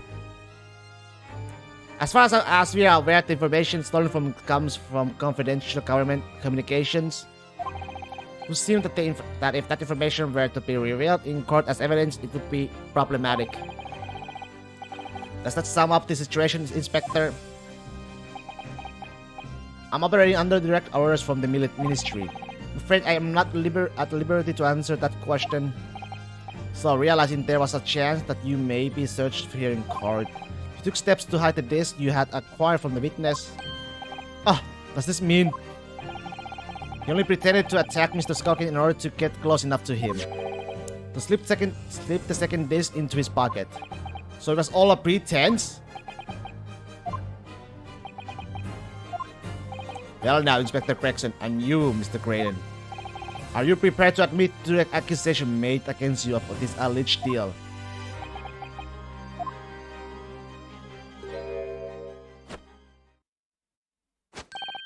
Admit to it, yours truly, please. Mr. Graydon, Gregson seems to be a little angry and on edge. Clearly, our Eastern visitor has uncommonly active imagination. However, there's no proof that I passed that disc to the inspector. Objection! But then, how did you explain the reason why you knew about the peephole? I'm under no obligation to explain. What? Yes, I lied in my testimony that I admit, so sentence me accordingly. But that is all I admit. Murder, leaking government secrets, striking a deal with the detective. All of it is this young Eastern man's fancy. I have no idea what any of that is about. You what?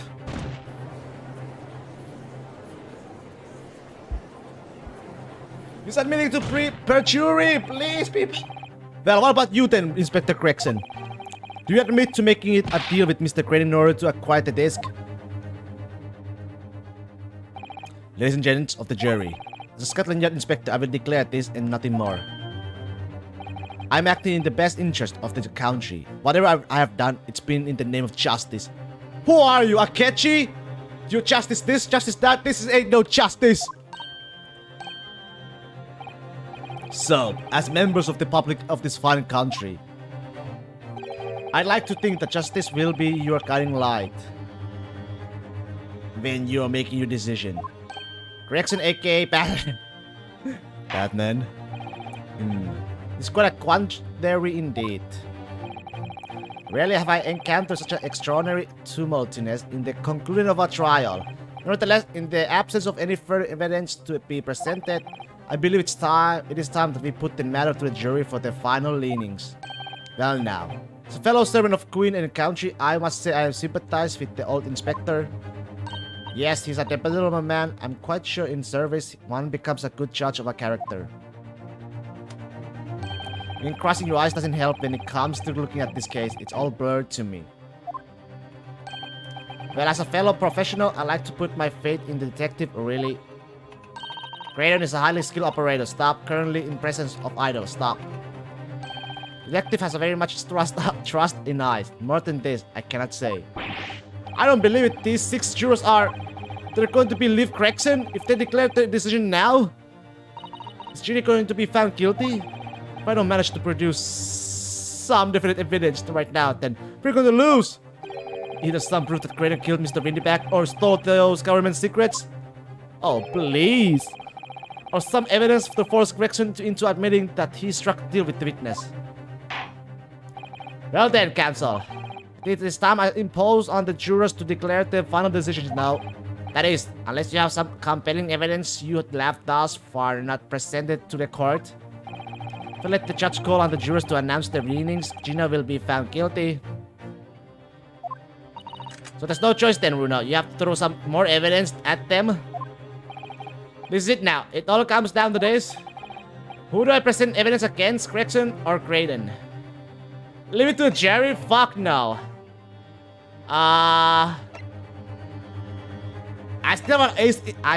We could still do it though, right? Let's see.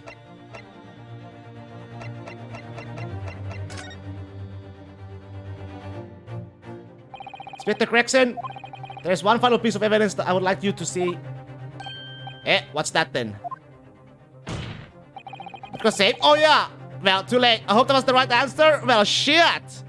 I wonder what can make one of them admit who is more on edge. I just saved! You're right! If you wish to acknowledge that you did in fact strike a deal with this witness here today, then you leave us no choice but to examine this piece of evidence thoroughly. Well, go on. This is my last chance. It looks like I'm going to have to force his hands here. One final piece of evidence to get his detective to admit to the deal he clearly struck with Graydon. Wait, I know, I'm gonna can we just, you know, we got the second disc, right? So can we just hear it though? Take that! Oh, is that Mr. McGill's peculiar music box cancel? Yes, with a disc already in place, ready to play. Good answer. I think perhaps now it would be a good time to listen to the sound produced by the music box again. Pause jump. Woo. Only this time. With the second disc we have just discovered set in place as well. Goodness, this disc cancel. Hold it! No, wait, I can't let you do that. Why not? Because, well, because it's got nothing to do with this case. That's why. Objection! Gotcha! Not true, Inspector. The defense has already proposed. The sounds heard by the court earlier from this music box were part of a Morse code in message. We know that Morse code are comprised of two distinct tones. The defense believes that the second disc contains the second tone needed to complete the message. Now we have a chance to confirm that theory. For crying out loud, Sunshine, we're talking about state secrets here. If you go letting the whole courtroom hear confidential information like that, it's treason. Then do you admit the charge? That in order to protect those state secrets, you engaged in unlawful dealings with the witness? You're mad. The best scorer in all of AA. You let that secret information out in the public domain. You'll be making an enemy of the entire British government, you idiot. Objection! Let's not forget, Inspector, that you, a Scotland Yard officer, leaked confidential case details to the witness. That you continue to lie to the court, and all because by fair means or foul, you're determined to do your duty. Well, by fair means or foul, I'm prepared to do mine. Don't you dare. I will stop at nothing to protect my client. I don't care who I make an enemy of.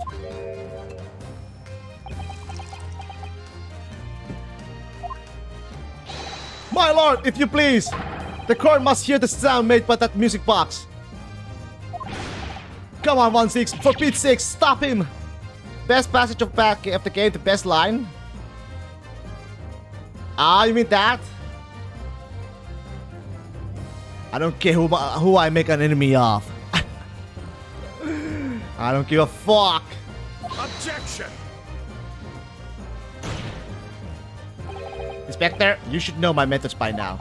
I'm a prosecutor. I'm no Scotland Yard puppet. In this courtroom, my duty is to the law. So let me propose a toast. To uncovering the truth. By fair means or foul.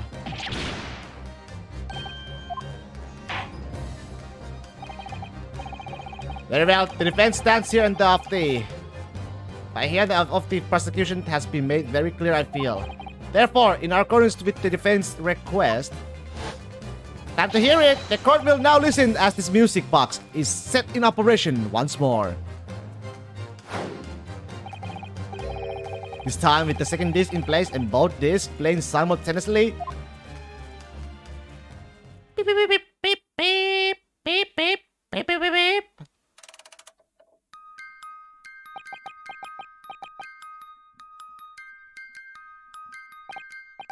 Oh, listen to that. It's unmistakable now.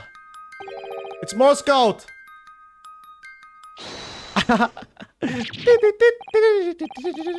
Alright, I mean it, whatever you want, but for the love of God, shut that blooming...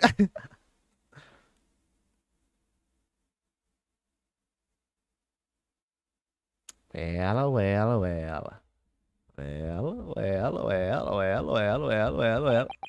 Let me ask you again then. Inspector Chris, do you know how to read Japanese? Absolutely not.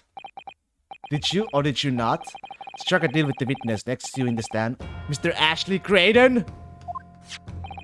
Specifically, did you furnish the witness with a confidential case details in exchange for this music box disc?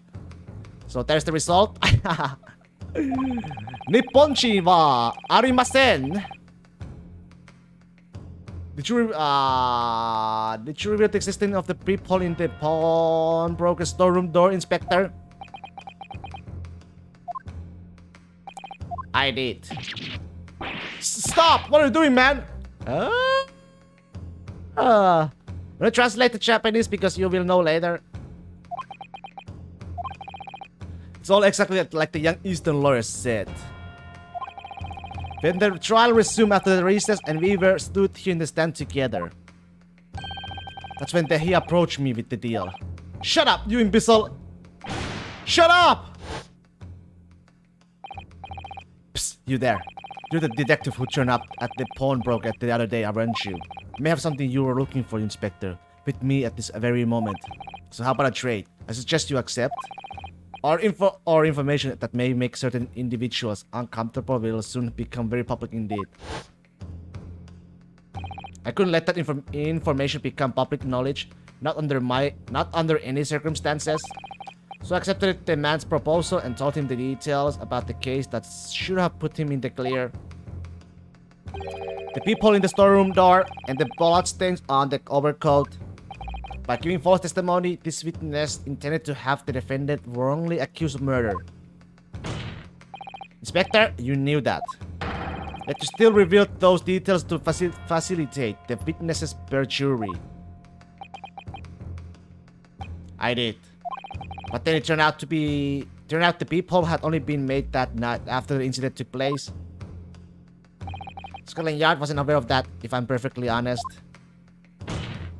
Well, Mr. Creighton, what do you have to say for yourself? There's nothing and no one left for you to hide behind. You struck a deal with the inspector in order to escape conviction of a very serious crime. Namely this. You are the third intruder who broke into the pawnbroker on the night in question. And you perpetrated the murder of the proprietor, Mr. Pop Windybank! You... Jeez! Traitor! Hey! He's killing a cop! He's killing a cop! Oh. How is he in the air? Bailiff! Bailiff! Restrain that man! At once! Well, rest in peace. That's it then. It's all over.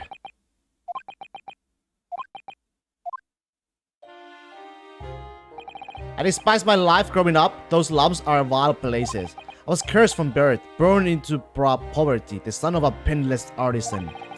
My parents did nothing but quarrel all day long. What little money they had was never spent on me.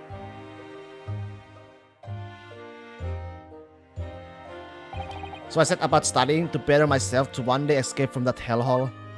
And you eventually became a communication officer. I admire your determination. But then you decide to try to sell government secrets? Why? Isn't it obvious? Because I wanted money. Even now, years later, the nightmares of my life in the slums wake me in the small hours. I wanted to drown them out. With more money than anyone who lived in that squalor could ever imagine. Then one day I met him. Mr. Magnus McGill.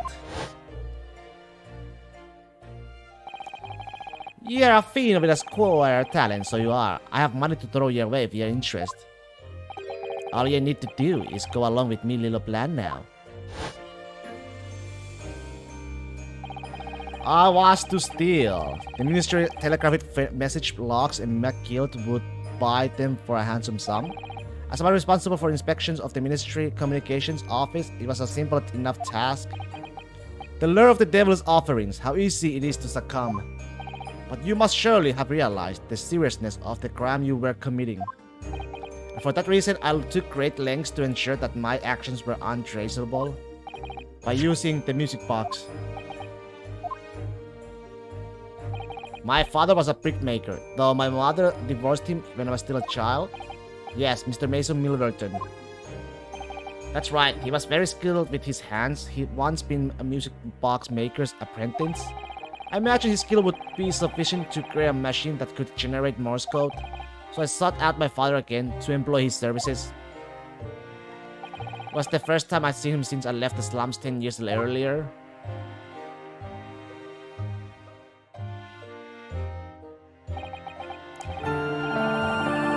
Sad song. Look at you, Ashley. What a fine gen you have become, eh?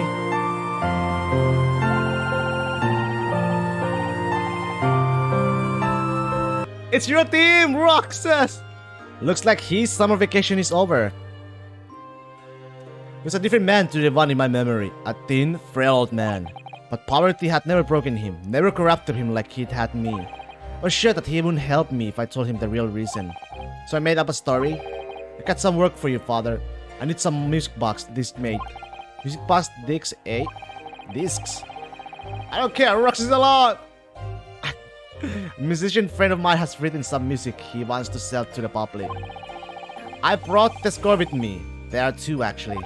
I'd be delighted, son. It's been 20 years since I did any work like this, though. Fetch my tools, would you? They're in the tool loft. That's how I had to make the two discs. Thereby splitting the information in two. You were taking considerable precautions, indeed. It was to protect myself as much as anything.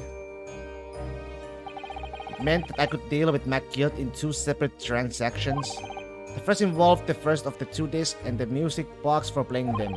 And I exchanged them with McGill for 10 guineas. Then on receipt of the second disc, he would pay 1,000 guineas. So what happened on this omnibus 2 months ago? Was the second part of the deal. The exchange of the second disc. Yes. I sold the man information that way a number of times already. But it seems he became reluctant to part with his money. But that doesn't quite make sense, Mr. Graydon.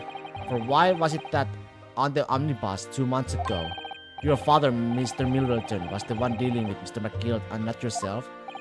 When I received 1,000 guineas after my first completed dealings with McGill, I decided to give 200 to my father for his troubles. Aww.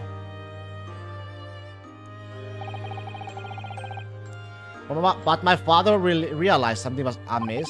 In time, he worked out that I must be involved in something dubious, and when he did, he said to me, "Next time there's an exchange, you let your old man do it, understand? Otherwise, I won't take your money anymore." The first deal, the box and the disc was made 2 days prior to the murder of Mason. That was my father's way of dealing with it, I suppose. Climb into the omnibus, hand over the second disc, and take the money from McGill, that's it. He had no idea what was actually on the disc I asked him to make, he never knew. Just like I'll never know why everything went so horribly wrong that night. All I know is that the disc was taken from him, and he never returned home.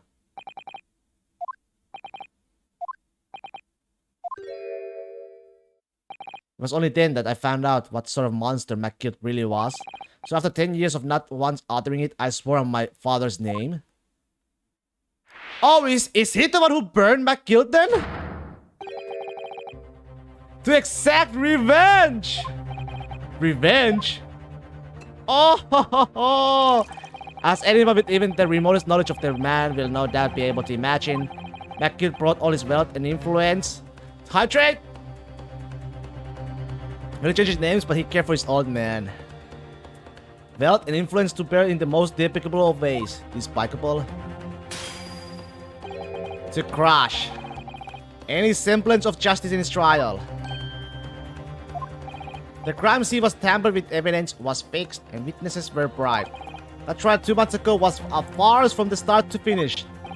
My feet had barely touched British soil back then, and while I walked into that hornet's nest, completely unaware of the sinister background to it all. I made a plenty of money out of my dealings with McGill by then, so I spared nothing in my arrangement 2 months ago. I knew exactly who to hire. If you are willing to pay the price, there are people in this city willing to do anything you ask. McGill himself had shown me that. Something wrong? No? Or is there? Are you saying that? I think you have the picture now. They twisted everything into his favor in this courtroom to ensure that they walk free. It's the Lord Chief of Justice who sent us to this case. Why? Because he's a suspect too. He said it was a simple case. I knew he was, working. There was something wrong with, they were working together in a way. I kind of suspected it. I did kind of suspect with the, Strongheart and McGill. Took matters into my own hands and delivered the justice that monster deserved. Because Strongheart gave us a mission to get the not guilty no matter what. Unless, I want to be a lawyer. That tragic accident following the trial here 2 months ago was planned and executed by yours truly. McGill's death that day was caused by this man.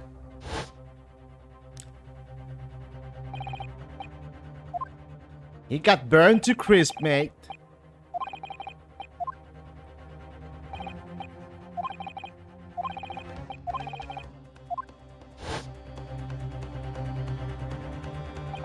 That policeman who came to tell McGill he could examine the omnibus again. That's right, an imposter hired by me. McGill used his wealth to manipulate the trial. He paid people to adulterate the omnibus with all manner of false evidence. He threatened witnesses to lie in their testimony. Well, he knows the way of Scout Boy for making bonfire. So I gave the man a taste of his own medicine. Once the omnibus was doused in paraffin, one of my sham policemen ushered McGill inside and sent him on a one-way journey to hell.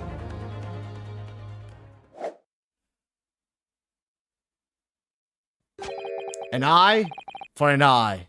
A tooth for a tooth. That's how I avenged my father's death. A spine-chilling account indeed. Paraffin, gasoline's better. Did they have gasoline back in the 90s, 19th century? But that wasn't the end of it for me. There was a loose end, you see. A loose end. Oh. Yes, I should think it's obvious. The second disc, which my father had taken to exchange with McGill. Ah, yes. There's indeed no mention of it in the man's trial 2 months ago. They had gas already. Well, yeah. Clearly because it had been removed from the scene of the crime. When I realized it was missing, I remembered something. Something from the first time I dealt with McGill.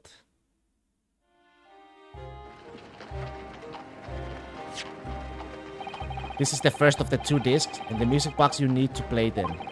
Well, look at that now. What an ingenious little invention. So then, as promised, 10 guineas for a year, young man. What's this? Windy Bank's pawnbrokery? Hey, this is a pawnbroker ticket. Pawnbroker's ticket, so it is. You can use it to redeem an article I deposit there for a year. There's no need to give a name. Just hand over the ticket and tell the fiend the watchword. Put a jewel in pawn for a year. It'll fetch a good 10 guineas if you sell it, so it will. Never heard of a pawnbroker being used in quite that way before. Have you not, Mr. Creighton? London's pawnbrokers are very useful in places, you know? Each one is like an extremely secure vault.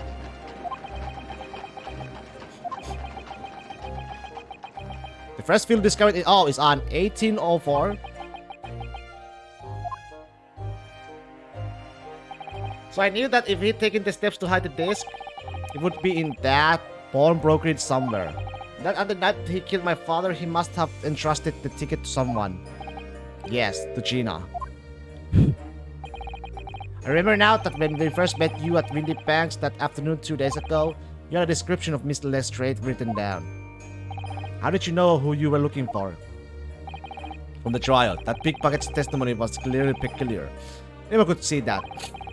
I realized immediately that she was another of McGill's pawns, that he must have threatened her somehow. I was fairly convinced it would be her who had the ticket, so I started to make some inquiries. And it's on the 1850, the old industry truly began. Okay. I had a strong suspicion the girl would come out of the woodwork on the redemption deadline. And it was absolutely right. Yes, sure enough, she did. And so yeah, gasoline was already there. Here. All I needed to do was to wait until the girl vanished to the Windy Banks to redeem the articles. But unfortunately, she redeemed only McGill's overcoat and the one disc that was in its pocket. The all-important music box with the second disc inside was missing, because it had already been forfeited 2 days earlier. But I was unaware of that fact. Had I not been, I could have avoided my nighttime excursion. Meanwhile, as our investigation into the stolen government secrets was progressing, we picked up on the fact that McGill was involved. Inspector, you have recovered fast. My orders were to recover the stolen information as quickly as possible, so we started gathering the fella's possession and examining whatever we could lay our hands on. We had a full-scale investigation going on at the yard, but we had to keep it as quiet as we could. Then, when the inspector here took the disc from me in the pawn brokerage that day, I became nervous. I was sure that the music box and the second disc were still there in the shop somewhere, so I knew that it was a race against time. I had to find those articles before the police did. So that's what prompted you to break into the place that same night. The Skulking Brothers.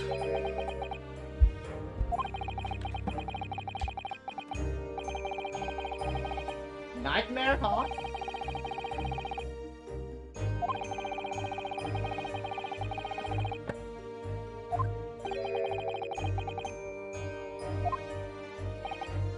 Yes, I slipped into it my pocket with a very deep sigh of relief. But then, something entirely unexpected happened. What are you doing in my shop? Oh!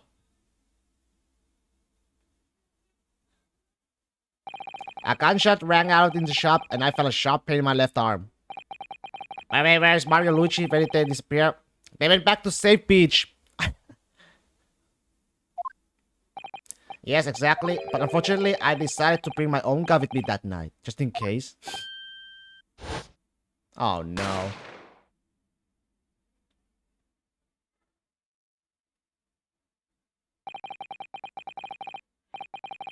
Before I knew what was happening, I fired back. The man had already turned to flee. I hadn't intended to fire in his direction, but much less kill him. But unfortunately for both of us, the bullet hit home. It struck him in the middle of his back as he fled through the storeroom door for refugee. A sorry tale. It all took place in the blink of an eye. I don't imagine Nash and Ringo even realized what had happened at first. I was terrified, so I fled. And that's the whole story. That's everything that happened at the Windy Banks on that wretched night. Did you do an ML cheese shop?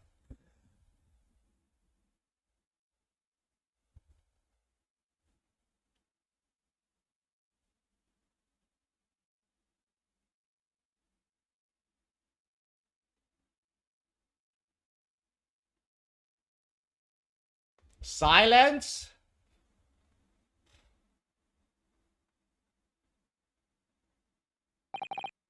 Earlier you called McGill a monster. A man who uses wealth and influence to distort the facts and escape the justice for the crime of murder. What tragic irony. For what you have done is exactly the same. You have become the very monster you saw and despised so deeply in McGill. Yes, I think I have.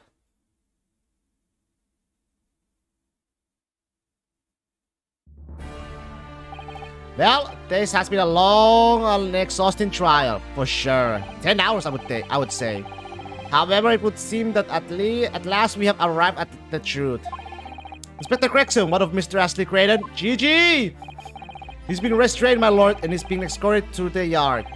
He'll be charged with the murder of the Mr. Windybank, the stealing of the government's secrets. Very good. And you, Inspector. Regrettably, you will have to face charges yourself. Yes, my lord, of course. It transpires that you were complicit in helping a criminal escape justice. That fact remains whether or not you were doing so in the line of duty. The crime is a serious one, Inspector, and inexcusable. Now to the defendant, Miss Gina Lestrade. Oh, yeah. It is time for the final adjudication. Is the jury ready, Mr. Foreman?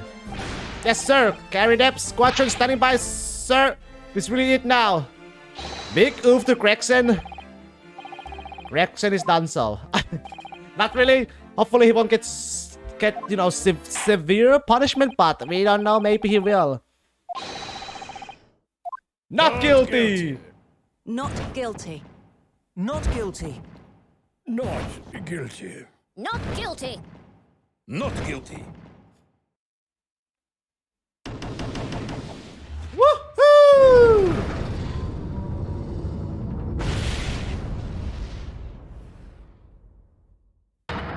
Ha ha ha, that's the stuff.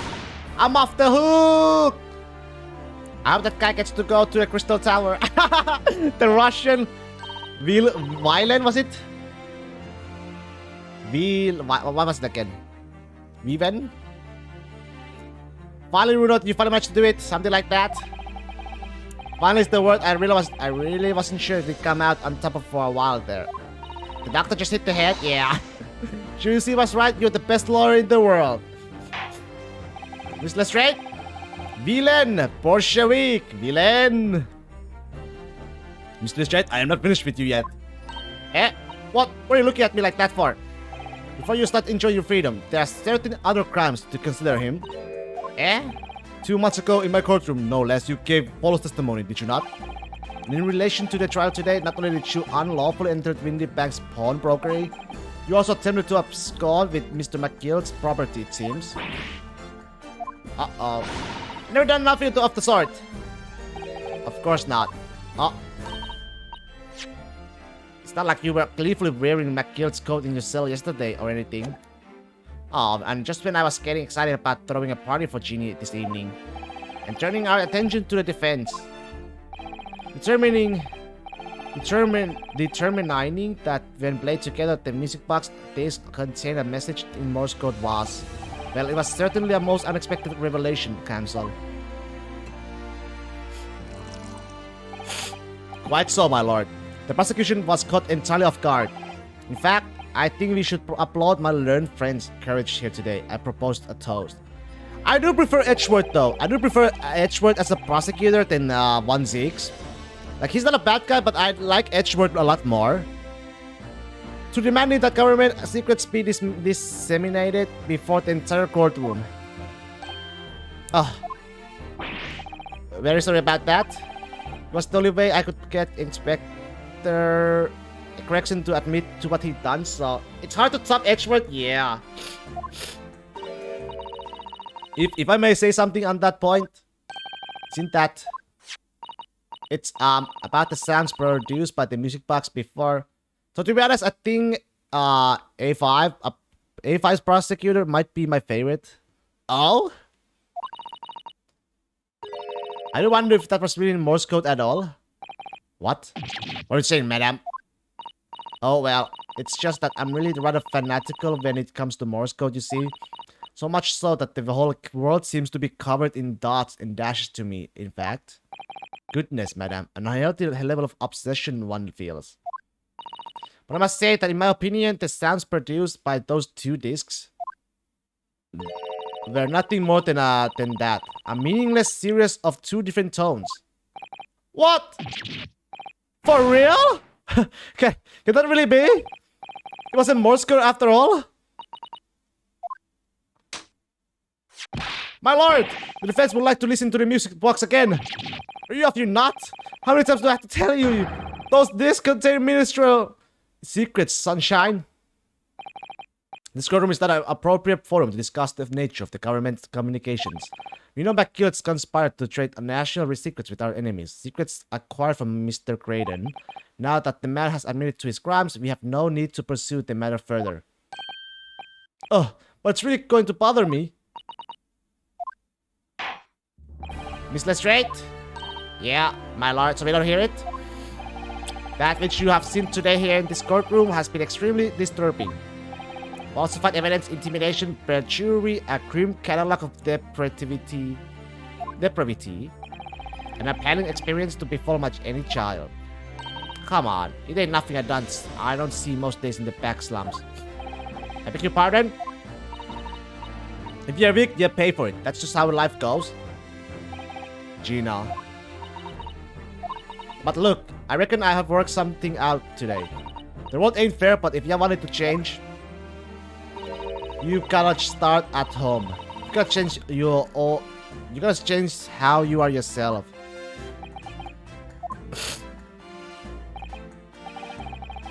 Well, that's a very laudable lesson, I would say. I eagerly look forward to reborn again, Miss Lestrade, never gracing my courtroom with her presence again. Now, with regard to the murder of the Mr. Pop Windipack, proprietor of a pawnbroker business on Baker Street, I hereby declare the defendant, Miss Gina Lestrade, not guilty.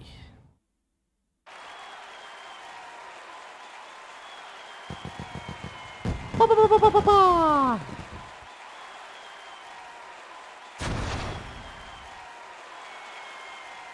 Boom! She shot.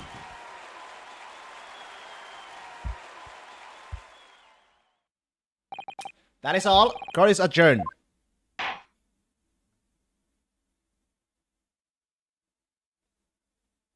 Oh.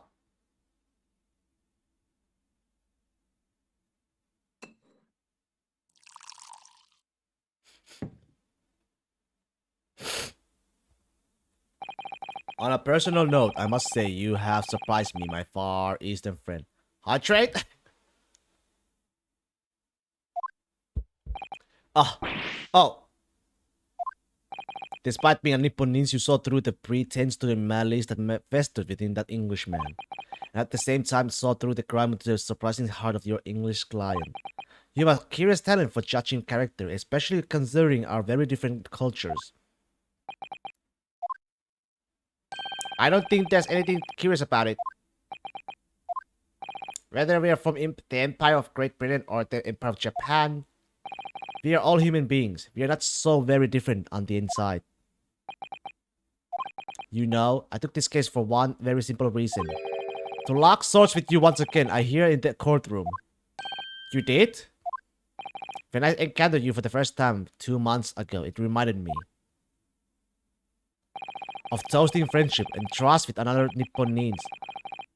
Only to find my trust betrayed. Through you, I hope to look into the eyes of the man I once knew and try to understand. Oh, Kazuma, maybe?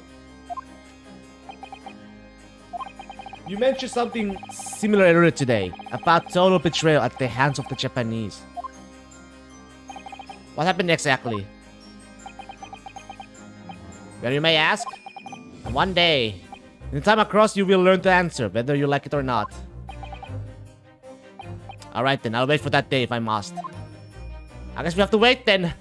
Maybe in the second game, maybe?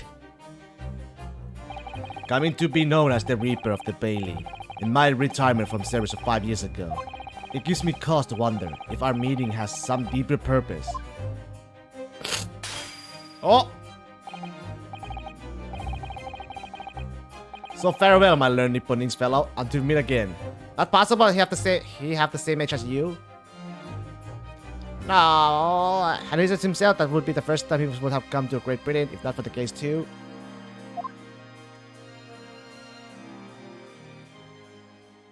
See you around, One Zeeks.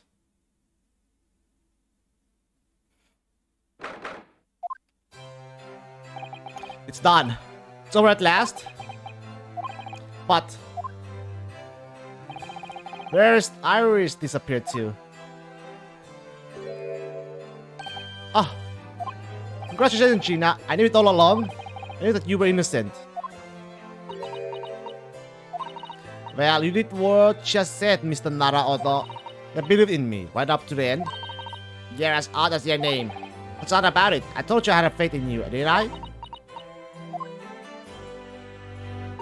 No one ever has before, see? Kept the promise, I mean, probably. It's awful. I figured something out today. All my life growing up in the slums, I have never trusted no one. That's just because I've been scared of being stabbed in the back. I mean, the more you trust someone, the more it hurts when they let you down. Yes, I think I can understand that. After all, I had a taste of it in the trial 2 months ago. I chose to trust someone and paid for it. That betrayal left a big scar. You know though, Gina, I worked something out quite recently too. Trusting someone else is really an exercise in learning to trust yourself. When your gut tells you it's the right thing to do and you trust is rewarded, there's no better feeling in the world. I think I have you to thank for reminding me of that valuable lesson. Oh, well, if you say so, don't make a fat lot of sense to me though. I'm trying to say that putting my faith in you, Gina, has been a real pleasure. For crying out loud, pack it in! But I suppose I sort of feel the same way. I mean, sometimes trusting someone else is, you know, alright. Thanks.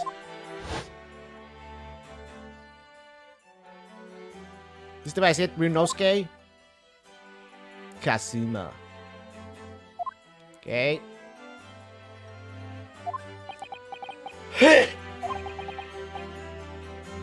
After this experience, I'm starting to feel like I understand what you mean, Kazuma.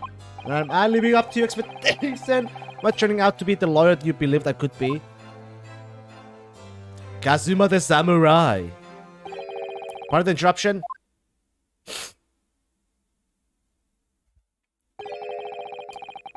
Wait, what's the... Sherlock! I mean, Herlock.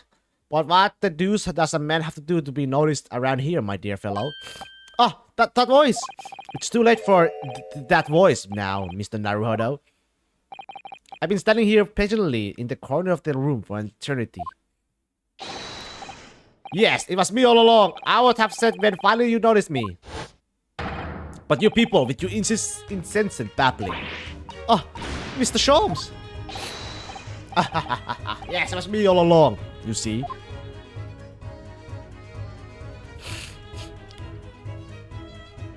I assume you've been taken back to the hospital, to be honest. Neither was, but I managed to escape again. Oh, I happen to be aware of 1 or 2 foibles of the doctor who was tending to me. I merely made my knowledge of them known to the man, and he happily issued me with a leave of absence. How very above board. But enough of my adventures. That was a fine victory, Mr. Naruhodo. Your tireless efforts just justly rewarded, I feel. Congratulations are in order. As a close friend, I tip up my hat to you. At you? Oh, thank you. Some great detective you are. Great at being cold as ice, maybe. Have I irked you in some way, Miss Lestrade? While you've been having a snooze in your nice soft bed, some of us have been fighting for our lives. Ah, well, that bullet did cause me to lose a substantial amount of blood, it's true. So I have indeed been feeling somewhat cold. Not perhaps as cold as ice, but, well, have a feel. Could you take your hands off my neck, please, Mr. Sholmes? And in some way, I suppose, congratulations are in order for you too, Miss Lestrade. What's that supposed to mean? Why so half-hearted? Well, naturally, it is my intention to alarm you, but... Naquato in trial with that particular prosecutor is perhaps a little precarious. Well done, Mr. Sholmes, not alarming in the slightest. Oh, the Reaper, you mean? Because anyone who's found not guilty is in a trial here. He was working on warrants of death anyway, is that it? The very point I was trying to make? And exemplified by the fate of Mr. McGill, in fact. But of course, I pay no attention to such an irrational retrieval myself. Yeah, well, don't bother me. Oh, really? course not. The way I see it, the Reaper's a bit like I'm upstairs. Him upstairs, you mean like God? Yeah, I'm upstairs knows what's what, right? He knows what people are like on the inside. He won't have got the wrong end of the stick. There are some coves like that bog trotter who are rotten to the core. At the end of the day, I'm upstairs makes sure they get what they deserve. I suppose it's one way of looking at it. Divine justice is one thing though. The Reaper taking matters into his own hands and reclaiming lives is another. Well, I ain't like the McGilt all these words, so I'm scared, so I got principles, see? Well, McGill would have been dead either way. Reason. Star for some Irish blood. A trait in which you to be admired, Miss Lestrade. Oh, just give me a rest, alright. Oh, my nose is so runny.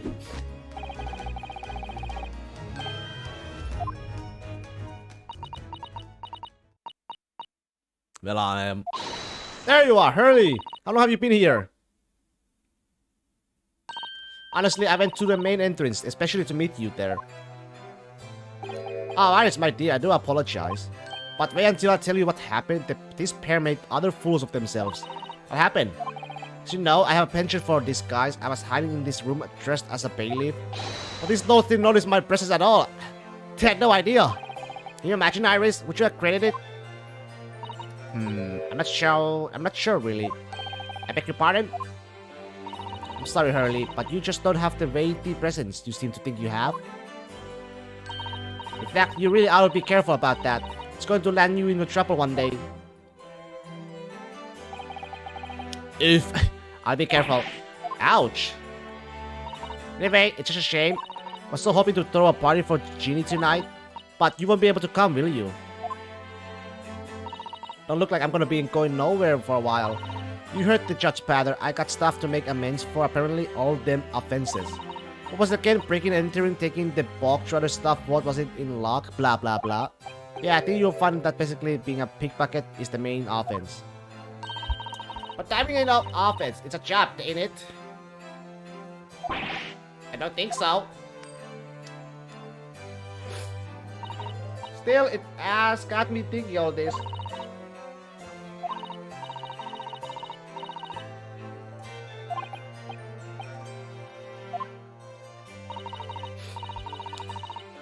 Anyway, I reckon I could make a change. I'll do something for all them look a lot like me from the slums, something that makes a difference for them. That's a wonderful idea, Ginny. I'm sure you can do it. That makes a job. Objection overrules. Overruled?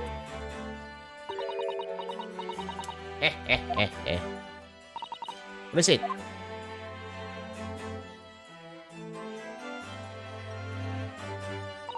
Nothing. Miss Gina Restraint. The prison carriage has arrived, ma'am. Come with me to the rear gate at once. Right. Well, looks like I'm off then. Yes, goodbye, Gina, and good luck. Otto? Yes? What the? Don't shoot!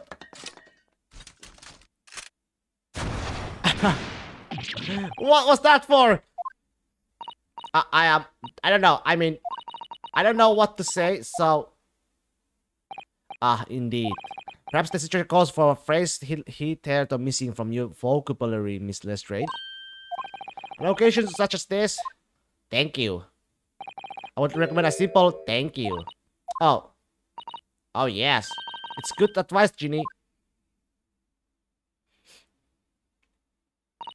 Right, I see. Well...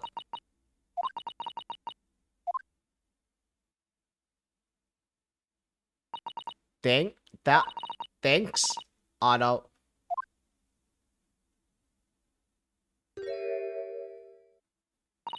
Thank you for everything, for what you have done, for believing in me. Not at all. In fact, that should be my line. Thank you, Gina.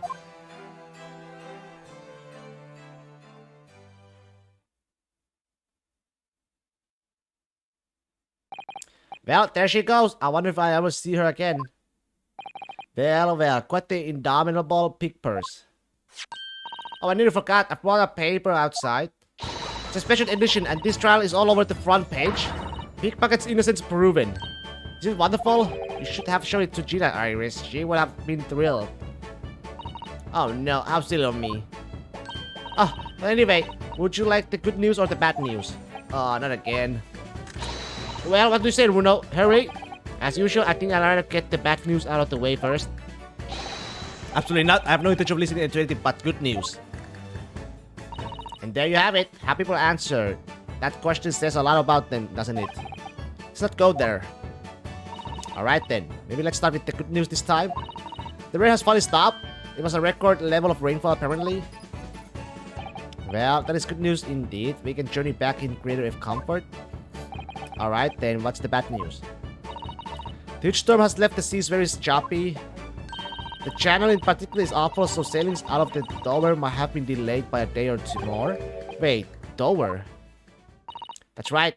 If we head to the station immediately, we may still make in time to wave Susie off.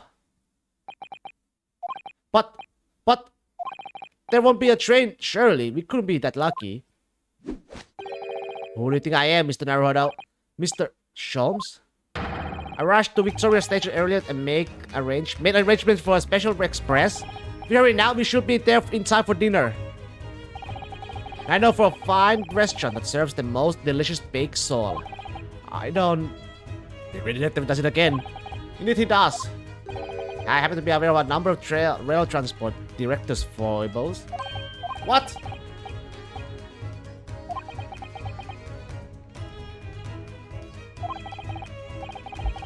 It's an idea, but it might be advised to stop manipulating people that way. What are we waiting for then? To London, Victoria!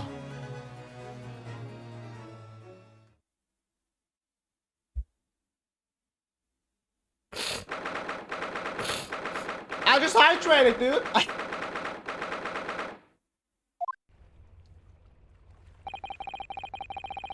That took somewhat longer than I had anticipated. Susie's boat must be about to leave now. Hydrate more! No! Miss Susato, where are you? There she is! Over there, look! Looks like she's reading something. So, refund me. No! Get scammed! Scammers! Miss Susato, wait, what are you doing?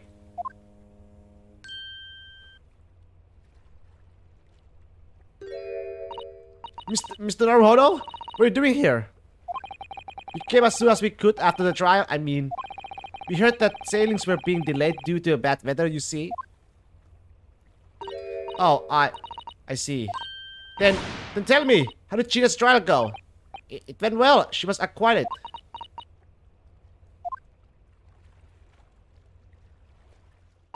That's wonderful. Really wonderful news. The book you were about to throw in the sea was your encyclopedia of British law, wasn't it? Oh dear, I was hoping you hadn't seen that. I'm not worthy of practicing law in any way now, so I was saying my final farewell. You'll say goodbye to law? You, Susato-san? Would I be correct in assuming it's because of the people, Miss Susato? I deliberately altered the scene of a crime and then I tried to hide the fact. What I did is other if unforgivable. That reminds me. How did you even come to have this, Susie? On the evening of the incident, Mr. Shums had invited Gina to dinner, if you remember. Oh yes, we had a wonderful time. Well, Gina gave us a little introductory lesson, didn't she? To the art of pickpocketing, I mean. Oh, that was so much fun. I stole Bruno's armband. Yes, please don't do that again, Iris. That band's very important to me. But if it's so important, you should pay more attention to it. You didn't notice for ages. I thought it would be fun to see if I could take the cat flap pomade. So I put it up my sleeve. Really? And then I rather forgot about it until I found myself in Mr. Windyback's shop later that night. I see. And then...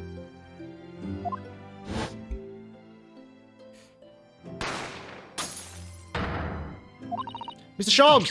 Mr. Sholmes! Leave me, Mr. Naruto! Right. After Mr. Naruto had left the shop, I started thinking that door started to play on my mind. The storeroom door, you mean? Yes, if Gina was anywhere near the shop, I realized it could only be behind that door. And at that moment, the little device that I had on my sleeve sprang to mind. I was so worried about Gina, I simply had to know. So you used the cat flap pomade to make the peephole in the door. As captured in a photographic print of the shop. By one of Hurley's red-handed recorders. Indeed, it was the first importance at that point. Precisely when the peephole was made, that information would prove to be Mr. Naruto's greatest weapon. Though naturally without proof it would have amounted to nothing. But when I looked through the hole in the door, the sight that met my eyes made my blood run cold. Thoughts started to run through my mind. I remembered the trial 2 months earlier, the trial of Magnus McGill. I thought about how he had manipulated the evidence, arranged false testimony to secure his freedom. It made the British justice system feel very dark and sinister to me. And then, a terrible thought occurred to me. What if some wicked criminal was planning to do the same thing now? So yeah, Susanoo did a freaking Death Note gambit here. Totally foresaw everything. Because from the appearance of the crime scene, it looked exactly as though Gina had shot Mr. Windy back. Exactly. Even though I was sure she would never have done such a thing. You were worried about that the true culprit would try to frame her for the crime? She's smart! That's why she's the #1 assistant. It would be very difficult for anyone to give false testimony in this case. What do you mean? Well, the crime appeared to have happened behind the door of a locked room. For someone to claim falsely to have witnessed it, there would have to be a way to see beyond the door. Oh! For which, a peephole would be the very thing. She was the seer for this game of werewolf. Only the peephole I had made wasn't actually there until after the crime had been committed, of course. And the criminal would know that, so it wouldn't make any difference. But the possibility of a rather ingenious trap was there, was it not? A trap? Is that why she did it? So is that why you kept it a secret, Susie? You never mentioned that you made the peephole to anyone, not even to the police. I know. And I knew at the time when what I was doing was wrong, a criminal offense even. That's why I decided to confide in Mr. Sholmes. Mr. Naruto was completely locked back into a corner with no other possible means of escape. The truth about the people could save him, that was my plan. She really does think of everything. But then, why didn't you just tell me everything before the trial began? My dear fellow, you're not thinking straight.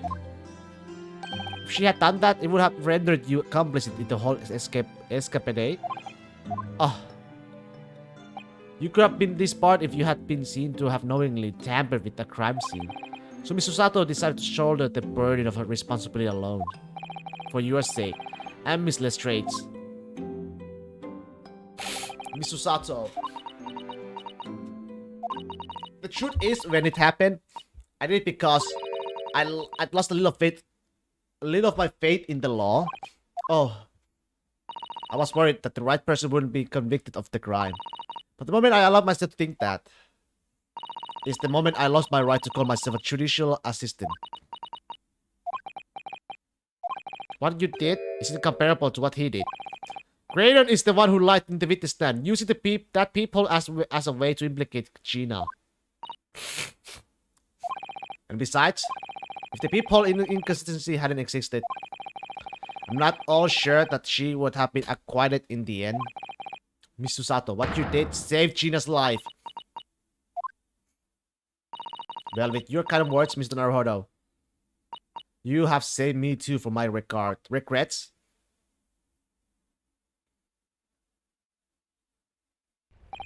Well, we must all be thankful that Miss Lestrade's freedom has been reassured. Yes, exactly. Although some of the loose ends in that trial will continue to play on my mind, I'm sure. But the relation that the music box disc contains secret messages, Mr. Naruhodo. Well, I tried to work that out. I'm full of admiration. Well, actually, that argument wasn't quite as compelling as I thought it was. Oh, it wasn't? There was a communication officer among the jury members, you see, a telegraph operator. She said that the majority of the sound on the disc were just meaningless tones.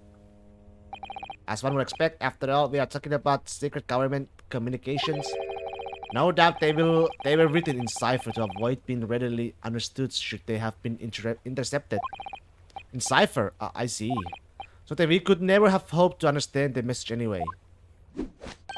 Nonsense, my dear fellow. It's got a zero-pipe problem, I assure you. A. So, G. Asogi!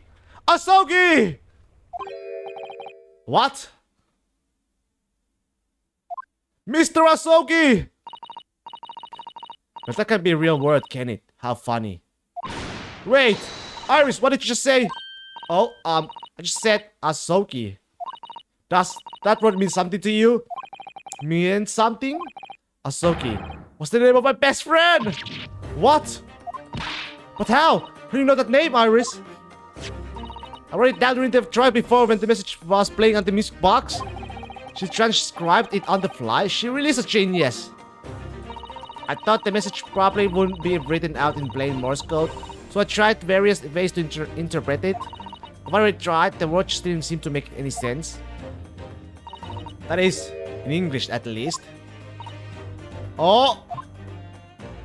It suddenly occurred to me, you see, there's more than one Morse code, not just the English variety. Various countries around the world have altered and added the Morse code to use it in their own languages. I don't believe it! Are you saying... That's right. I only actually seen a chart of Japanese Morse code once before. But I think it's based on the Iroha bangram, isn't it? You mean to say that in Japanese Morse code, the message says Asogi? Yes, I think so. Sorry, but I don't remember all of the Japanese Morse code. Iris, would you let me see that? Susato, do you know it? Do you know the Japanese Morse code? Yes, I spent some time studying it. Because I'm quite sure Morse code will become ever more important for the international communications. Then might I recommend, my dear madam, that you focus your efforts on the English version. Be that as it may, Iris, show me the message, please. Of course.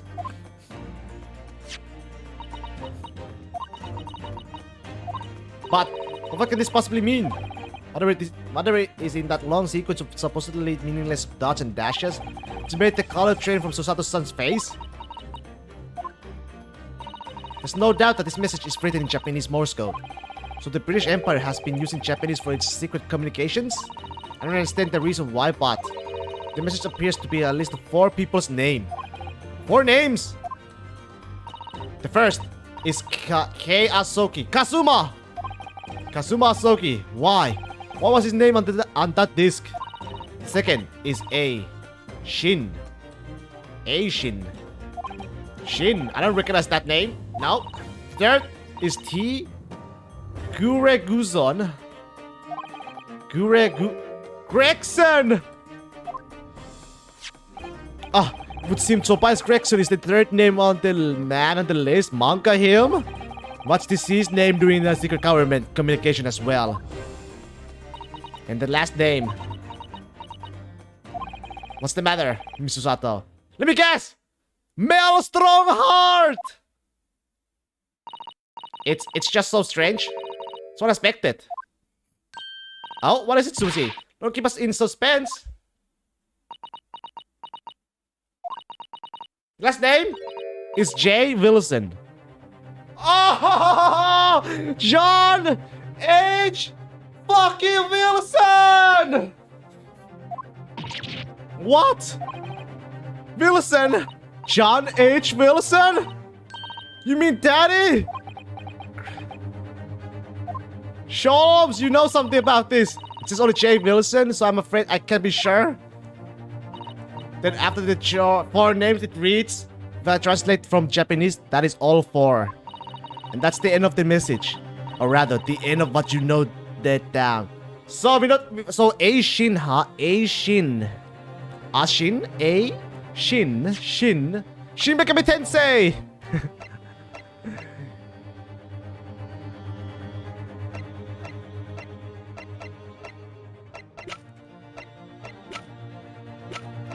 Ashin! Asin! Sin! Sin.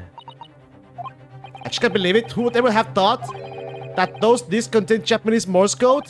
Not to mention a strange list of some disturbingly familiar names. It would appear that this particular message is a communication of some kind of between Great Britain and the Empire of Japan. So, that it could be in Japan then. Where Sushi and Runo come from? That is... Oh, well. No, it's not very likely, really, is it? I mean, there are thousands of people with the surname Wilson, and there must be lots of J's among them. Professor John H. Wilson, visiting professor of medicine at the Imperial University. But we can't tell Iris about that now. We just can't. It's so strange. Somehow, in solving the case of the Mr. Windybank's murder today, I feel like I have rolled back a boulder at the mouth of a very dark cave. What do you do of the list? What do you do of the list? Nothing. I have no idea. I do wonder if perhaps it's a dark cave that we shouldn't go wandering inside. Find out on the next episode of Dragon Ball Z.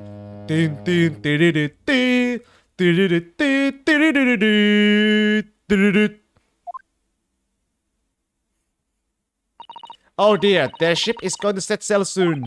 Yes, it seems so. I'll sail on that steamship first to the port of Dunkirk in France. Then I'll change onto a larger passenger vessel bound for Japan. Oh boy, I cannot wait to play the second game now. No more Susato. You're really going then, Susie. Susato, goodbye. We wish you a safe passage, Miss Susato. Godspeed! Thank you so much. I wish all of you the very best. Miss Susato, I had hoped to have you always at my side, to guide me and support me. Please marry me.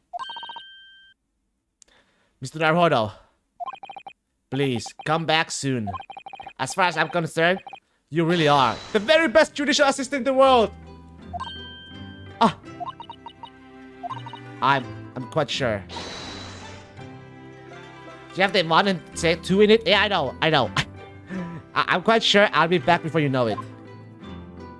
Really, Susie? Oh, now don't forget, Iris. I made you a promise I get to fulfill. A promise?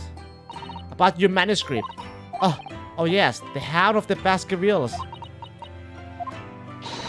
Well, I'll be waiting for you then, Susie. A promise is a promise. Definitely, Iris.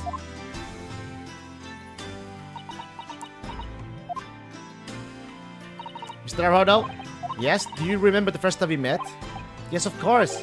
At the Esperia, when I was dragged out from that wardrobe, still half asleep. If I remember correctly, you threw me halfway across the cabin with a Susato takedown. You know very well what I'm talking about after that. It's strange, but being thrown together as we were in that case, as someone felt us straight away. That you were the perfect person to continue Kazuma-sama's great legacy. Miss Susato. And my instincts were right. I really want to believe. No, I'm sure that I'll be back soon. Farewell until then.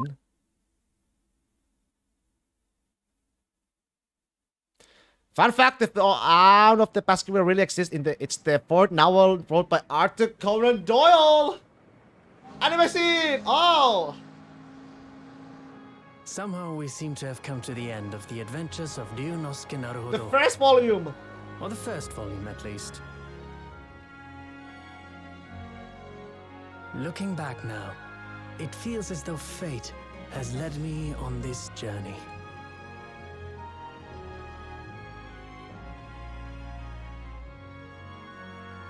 Wave! Fate led me to becoming a lawyer, to traveling halfway around the world, to meeting the great detective. I'm sure there'll be trials and tribulations ahead. Of course there will. Well, what do you think of this case? A solid case. Whatever happens, I know I'll be able to turn my Still, so fortunes far, I around. gotta say, case 3, for sure, top one. At least for me, top one, case 3. It was such a After all, case 3, isn't it? No. the It's greatest not friends in the my world. opinion. on my side. Case 3 was such a top tier. It was a plot twist for sure.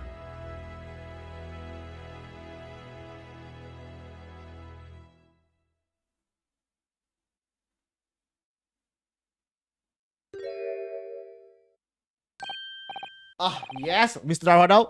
Yes, Mr. Sholmes. I have some rather awkward news. The railway company has decided to sue over the special express train. Apparently? Huh? Because such a commotion on the line, all the other trains had to wait at stations. Can we forget the typical ending for Ace Attorney K? But really, would never have made it to a double in time otherwise. Anyway, I explained everything and how it was all your fault. Huh? I believe a formal complaint should be delivered to your office tomorrow. But not to worry, my dear fellow. According to Mr. Sato, you love defending yourself in court? What? It's alright. I'm perfectly happy to testify. He really didn't look like the sort of man who'd do something so outrageous. See? Mr. Sholmes? Yes? A word, if you don't mind? Why, certainly. Any word you like. Bellow it out, my dear fellow. Oh, yes, I love Bruno's words, and I know just the one he'll use here. You were really thrown under the train now? Then, I really must say, take the sword out! Objection! It's the game, right? Skip this! Skip it. Is there any crazy? Probably not. Skip it. Well, too late. Already skipped! Hey!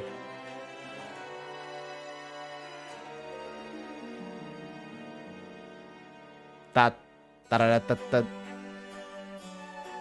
Alright, bathroom break.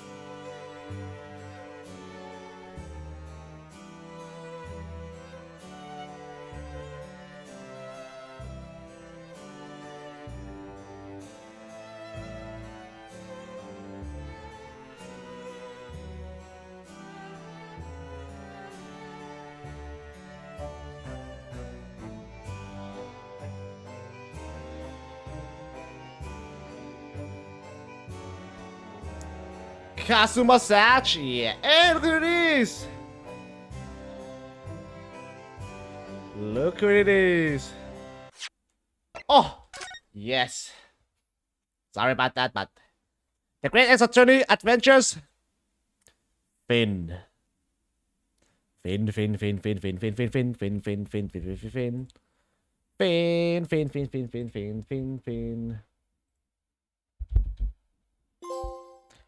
A fleeting farewell. Oh, hey, look at that. Beautiful.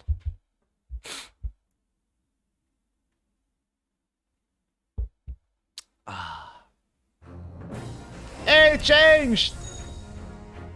Are you French, by the way? Wonder why they use the French word right here? Where? I didn't see it.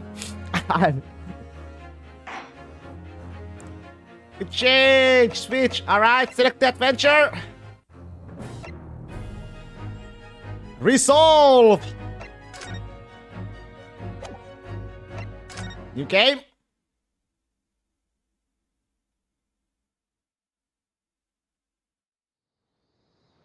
Anime scene again!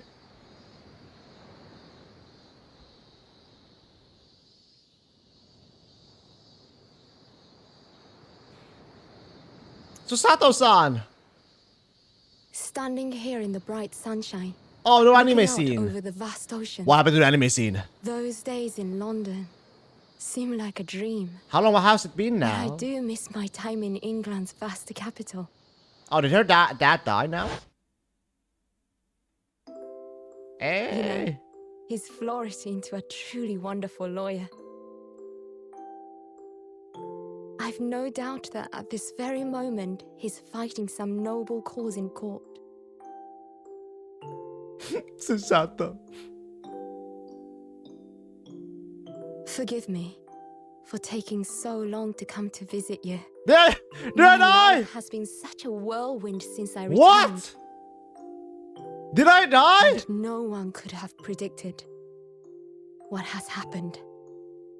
What Just the 2 months after arriving home. I find myself faced with another awful crime? Oh, shit. Hey, is it that? So I came here today to ask something of you. Tomorrow, I shall be standing in court What? for the only time in my life. As a lawyer. What?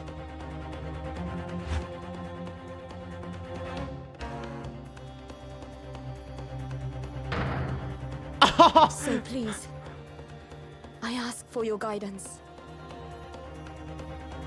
Kazuma-sama.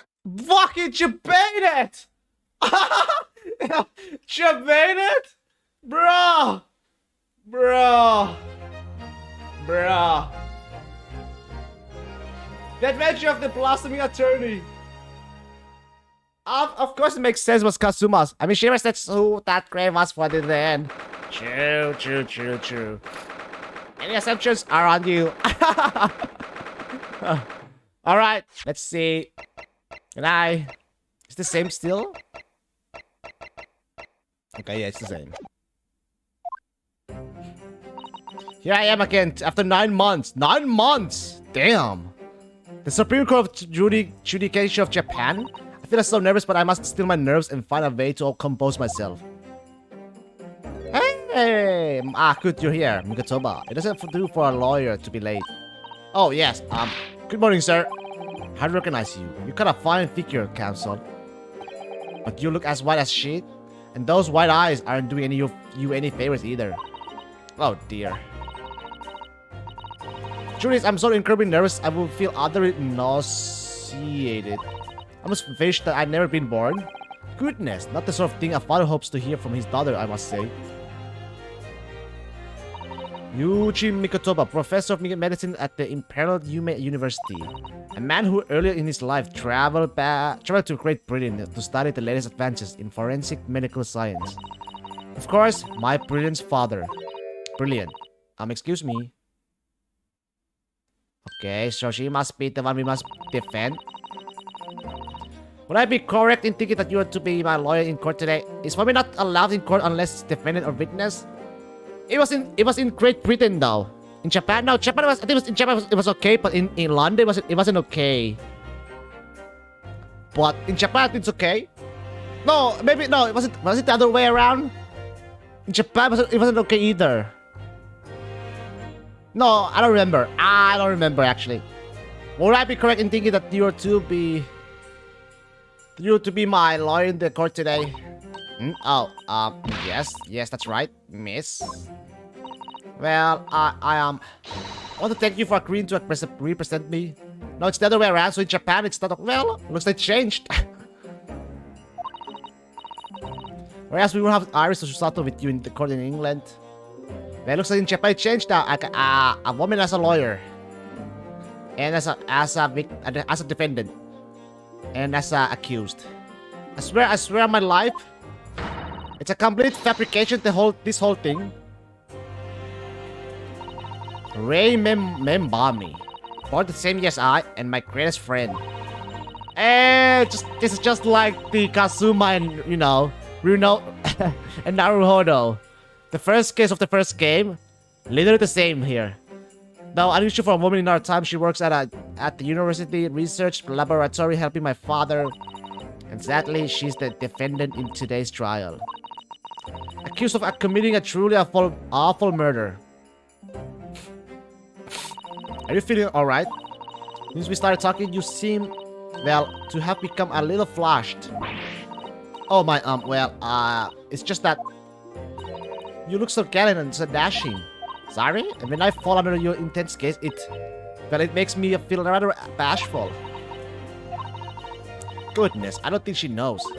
She hasn't realized who I am.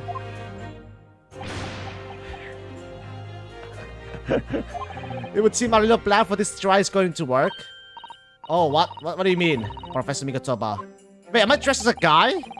If even your best friend can't see through the disguise, I think we can relax. Disguise? Yes, I never tried to dress in this way before, of course, so I wasn't sure how convincing it would be. But this does make me feel a little relieved, as you say, Father. Father? What? Is that you, Susato? I'm so sorry I didn't say something. Say something sooner, Ray. It's just that. No, what are you doing? What's going on? What?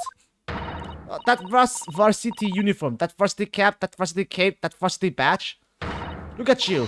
You look for all the world just like a student of Imperial Human University. A male student. I'm so glad you think so. It means all my preparations have been worthwhile. I woke at 4 this morning to make a start. But I don't understand. Why are you dressed like that? Well, you see, it was the only way. The only way she would be permitted to into the Supreme Court to take on your defense in this trial. My defense? Hydrate?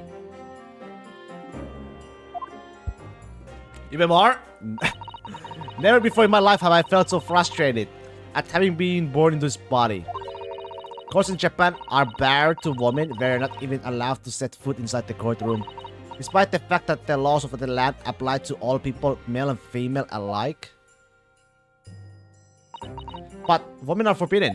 Just for today, I'll be leaving my true self at the courtroom door, so that I can act as your lawyer. Oh, Susato, you go to such lengths for me. Of course, you're my greatest friend. I just worried that I shouldn't be the lawyer you deserve. Oh no, I have complete faith in you, Ray. So strange though. I mean, you're such an accomplished judicial assistant already, and yet just because you're a woman, what a wretched reason. I mean, why shouldn't you be allowed in court? You're so gallant and dashing. Ray, please don't look at me like that with those flushed cheeks and doting eyes. Oh, I'm sorry, it's just, you really don't look so dashing. Yes, you mentioned that once or twice. You should be pleased, it means you look convincing as a man. I am pleased, I think. Certainly it helped to bolster my confidence today. Ray, you are managing to put on a brave face in all this, but I can see through it. I've noticed how your shoulders are slumped and how you are trembling ever so slightly. Susato, Japan this time was really patrimonial at this age. You do believe me, don't you? I didn't do it. I couldn't have. I mean, murder? Of course. You have nothing to worry about. Your conscience is perfectly clean. Isn't that right? Yes it is. Perfectly clean. I have absolutely no doubt in my mind about your innocence, which is why I'll stand by you until the bitter end in this trial. Whatever happens, I'll always be on your side, because that's what it means to be a defense lawyer. That means so much to me, Susato. Defendant, counsel, court is about to begin. Proceed to the courtroom at once. Well, it was the Meiji era. You should go in at once, Ray. If you're late, the judge won't hesitate to pronounce you guilty. Oh. Stand aside! I don't think I've ever seen her run so fast. Well, Susato, you have certainly surprised your father. Going to such a length to be admitted into a courtroom and with no prior experience of being a lawyer. There was simply no other way, that's all there is to it. But father, you haven't told her, have you? I mean, I'm right in assuming that Ray doesn't know how it came to this. Yes, quite right. I have kept that information from her. But would only worry her if she found out that no other lawyer would agree to take her case. I didn't want her to burden her with that. Is it true? The reason why every other lawyer is refusing to take the case? Is it really because of who the victim was? We should be making a move now too. As you know, law isn't my field, but I do what I can to support my student. Thank you, father.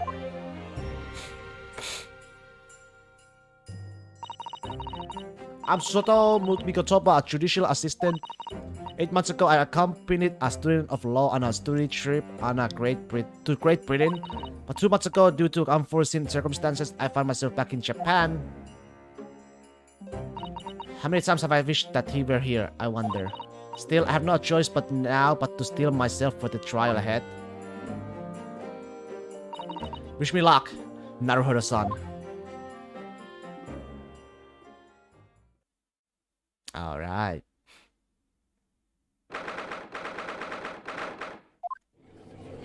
Look who it is! Aye. This court is now in session to hear the trial of Ray Membami. Ouchie pain. It's at the year 1922 at that moment was allowed in the court. Oh. Well, we gotta wait for a bit then. So yeah, around 30 years from the game. Roughly. The prosecution is fully ready to proceed, Your Excellency. The defense counsel, are you ready? Yes, Your Excellency, we are ready. Ready? Yes, counsel. According to the registered details, your name is Ryutaro Naruhodo. Naruhodo? For reals? Is that correct? What the hell? Sorry? Oh yes, I had to come up with a suitable male name for you for this little venture. So I'm afraid to say simply put down the first name that sprang to mind. Is that not love? I don't know what it is. Well, she's gonna marry me. Well, counsel? Oh, yes, that's right. That's me. Yes, I am Ryutaro, he who has vowed to uphold the pride of the great Naruhodo clan. Seems Ryutaro may need to consider how better to uphold his manly act first and not overdo it. Those wide eyes aren't doing you any favors either. Just relax and listen. Naruhodo? A fresh face in this courtroom, if I'm not mistaken. But the name Naruhodo, would that perchance be... You may be thinking of Ryunosuke Naruhodo, currently in Britain as a part of a study program. This is, his cousin! That's right. Ryutaro here has been studying in the provinces, but was called to the capital for this trial. I assure you, in matters of law, his knowledge rivals that of any of Tokyo's preeminent lawyers. Any of them! What a pitiful situation. Having been rejected by every lawyer in the capital, the accused has had to call in a country boy? How dare you, Susato? Hey! Susato is every bit as gallant and dashing as any of you Tokyo attorneys. I won't have any of you making of her. Fun of her? Her? Oh, Frey. Oh, please be careful, Ray. What an unrefined tomboy we have here. But I wonder, is your gallant and dashing lawyer up to the challenge of defending you? His white skin, his eyes very much suggest that he is not. I'm so nervous. Now that I'm standing here in his shoes, I'm starting to understand what Naruhodo's son goes through. Like it or not, eyes are wont to flit.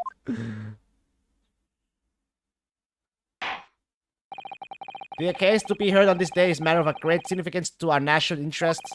In fact, it would be reasonable to assume that the outcome of this trial may well affect the very future of our empire. Just like the trial 9 months ago. Yet for proceedings of such importance, we have this unknown yokel by the dock. Dear me. Perhaps this would be an appropriate moment for me to assess the defense, to determine whether you are sufficiently competent to practice in this courtroom. 9 months ago, when a certain other Naruhodo stood where you're standing now. Yeah, we know! This same judge tested him as well. And even though he was just as a student at the time, not even of law, he passed the test with flying colors. For a trained and experienced judicial assistant like you, this will be easy.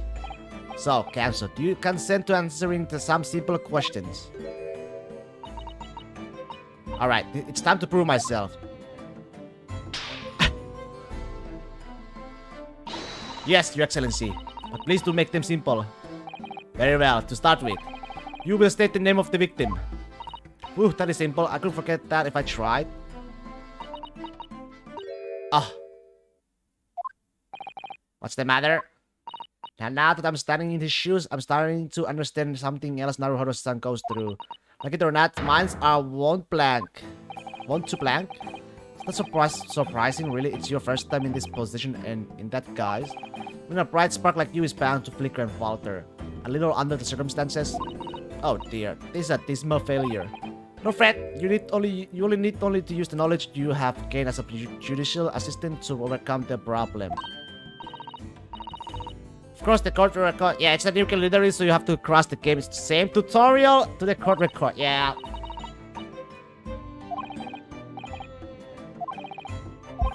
All right. Oh, what the Jessal bread? Oh, she's dead. Jessal bread. No fucking way. Wow. Okay. 11 August at around 2 p.m. ascertained by examination and witness statements. Single deep stab wound from behind, piercing a lung, resulting in a fatal hemorrhage. Death would be occurred within minutes. Extreme meiosis pupil constriction was observed in the victims in both eyes. Okay. Get the people to 25 Giselle. Yeah, he was the one who murdered Dr. John H. Wilson. Okay, what is the name of the victim in this case? Yes, Brett. Yes!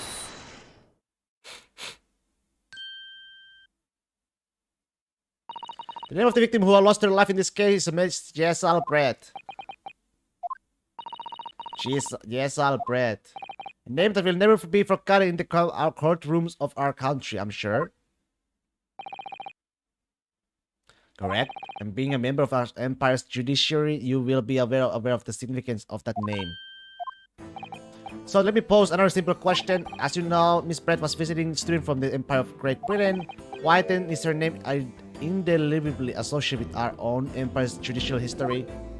Obviously, you won't have forgotten that case from 9 months ago, but if it's proving hard to recall, I know. Start everything. Just Brett. Killer. Yes! 9 months ago, a visiting professor of medicine at the Imperial Yume University was killed, and the culprit was Yes, Brett. Yes, she was killer. She was a killer. Killer. At the time, our country had just signed a new treaty with the Empire of Great Britain, and it was in the midst of this delicate diplomatic situation that the incident occurred. An Englishman, Dr. John H. Wilson, was shot dead. I believe he was an associate of yours, Professor Mikotoba. Yes, I was indebted to the man. He'd been my mentor when I went to London to study forensics medicine. Indeed, it was I who invited him here to Japan as a visiting professor at the university. Naturally, the murder of an Englishman on our soil was a matter the government wished to resolve rapidly. Indeed it was, which is why a secret trial was conducted in here at the Supreme Court. A student of the Imperial Yume University was arrested on suspicion of murder. A second-year English language student by the name of Ryunosuke Naruhodo. With the help of his best friend, a student lawyer, the accused conducted his own defense. And he exposed the despicable crime committed by Miss Jessal Brett.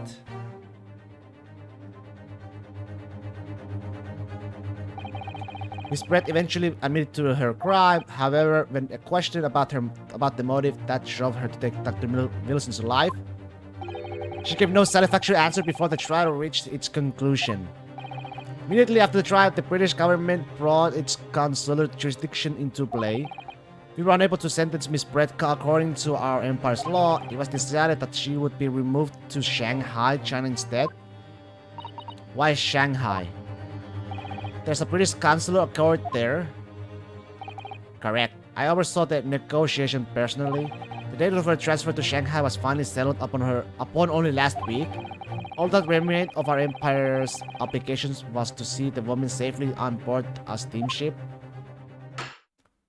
And yet, the very day before her departure, the Englishwoman was killed. Only the day before?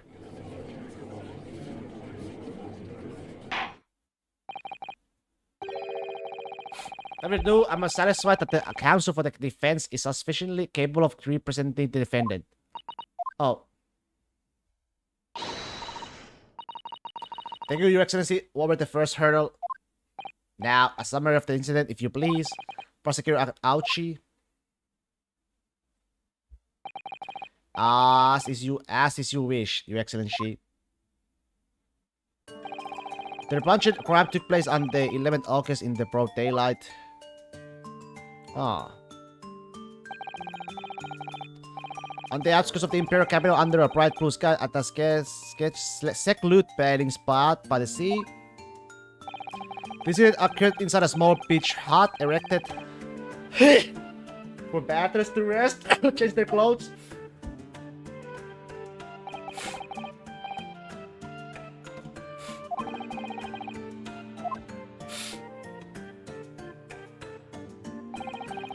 There are two persons up alone together in the beach hut at the time of the victim's death. Miss Brett in her bathing suit, bathing attire, and the accused Ray Memabi. Accordingly, there can be no doubt of the accused's guilt, especially when we consider she had a powerful motive. The police arrived rapidly at the scene and promptly arrested the young lady.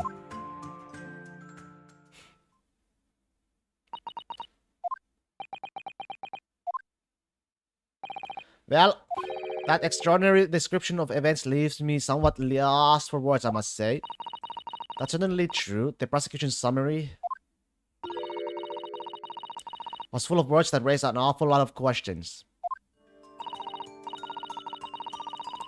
As a lawyer, I really ought to pick up the prosecution counsel on what he said about the bathing spot. If I may, Prosecutor Auchi, what do you want, you fresh-faced young joker student?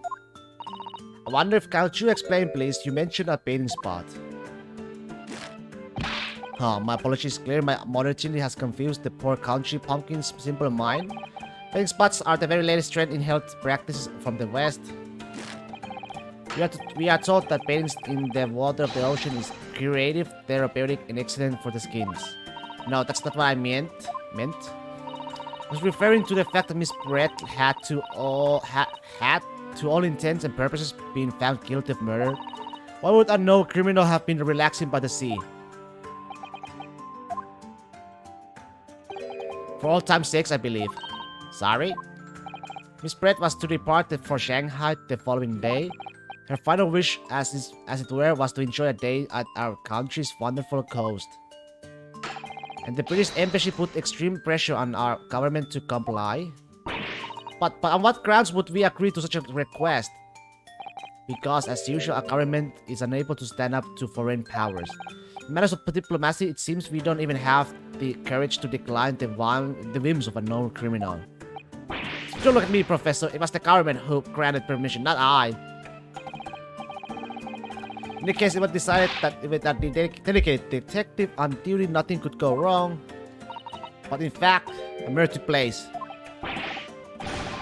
I said don't look at me. It was that young student girl who did it, not I. No one has proved that yet. I wouldn't provoke the man if you don't need to. At this stage, I need to get more information, I think. As a lawyer, I really ought to pick up the prosecution counsel what he said. Being alone together. Membabi-san. Yeah, what is it? Naruhodo-san. I'm really starting to wish we made alliance. My alliance with Taro Susato. Please tell the court why exactly you were present at the bathing spot with the victim in the first place. Why you were alone with her. Oh, well, no, that's not true. It wasn't like that at all. There were other people present, a detective who was guarding Miss Brett for starters. I was just asked to accompany Miss Brett as a companion, that's all. But let's be clear. At the moment of her death, you were alone together with the victim in the hut. You and no one else. The truth is, there's only one reason why this young woman accompanied Miss Brett on her bathing sojourn. Was the accused's last chance to take the victim's life? No, because as we know, the following day would see Miss Brett extradited to the British authorities in Shanghai. And the accused would never have an opportunity to dispatch her again.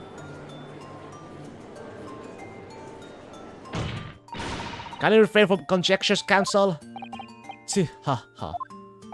The prosecution counsel seems to be enjoy using provocative tricks like that, but for now at least we need to assemble more facts. Try not to let him vote you.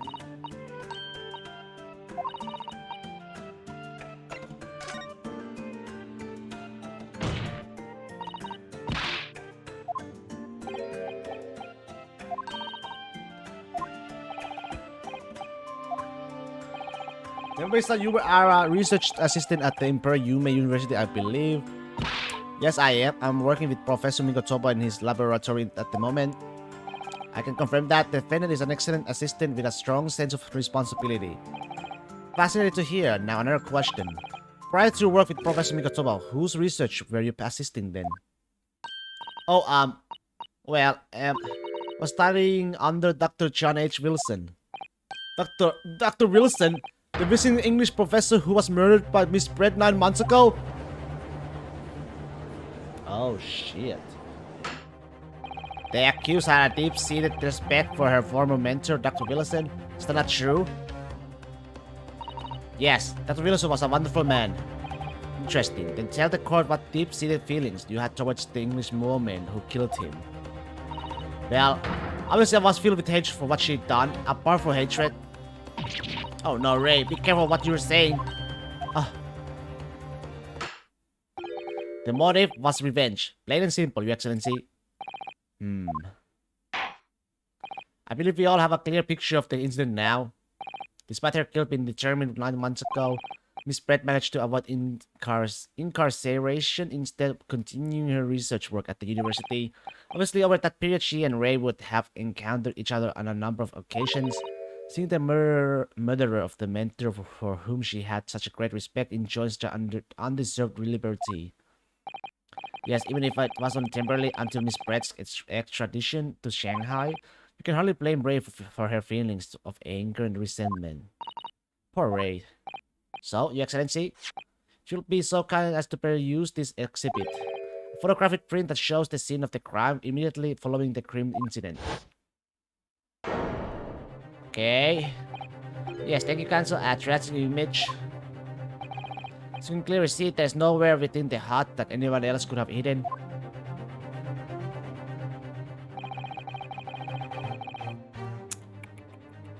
The court will now accept this photographic print as evidence.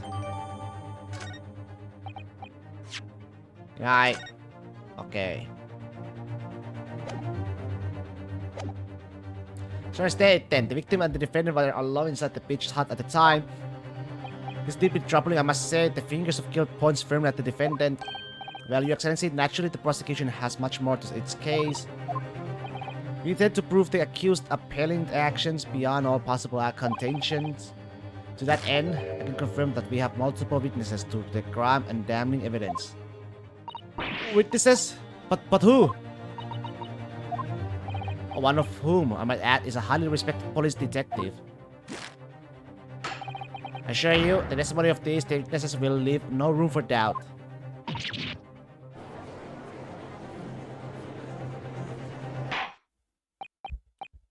Very well then, Counsel. Bring forth your witness.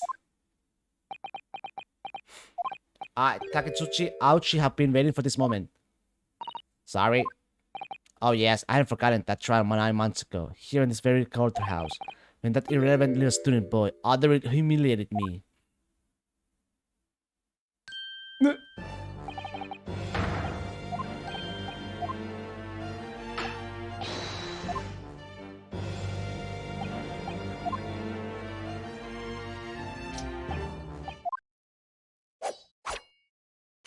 Ching!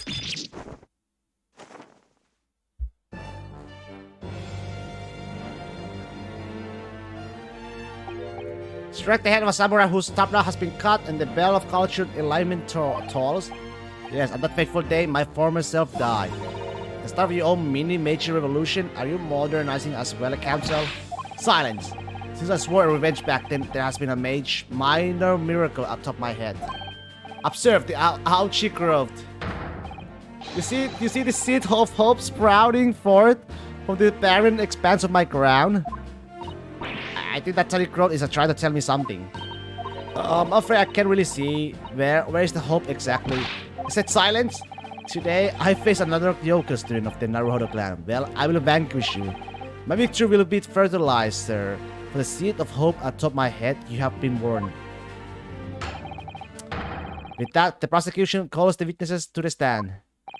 Looks like the stakes are high on both sides in this trial. A haircut is hardly comparable to Ray's life.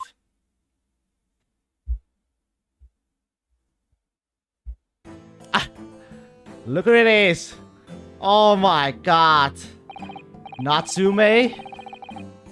Witness, please state your name and occupations for the court. Chief Inspector Satoru Hosonaka, Imperial Police Bureau. I'm in disguise, obviously, so I can go undetected. And I am, well, the next big things in books, an author renowned throughout the capital. In fact, yes. Soon to be sold out, the Saturday I Am Cat, a sensational success by Soseki Natsume. Oh my goodness. Struggling to student from the provinces, please. You need to be in awe of me. And you didn't? It's not natural that you feel nervous in my presence, but all of you, please relax. Call me Soseki even. Yes. What on earth is Soseki-san doing here?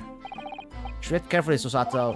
That other fellow knows you from your time in London, doesn't he? If he exposes you for who you really are, this will be over before it's begun.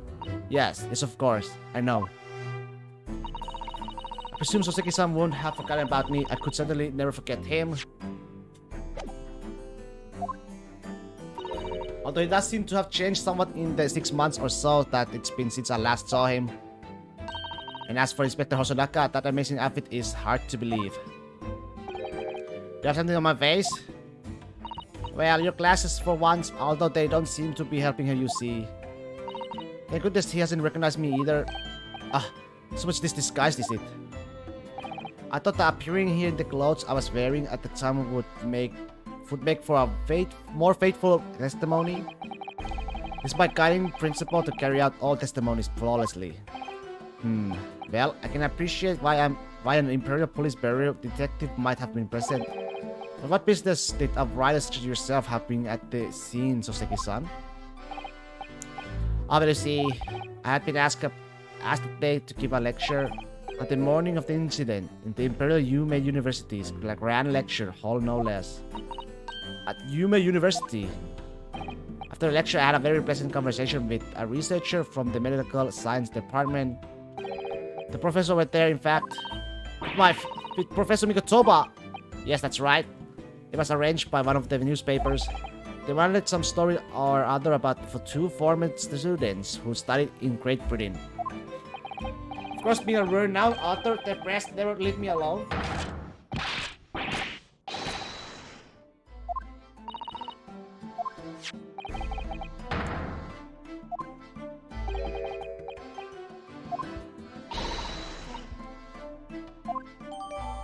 Okay. Oh.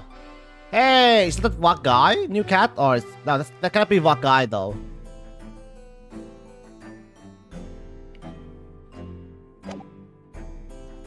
Is there a crack?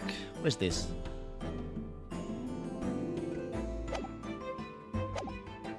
Anyway, following my interview. Oh, wait a second. The lady in the question appeared and made a very unexpected announcement. I should like to go with everyone to see your country cows. Those were her words. As explained before, Miss Brett was never taken into custody. She continued to work in my laboratory under the strict surveillance, of course. At which utterance, the university immediately contacted the government to seek guidance. The response was, permit Miss Brett to go as long as a detective accompanies her. That detective I am at liberty to divulge was me, Chief Inspector Satoru Hosonaka. Thereby, the entire party departed cordially for the seaside, it seems. It was extremely challenging to clear all other members of the public from the vicinity of the beach. Vicinity. Unfortunately, I am at peak physical fitness at the moment, so I was able to carry out my duty flawlessly. Oh my, Inspector, well, you do have something on your face now. How unsightly, I do apologize. Does that mean that you went to the beach too, Father? No, fortunately, I had work to do finish off. Fortunately, of course. Wait, what? Unfortunately. It meant that as my assistant, Ray was invited to take my place. Of course, being a renowned author, I didn't like to decline the invitation.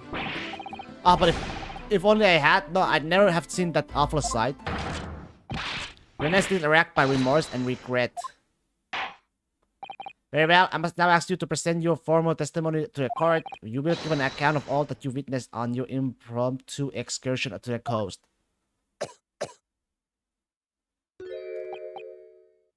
Of course, Your Excellency. Relentlessly racked by remorse and regret, I am.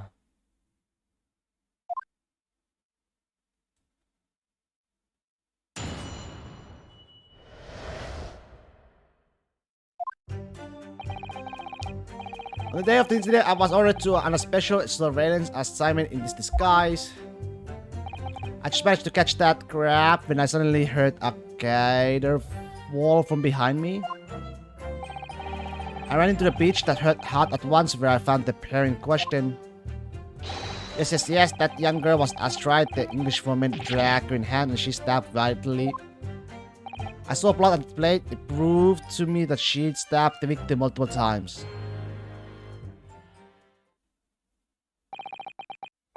Indeed, it does appear from this testimony that both witnesses up here present saw it the very moment of this heinous crime. Now, if you will recall, I promised evidence as well. What phrase did I use again? Yes, that was it. Damning evidence. What have you there, Counsel? A so-called fountain pen, is it? Correct, Your Excellency. I found it at the scene while examining the body. It appears that in her dying moments, with her final ounce of strength, the victim clutched a piece of evidence that would positively identify her killer. What? Your Excellency, if you would cast your eyes over the photographic print of the crime scene once more. Goodness me. Yes, the victim is clearly grasping something quite deliberately there in her hand. That's right, the fountain pen.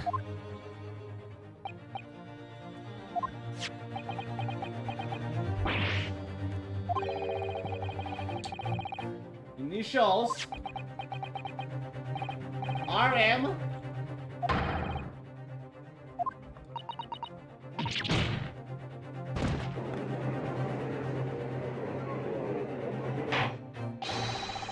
Well,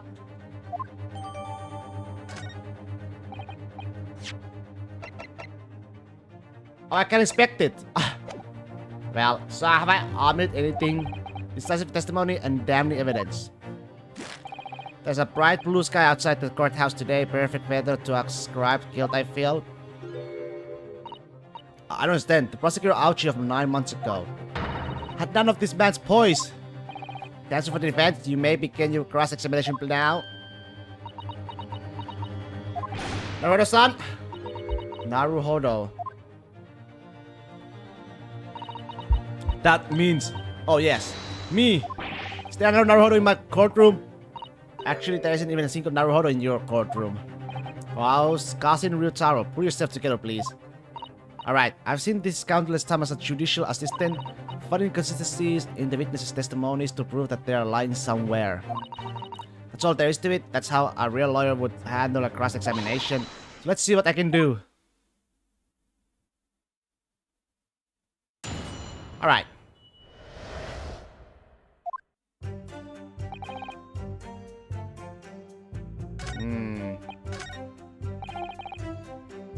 Then question. Victim multiple times? Yeah, not true. Because it was, Only a single wound was another. Yeah. Objection! Objection! With that accusatory cry that just welled up from deep inside me, I think I finally understand. Every time Kazuma-sama and Naruhodo-san have stood here at this bench, the stakes have been very, very high indeed. What's the meaning of that menacing post cancel? Oh, the new one. This is a new song. I'd like the witness to clarify something for me. Who? What? Where? When? How? Not you, Sasaki-san. Yep, this Ritaro's objection theme. This query is directed at Inspector Hosanaka. At me? In your statement just now, you said that the victim was stabbed multiple times? Yes, that's right. As I said when I entered the hut, the defendant was already standing over the victim, bloody knife in hand like a murderous demon. And yet, that cannot be... What? Get to the point, please, cancel. In the post-mortem report, it clearly states the victim was stabbed one time only. I forgot about that. In other words, Inspector Hosanaka's testimony is clearly flawed. And Soseki-san, me? Oh wait, the objection team is something else. This is a different team. I don't know the name. Yeah, this one is the objection. Oh, this one? Ooh. You claim to have seen Membami-san in the throes of stabbing the victim. Yes, I did. Finally. But both you and the inspector confirmed the same point. That there was already blood on the knife that you saw the defendant holding. Yes, and... It's quite simple. We know the murder weapon was used to stab the victim only once, therefore, there's no way there could have been a blood on the knife if that single stabbing hadn't already occurred. True. Then what exactly is your contention, Counsel? Are you ever going to tell us? Yes, Your Excellency. There's only one logical conclusion. What Soseki-san in fact saw was not the moment that the defendant stabbed the victim at all, but the moment that the defendant in fact withdrew the blade from the victim's body. That can't be! Excellent work, Susato. You exploded at Atom with that objection, and then proceeded to pull them apart systematically. Objection! Well, this takes me back. Yes, I seem to remember your causing stage a scene much like this in that shrine 9 months ago. A half-witted child with a half-baked objection, attempting to steal the show. You're right, there were certain similarities. Except that so-called half-witted child managed to outwit the prosecution, who has only half a head of hair. Slander, my hand is quite adequately dressed. In any case, all this talk of stabbing and withdrawing and multiple wounds makes not a shot of difference. What? Why not? Engage your brain, young man. The accused first plunged the weapon into the victim. That was the fatal blow. And it was that moment, just as she had withdrawn the blade ready for her next strike, that the witness saw. The knife was already stained with blood because the accused had already stabbed the victim. All you have successfully shown with your little display is that the moustached author is prone to moments of extravagance.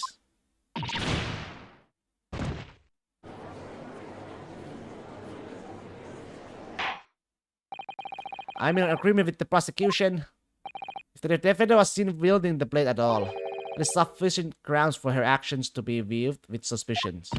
But if she was withdrawing the blade, then why are back where we started? Sorry? Consider this, young yokel boy. If the student girl is innocent as you claim, then why would she have pulled the blade from the victim and with a demon's cold-blooded composure too? The prosecution demands an explanation, and it had better be good. Why did Ray pull out the knife? Yes, going for the jugular. Huh? What does father mean by that? Let the court hear your answer then, Counsel.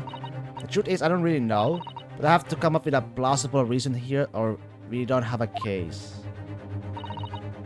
The reason why the defendant pulled the knife blade out of the victim's body was surely to show she could... Save her life, I would say. According to the post-mortem report, the victim's death was not instant. That's correct. It's thought she would have remained conscious for a short while after sustaining the injury. Indeed, giving her the time to take the whole of this piece of evidence that clearly indicates her killer. The point is, being a medical research assistant, Membami-san was compelled to act when faced with the wounded victim. Instantly, she pulled the blade out in an attempt to save Miss Brett's life. Or not. Did you hear that, Your Excellency? Would seem this is the best we can expect of this young yokel. Indeed. It's just me, or does it suddenly feel much colder in here? Your Excellency, if I may, speak witness. Would like another opportunity to testify in respect to a slip shot assertion just put forward by the yokel defense counsel. I mean, slip shot. Ha ha. An excellent idea, Inspector. A young yokel hopeful has a modicum of knowledge when it comes to the law, it seems. But in matters of medicine, he appears to possess not one iota of common sense. Very well, Inspector. I will permit your request. You will testify again before the court on the subject of the defense counsel assertion. Yes, sir. I will do so flawlessly.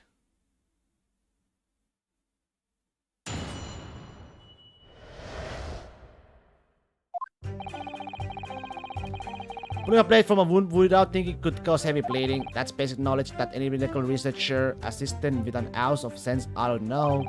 In other words, there's no good reason why the defendant would have tried to pull the knife from the victim.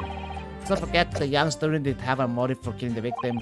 The victim murdered 9 months ago, but Dr. Wilson was the defendant's highly respected mentor. Is what you said true, Inspector? Could pulling a knife from a wound really cause the wound to bleed heavily? Yes. Yes, think of the weapon itself as a stopper in the wound that prevents the excessive blood loss. Until the doctor is ready to provide proper treatment, that stopper shouldn't be removed. Oh, I see.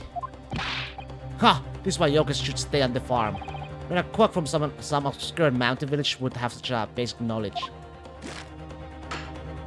Anyone who's ever given someone little poke with a knife and pull it out again knows it. Oh, well, I never stabbed anyone, you see, or pulled a blade out of wound, so... Of course you haven't. I didn't bring you up to behave like a bandit. Father, is it true what they're telling me? Yes, it's basic remedial knowledge of informatics. Ray would have been well aware of it.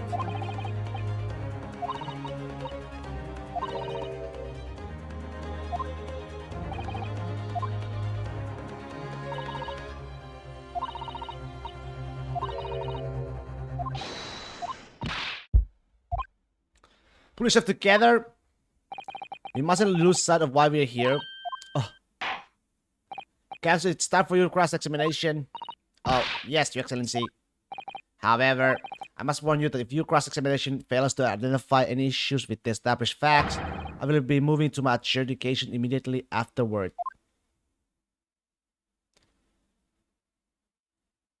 Understand. Believing in your clients and fighting for their cause until the bitter end. I knew it would be hard, but I had no idea it would be this hard.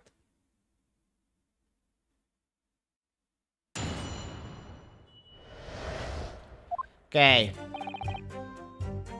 Hold it! You said doing it without thinking could be a problem. Does that mean that if you used due care and attention, it would be alright? I wouldn't have thought this needed spelling out really, but the blade is like a stopper in the wound. Remove it and the serious hemorrhage will occur. In other words, a medic would need to be present before any attempt was made to reach out the blade. Doing it without thinking would be madness. You just can't do it. Oh, well. Ugh. Back to witness testimony, please. Hold it! In that case, there's an obvious explanation here. Which is... Clearly, the defendant Membami-san does not possess an ounce of sense. What do you think about that, Professor Mikotoba? I'm not sure that you should be labeling your best friend as lacking common sense, but I thought it would be better than labeling her as murderer. I don't know, young people today. If that's friendship, I don't understand it. Careful, Council. A lack of common sense can be a very dangerous thing. Oh dear, that recoiled on me rather badly. That's life, I'm afraid. A lesson for everyone must learn. Hopefully you can see now that this is really basic medical knowledge. Being involved in medical research, Membami-san would certainly have been aware of it. Hold it! The defendant had suddenly encountered somebody she knew lying on the ground bleeding to death. The sight could have shocked her delicate sensibilities, causing her to remove the blade inadvertently. I really don't think inadvertent action can be explained this. The woman is medical research assistant. I can't imagine she would behave so irrationally. Oh, but irrational behavior is a woman's prerogative, isn't it? Oh dear, you have a lot to learn about women. Only a small-bodied man could have such a bigoted views. Oh dear, perhaps I'm letting my male persona take a hold a little too much. Well, have I managed to convey the basics now? That should cover the medical side of the argument. Kick down. Hold it! Whatever the motive, it just isn't in Membami-san's nature to do something so awful. But she had both motive and opportunity. That's very hard to argue against. But you don't know it, the defendant. Objection! I can't believe Realtor is such a misogynist. Misogynist? You say? And you, Council, do not appear to know the law. Yes, evidence is the only way to convince the court of your argument, not feelings. With this fletching to defend her, I would almost say I pity the accused. So do I. Uh-oh. Inspector, you will reiterate your point about the defendant's motive, please?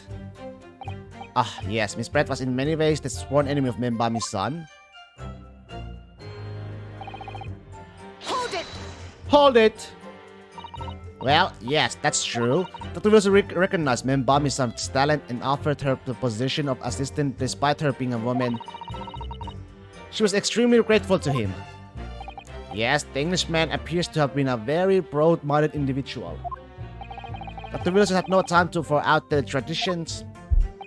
He met with the opposition, of course, but he believed firmly in Membami-san's abilities. Clearly, the defendant was in the man's debt, which only serves to prove my point. It's hopeless. I can't find a single crack in these testimonies anywhere. Fred knew that withdrawing the knife from the wound would threaten the Miss Brett's life further. I just can't think of any way to explain why she did it. So that's not, it's at times like these when it's especially important to remember the fundamentals. The fundamentals? Evidence is what counts in the courtroom, isn't it? Of course, but I've been taught the court record dozens of times already. I think perhaps you're forgetting something though. You need to take the evidence at face value. You can and must examine it in a greater detail too. Realize this is your first time playing the role of lawyer in the courtroom, so if you need reminding of... Yeah. I know what to do. Kazusa and Naruhodo-san were always turning evidence over and over in their hands. Yes, I need to examine. Yeah. But the look in your eyes, I see it's coming back to you. Go to the court record again and have a thorough look at everything. You may have just found a clue. Yes, I'll do it straight away. Alright. The only one I can do is this. Okay. If you take off the pen's lid.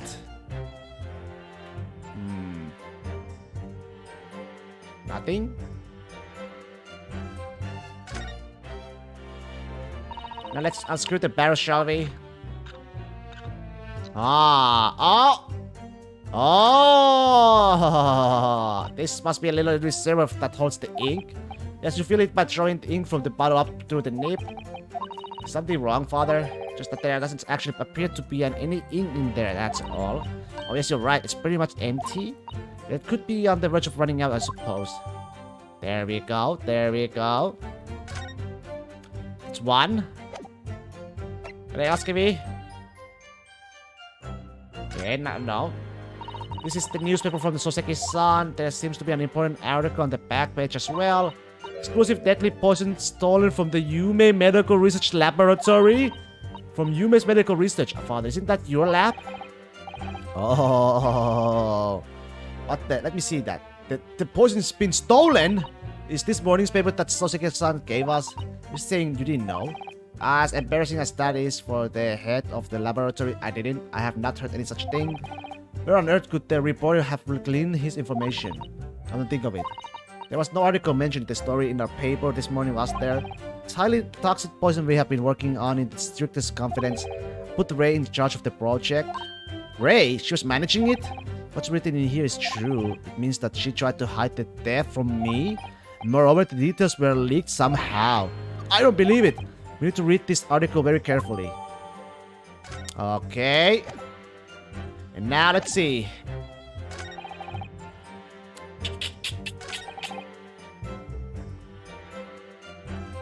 Oh, I think I know.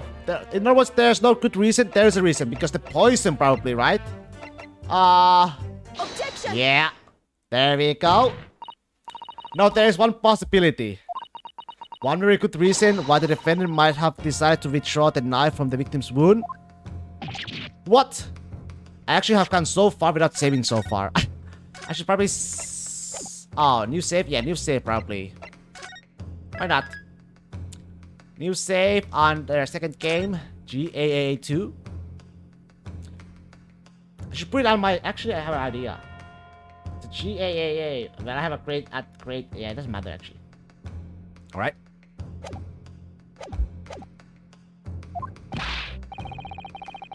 The Yoker not only has a poor grasp of the law, but is also a poor loser. Tell us then, what possibility do you think you have identified? It's here. In this newspaper article, an article about a deadly poison having been stolen from a laboratory at the Imperial Yume Uni. Objection! The victim perished from a stab wound. Poison has no relevance in this case. But, Prosecutor Auchi, you will let the defense speak. But a newspaper article, the court cannot rely on the kind of errors hearsay those wretched publications carry. Counsel for the defense. I am going to need some tangible basis for your claim. You will indicate to the court precisely what part of the newspaper and article mentioned affirms your assertion. Your Excellency? Yes, of course. Thank you. Ray would never have done something to further endanger Miss Barrett's life without just cause. The reason why the defendant pulled the knife from the victim's body is explained in the article where it says... it's either the first one? I don't remember...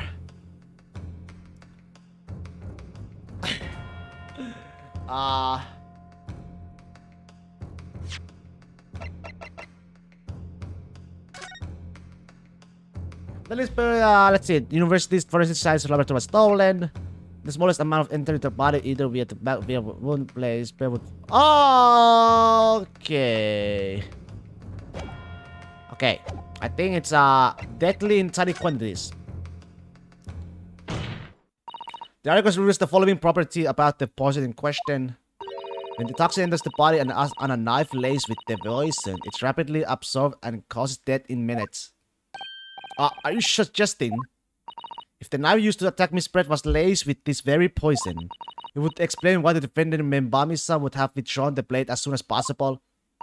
Yes, the truth is, it was an attempt to stop the poison from entering the victim's body. What? Objection! This is complete and utter nonsense. Not at all. The defendant withdrew the knife blade from the victim's body not to accelerate the woman's demise, but to save her life. The prosecution cannot deny the possibility. Have you not read the post-mortem report? The cause of death was hemorrhage. The word poison appears nowhere in the document. Well, but it's because by acting quickly to remove the blade, the defendant prevented the poison from taking hold. Objection! Oh, please, this is definitely desperation. The vessel. Let me see. Extreme meiosis, pupil constrictions was observed in the victims in both eyes. And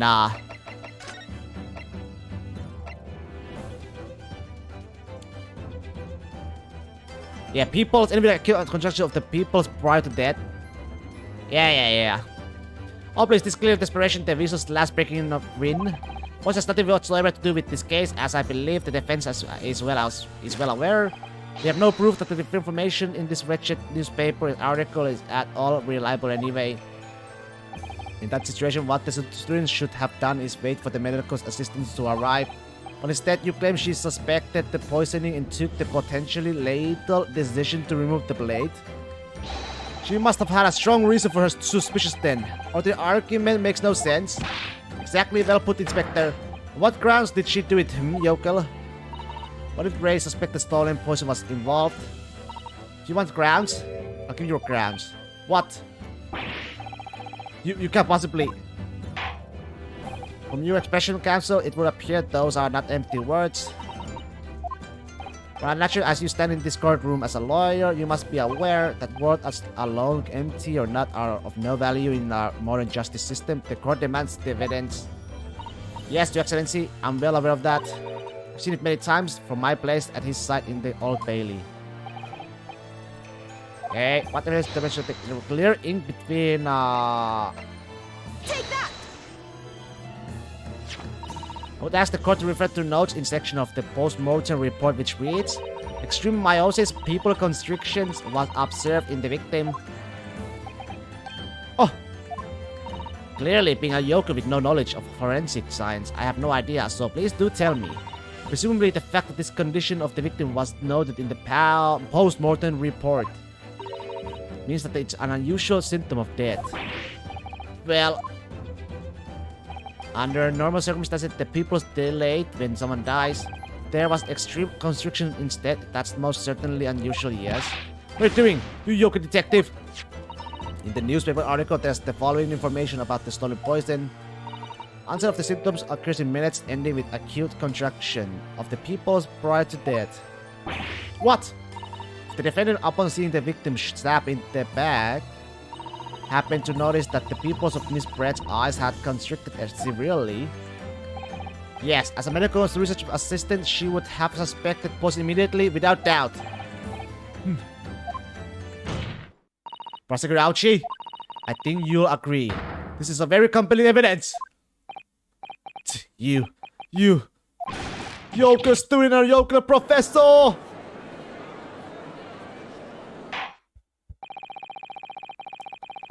I believe the defense has expertly demonstrated a credible reason for the defendant's action. No. Yushin Mikotoba. Yes, Your Excellency. I believe you are best placed here to confirm or deny the veracity of the defense counsel's argument. You will tell the court the truth about the details reported in this newspaper, please. It pains me to have to admit it, but I'm afraid I don't know. You don't know? The taxi was kept under lock and key in my laboratory, certainly, but I was unaware of any theft. Do you mean to tell the court that the reports of this theft are unfounded? No, Your Excellency. Without returning to the laboratory to investigate myself, I couldn't say. Huh, listen to the bumbling of academic. Unaware of the theft of secret states research from his own workplace until he reads of it in the newspaper. I take full responsibility for the incompetence of my supervision.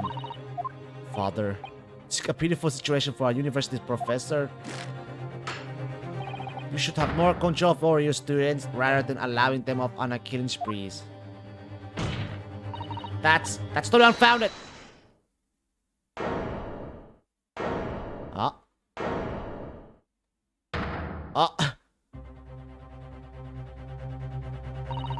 None of this is Professor Mikotoba's fault. It's all my fault. Ray, when Bamisa you stand accused here of outbursts like this will not be tolerated. Soseki, Natsume, but it was me. I was the one who noticed that the poison we were developing had been stolen that day. What? So you knew? I'd been placed in charge of overseeing the project. It was the day that the professor and Soseki-san were interviewed together for the newspaper. That's when I noticed that some of the poison was missing, just a tiny amount it was. Why don't you just let me know immediately? I was scared. The whole project was supposed to be confidential, but some of the toxin had somehow been taken. So I decided I tried to get it back before anyone else found out. Because I had a very good idea to who the thief was. The thief? You don't mean... Yes, of course. It was that dainty English woman. Miss Yesal Brett. That's why I decided to join the little group of people going to the seaside. Inside the beach hut, I confronted Miss Brett. But she just sat on the stool at the back of the hut, smiling sweetly at me as if she knew she was untouchable. I don't know if it was you who stole the poison. Well, now. Whatever do you mean? And then, she suddenly got to her feet, before falling to her knees in front of me and then collapsing on the floor. That's when I saw the knife in her back. Couldn't understand what had just happened. And then, a moment later, I was seized with fear. The pupils of her eyes they shrunk to tiny pinpoints. I don't believe it. In other words, you realized that the victim was suffering the effects of the stolen poison. My mind started racing. I hadn't seen anything pass Miss Brett's lips while I've been missed her. Which left only one possible way for the poison to have entered her body.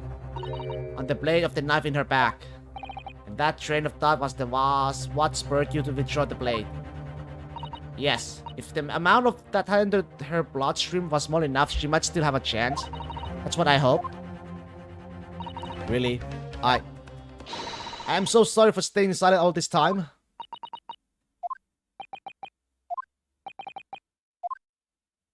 Your attempt to hide the truth of what happened is not something that can be overlooked. However, I have really noted the courage with which you confessed in the end. Thank you, Your Excellency. It's very perceptible, but I do think the balance has shifted a little here in this courtroom now. Objection! Your Excellency, do not be deceived. The victim just collapsed before your eyes, you say? Well, Membamisa, if that is the case, perhaps you could explain how Miss Brett came to be stabbed. Well, you have no answer because the simple truth is that you stabbed the victim motivated by revenge. Objection! But you have no conclusive evidence to prove that assertion, do you?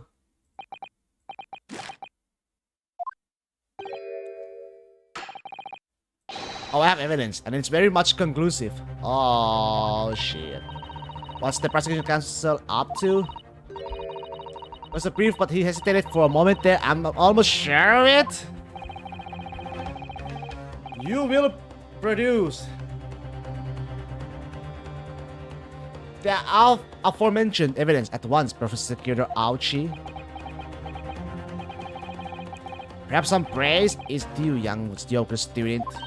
What? I had imagined there would be no need for me to submit this evidence. Oh no. You have brought this on yourself? What the? Could a more damaging shot exist? The cruelty in the air on that beach is almost palpable. But she's just pulling the blade out there.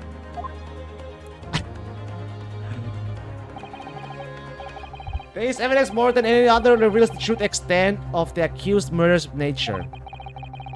For this shows the precise moment that Membami-san plunged her dagger into the victim's back. No, that's not true. No!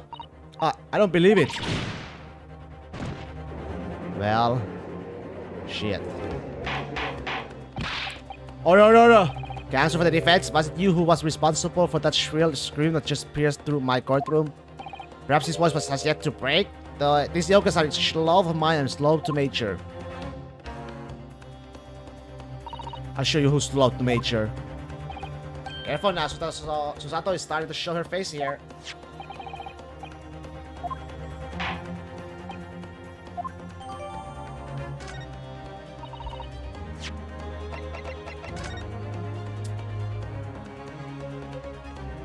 Okay.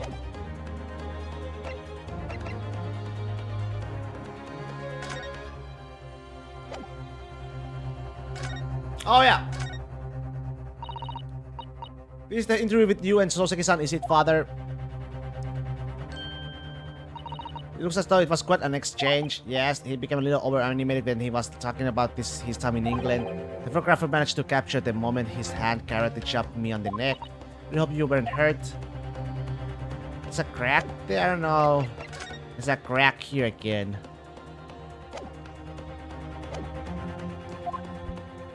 It's such a stark image, I'm generally lost for words. Wait a minute, I understand. How did you... I mean, who took that photograph? Objection! That's of no importance here. Stop trying to divert attention. Oh, Objection! that's absurd thing to say. It's crucially important. Whoever took this photograph footprint was a witness to Miss Brett's death. The court must be allowed to hear this person's testimony. I will uphold this defense demand. The prosecution will reveal the identity of the person responsible for taking this photograph at once. Well, I'm afraid I can't do that. Pardon? You see, this print arrived at the Imperial Police Bureau headquarters by express post yesterday. There was nothing to indicate the sender's name or address. The provenance of the print is unknown. Goodness! I really understand then, Counsel, that in full knowledge of the fact that this photograph has the murkiest of origins. I think I know who it is, actually. Isn't there this photographer right with Joseki's-san right now?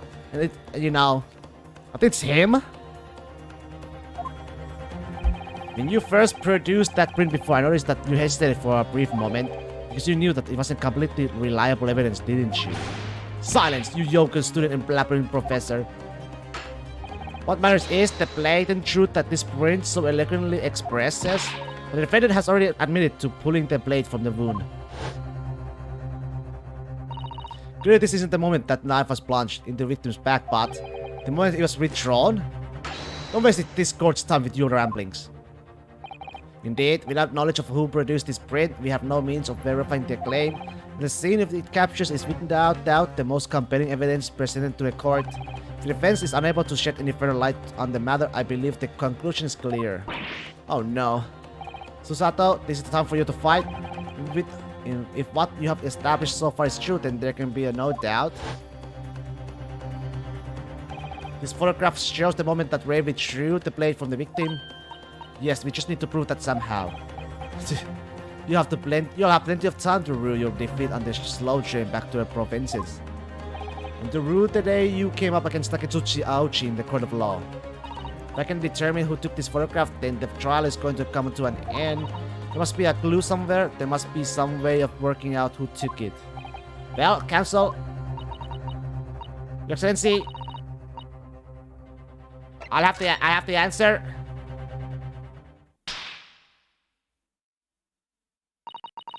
This is about whether I can or can't come up with the answer now. I simply have to. The identity of this person who took this dramatic photographic print is, I assure you, something the defense can and will reveal. What? No, you can't possibly. But, as you so boldly claim that you can, please do enlighten us. Unfortunately, I am unable to present a name. However underwhelming. However, I'm able to present evidence. The defense has a piece of evidence that reveals the important details about the photographer's identity. What? Very well then, Counsel. Present your proof to the court. Which proofs of evidence do you claim reveal something? Take that! The picture, right? What is that? The newspaper again? Russia's England returnees tell all.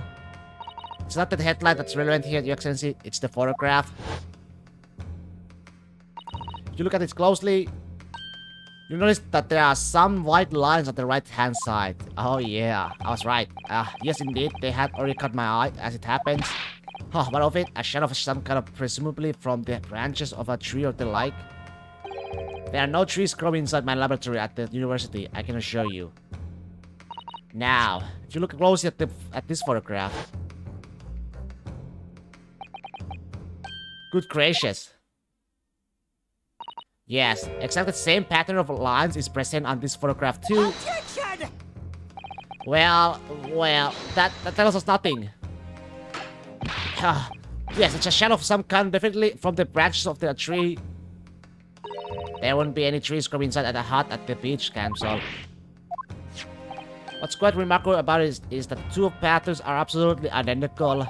How could such extraordinary similarity have transpired? The grease matching pattern that appears on both photographic prints is a result of either this or the probably the camera defect. Obviously, it must be due to a problem with the camera used to take the photographs. with the photographic device, yes, we can confidently say that the camera lens must be scratched. And that is the scratched lens cause unwanted lines to appear on every print taken with the device. In short, the two photographs under consideration here were taken with the same camera.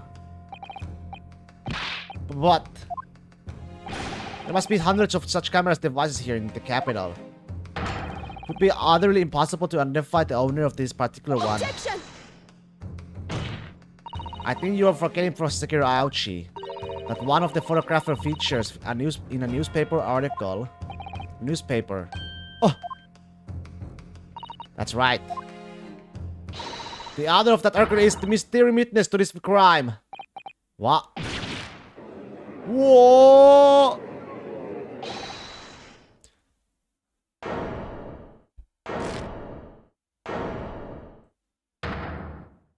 Toseki.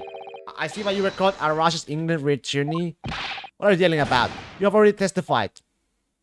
It's been many memo, I tell you. Many memo. Soseki-san, what was that? Did you say many memo? Ever since I returned to Japan, a reporter from the Shoyu News has been hounding me, following my every move. A reporter by the name of Writer Many Memo. Yes, hounding me from dawn till dusk. Oh, now that he mentions it. Yep. And he oh my god! He has an ink on his hand! A purple stain, or I don't know what, it might be an ink, but it's a stain at least.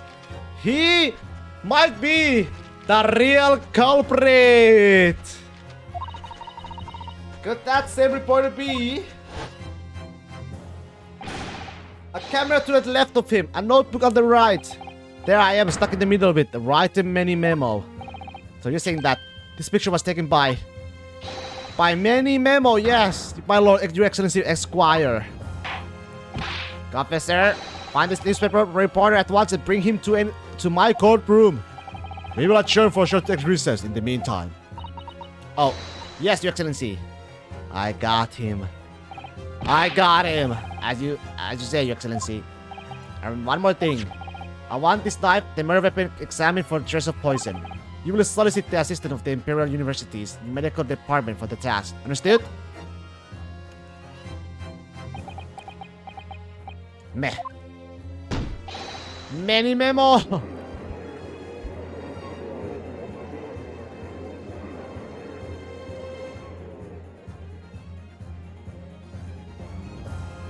To be continued, huh?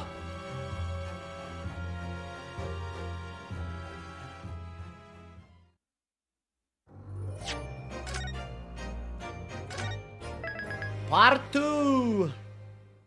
Or part 1 still?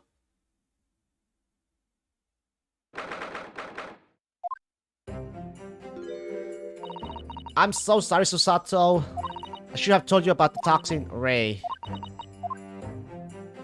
You have a strong sense of responsibility, I know. That's why you decided to shoulder the burden alone. No, that's not it at all. I was scared of my failure coming to light, that's all. So I hope to retrieve the substance from the Englishwoman before anyone found out.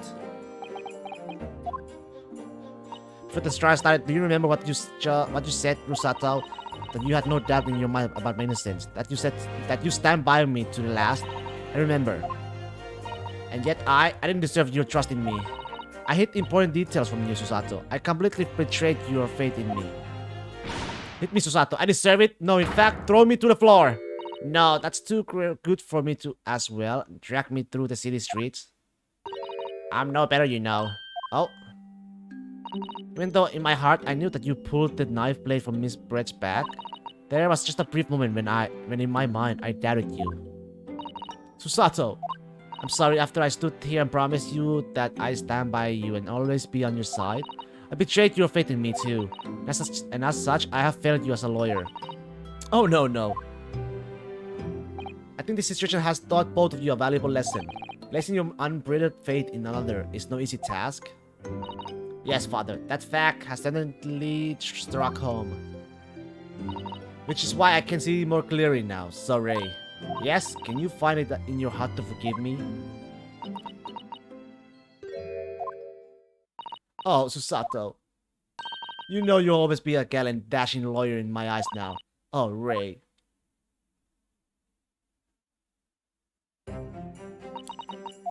I was so scared, you know, when it happened. I didn't know what was going on. The English woman was sitting at the back of the hut, listening to what I was saying. And then, a moment later, she suddenly got to her feet. Before collapsing on the floor in front of me with a knife in her back. It all happened right before my eyes, and you were the only people in the hut at the time. That's right, just Miss Brett and myself, there was no one else. I just don't really understand how she could possibly have been stabbed like that. A great mystery indeed. I think I believe it happened, that's why I just couldn't bring myself to speak up. It will be alright, however it happened and whatever it really went on by the sea that day. I promise you that I'm going to prove everything you have said you saw is true. Spoken like a true Mikotoba. Now, I think we should discuss what's coming up in the trial, don't you? We don't have much time, we must make sure we have our facts in order. Yes, I expect the poison is going to come under close scrutiny in the upcoming proceedings. The police should hopefully have identified it on the plate by now. The trouble is, it's a completely new laboratory synthesized blend of alkaloids. The police won't have any way of testing for it. Oh, I see. Yes, you know this chemical region, it's impossible to detect the toxin. Chemical region. Oh, I sent a colleague of mine off with some earlier to deliver it to police headquarters. I think perhaps you should have some as well, though, just in case. Okay. What's the matter, Susato? You're suddenly very quiet.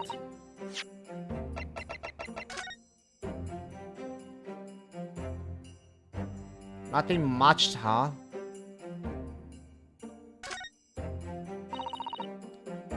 It's a German.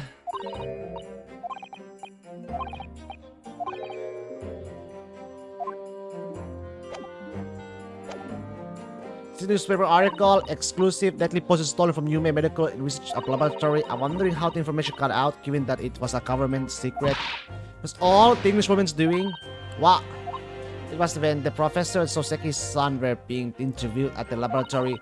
That so-called English lady sworn in and without any compunction said to Professor Mikotoba, "Oh, Professor, surely you guests would love to hear about your work on that substance there." It put me in a very awkward position, to be frank. Soseki's son's curiosity had been piqued, so I had a little choice but to give him a cursory introduction. So that Soseki's son knew about the poison. Yes, and it's high likely that the reporter who was writing up the story about us would have caught a glimpse of the toxin too. This many memos on. By the way, did that reporter join you all when you went to the beach? Oh, no, I don't remember the reporter being there. Indeed, he shouldn't have been. I very much doubt anyone would have wanted him there. Oh, and no criminal had been given permission by the authorities to bathe by the seaside. Suzuki-san pointed out that inviting a reporter might be problematic, so the man was sent back to his office. Yet he obviously didn't go back. He simply followed the party to the beach and took this very candid photograph. And then presumably he posted it anonymously to the police. Yes, that must be what happened. Cancel. We have just heard that the new witness is now ready to testify. The trial is about to resume. Please proceed into the courtroom at once. It's time to steal ourselves once again then. Defense attorney Ryutaro Naruhodo. Yes. Rie has put her faith in me now and told me everything. So I can't let her down. I have to prove that what she's telling the court is true. I have to prove what really happened that day. Ba-da-ba-da-ba-ba-da.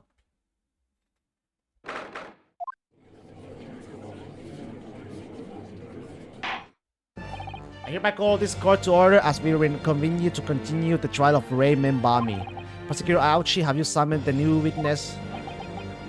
Before I address that question, Your Excellency, I have some very important news to share. Oh, what news?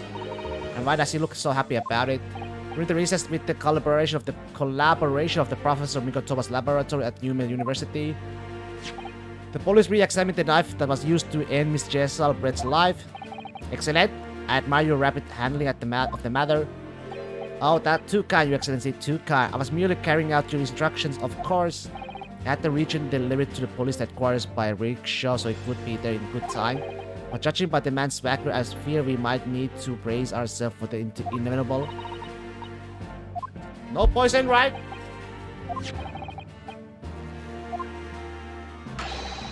Yeah, just like the first case of the first game. But I bet there's a way to prove it at some point. Let's take the reputation of the police on it. On with the region, the test is extremely simple. They could have made a mistake. The murder weapon has been okay.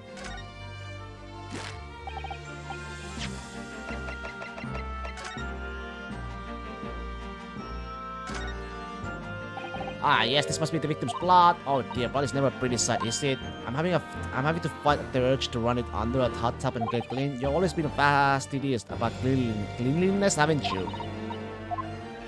Okay, nothing much. It's utterly destroyed. Well, shit. Well. Now the prosecution is ready to call the new witness. The newspaper reporter who managed to capture a photograph of the crucial moment. Good. Very well, officer, bring in the witness. No just of poison on the knife. But if that's really the case, how could the toxin have entered the victim's body? How indeed. Witness, please state your name and occupation for the accord. Write a mini memo of the Soyu news and what people like to call a journal. What's a journal, father? Do you know? It's simply a contraction of journalist. I'm there where the news breaks, putting pen to paper to catch those scoops so they're in print the next morning. They don't call me the hero for nothing. The nice guy of news. Oh, so it was you who took this photograph, wasn't it? Very well, what happened here? I'm sorry. Oh, brace yourself, people. Many memo says a scoop in the offing. Female student up to foul play defended by curiously handsome young lawyer in Supreme Court. The readers will lap this up. We'll set it above the fold at 72.5 leg format for the morning edition. Huh? Right then. Let's start with your name. Oh, it's Ryuta Naruhodo. Next, what made you want to become a lawyer? And well, I wanted to reform our country's legal system, I suppose.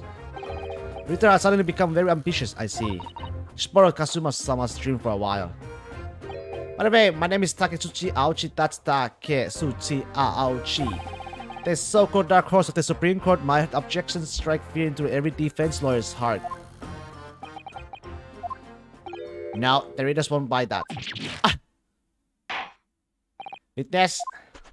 Yes. What this court demands to know is whether or not you were responsible for the taking of this picture.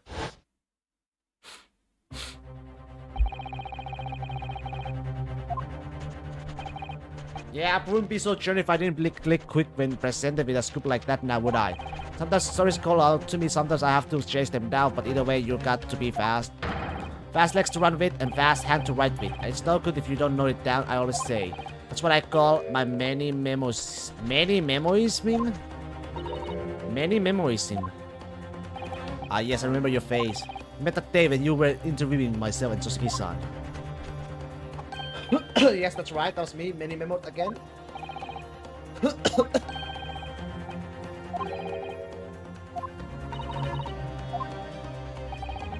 criminal left to do as she please just because she happens to be a British citizen. It's horse dung. This country's judiciary is rotten to the core. The Supreme Court's ruling aren't worth the paper they're written on. The police are just imperial pawns. Stay your tongue, young man. There are complex political issues at play. But anyway, I could jot it down those words say shit in my many memo pad. You ready? I read it out. It's all here. Right here goes. I should like to go with everyone to see your country's coast. A serious criminal going on some junket. The people need to know about this. That's why I decided to sneak after them. To get the woman's story, so could hammer her in the press? You mean to say that you did indeed witness it firsthand? The grim scene portrayed in this photograph? Oh yes, I saw it with my very own journal eyes, from the start to finish. Wait, what? The viewfinder of my trusty camera. Thank you, many Memo-san. You will not give a formal testimony before the court. You will state exactly what it is that you witnessed of the events surrounding Miss Brett's death.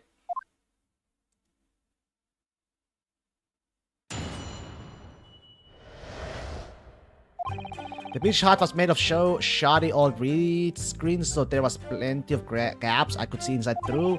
The Englishwoman was sitting on a stool when the student girl came in and started arguing with her. Seconds later, the girl pulled out a knife, throwing the Englishwoman to the floor as she stabbed her in the back. My small intruder spirit burst into flames quick as flash. I whipped out my camera ready to click. Pull apart the rogue weave of one of the screens and poke the lens through for the perfect shot. Pretty greens, you say? Right, you can see them clear enough in that green shot I snapped. The hut wall was just screens made of coarsely woven reeds. Yes, oh. It allows the breeze to pass through and bring some relief from the summer heat. It was a breeze for me to poke my camera through and see the whole thing hotting up. Ignoring for the time being the appealing invasion of the privacy involved, did you witness everything that happened from the moment the defendant entered the hut? Oh yes, I saw it. I saw the whole thing from the start to finish. You said that you took the photograph through a gap in one of those screens? Luckily for me, they were pretty shoddily woven. Pull the thread apart and thrust the lens of my camera through the gap. Would I get away with it, or would I be seen? It was the gamble of a lifetime. Tenacity of purpose that's considered admirable in a journalist, I suppose. Run a risk one day, run a scoop the next. That's memoism, many memoism in a nutshell. At last, it would appear we have a genuine witness to this wicked crime. The evidence and testimony are extremely compelling. I believe we may be close to a verdict. No? There's my cross-examination. Wonderful news, Your Excellency. Wonderful. Nevertheless, it cannot be denied that this testimony begs one very large question. What question? Exclusive news, a startling photograph, all the makings of an exceptional story for the reporter. Why then? Why was the story never published? Oh, that's right. It seems clear to me that there are circumstances at play here that are yet to be understood. More perfect excuses. Very well then, Counsel. Proceed with your cross-examination. Yes, Your Excellency. There's more to this report than meets the eye.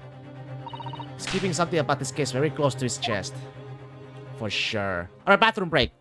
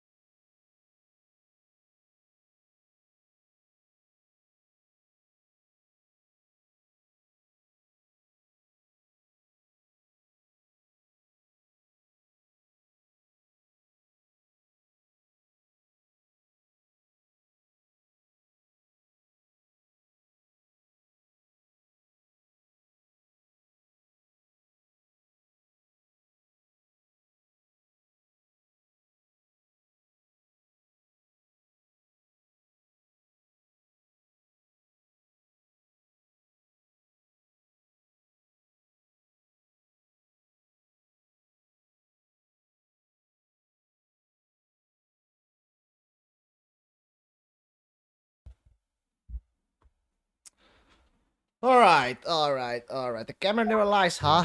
What bothered me right away was this one. Pull a knife? Yeah, right. Do you swear before this court that you actually saw the precise moment when the stabbing took place? The precise moment? I didn't see just that. I saw the whole hellish scene play out from the start to finish. I have here a simple plan of the beach hut. Perhaps you could use it to explain to the court exactly what you witnessed. Right you are. It's all here in my mini memo pad. Alright, when I first peered into the hut, I'm sure that the English woman was on this stool at the back of the hut here. Yes, the accused's own testimony had confirmed that.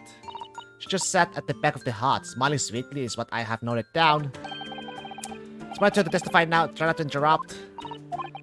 Then the next moment, as I was watching, the evil student girl entered the hut. After a while, the pair of them ended up in the middle of the hut, arguing furiously. The English woman went for the student, but the girl dodged out the way. And in a flash, plunged the knife into her adversary back as the two passed each other. What you describe is a grim crime indeed. Never sugarcoat the truth. That's what a many memo sim says. Okay. Interesting. By the way, many memo son, whilst you were watching the terrible scene unfold before your eyes through the gap in the screen, did it not occur to you to try to prevent the tragedy rather than capture it on film? Journalists have to be observers. You can't get involved, that's a raison d'etre. So you didn't converse with Miss Brett at all. Obviously not. An observer always remains on the outside looking in. And that's something to be proud of, is it? Your Excellency, if I may. Yes, Professor. I think this last expertly phrased statement should perhaps be added to his former testimony. Father, what are you? I will grant the defense request.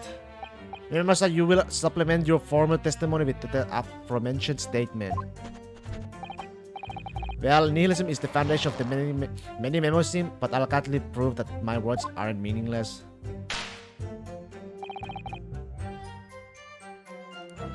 That hand still bothers me with the stain. I don't know if that's the ink stain or what. There's a very small amount of liquid still inside. Are we oh yeah, the RM. The ammunitions are very clearly engraved here. Wait, RM! Write the many memo. Could be two. Right? I forgot. Write the many memo. RM. Yeah. And the fact that Miss Brett was clinging to his pen in her dying moments is very clear message too. To identify her killer, you mean? I don't think there can be any doubt that this is a key piece of evidence in this case. RM. Well. Let me see. Let me try this. Objection! Nope, it's wrong. Well, shit. Wait, it didn't work then, huh? Fuck. Alright, I got 4 chances. Well, Ripperino, I would say.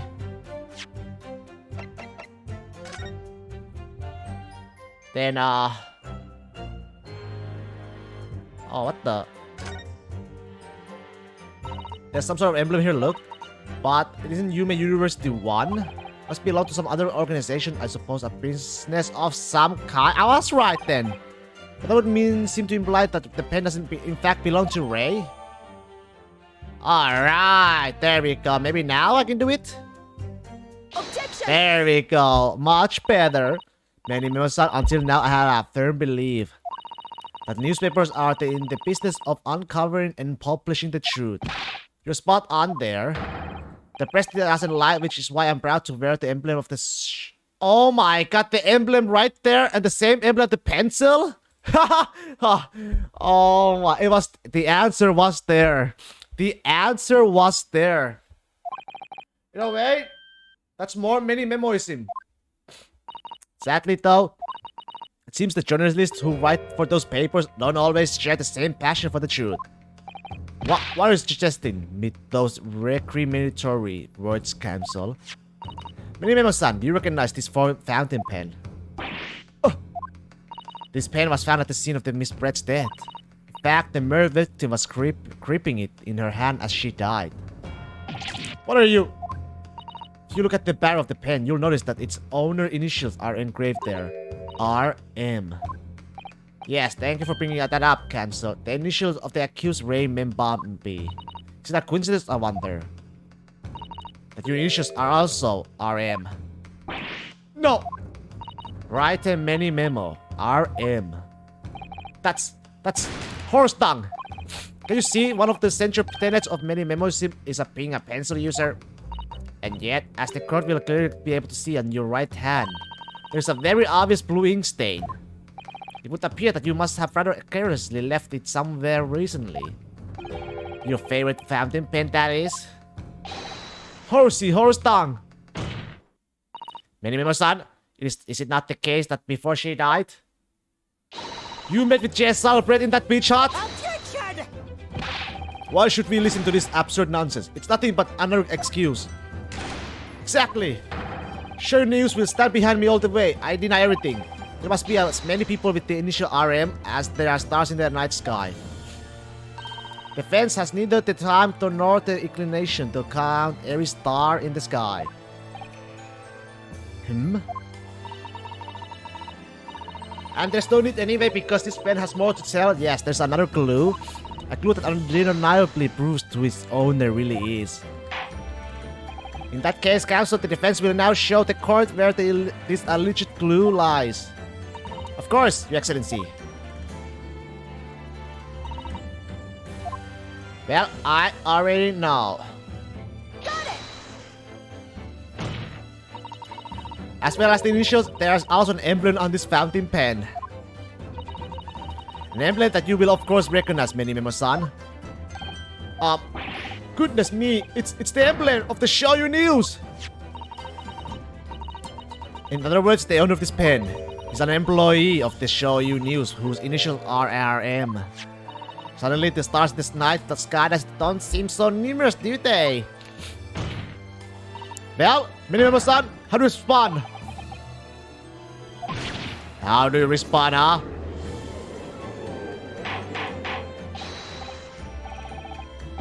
Order, explain yourself in this.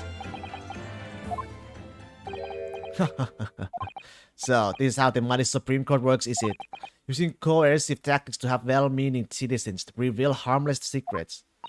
I have used nothing but honest tactics. Alright then, fine. I won't try to hide it anymore. Yes, not long before that grim tragedy unfolded, I, a Shoyu News reporter, on behalf of the public, conducted an interview with an English woman. An interview? You never mentioned this before. What exactly was this? As I said, it was before that evil little student girl showed her face in the hut. Couldn't have lasted more than 2 or 3 minutes, that's all. It was just a brief exchange. But it came to nothing, and as we many memoirs say, the people don't pay their dues for unworthy news. However insignificant you deem it to be, this court cannot overlook the meeting between yourself and the victim. You will testify now under the oath about the precise nature of this meeting and what transpired. Got it? Yes, alright, but on one condition. Condition? In all good conscience, I couldn't speak out alone about this. You need to call back the earliest witness, Soseki Natsume-san. Soseki-san? Oh yes, according to my notes here, that man has a secret of his own. Embrace yourself. Because it's not a harmless one, it's big. What the... Many members of states that one man's secret is every other man's 400-page story. Very well, I will grant the witness request in this instance. Officer, summon the earliest witness back to the stand. Soseki-san, hiding something? Soseki-san?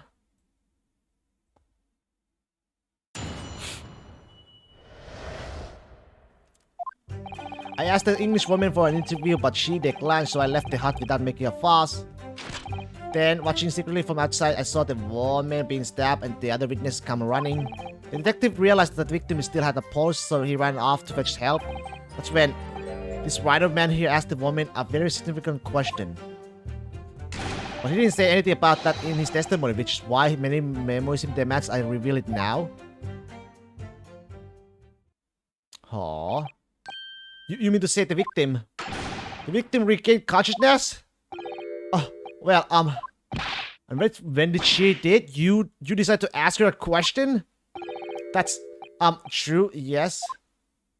He did, and that's not all. The woman gave him a very definite answer. An answer that incriminates the accused. Whoa. This is preposterous. Why am I only hearing about this now? Why didn't you mention this before, you yokel hack?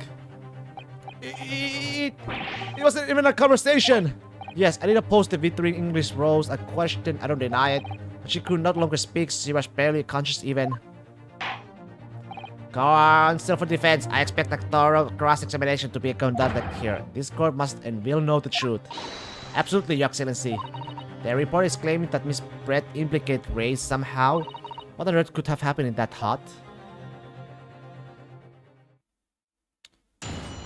Well, let's find out. Shall we? Let's see. I'm gonna... I think this one... Okay, what was the question? I want to know about the question first. What question exactly did he say? Well now, you should hear that from the horse's mouth, I think. Don't you, Mr. Riderman? Oh. Out with it, you yokel hack. What did you say to her? What did you say to the dying English woman? Well, in truth, I'd be catching us crabs at the water's edge and building a castle in the sand, you see. Well, the seaside is a place to be at leisure, I suppose, even for a grown man. But then all of a sudden, from that little beach hut, a young girl's panic-stricken cries for help pierced in the air. Ray. I ran up to the beach to see what was happening, to find the defendant leaning over the collapsed victim. As soon as Inspector Hosonoka saw Miss Brett on the ground, he sprinted off to get help. And then, just a moment later, I heard a faint moan, from the dead Englishwoman. I nearly jumped out of my skin. But what did you ask her, Soseki-san? I asked her, who did this to you? And? Don't protect this any longer? How did the woman respond? She didn't. She said nothing in response. But when in the stand, you will answer the questions asked of you unambiguously. Now, without the mention of reticence, I demand that you amend your testimony. I will! I asked her who did this to you, but she never replied. She lifted a trembling finger and pointed in the direction of the defendant. Miss Brett pointed a finger at the defendant. So, Seki-san, is it really true? It's not easy to stand here and say this, but when we first encountered the beach hut... Wait! She pointed. But she was...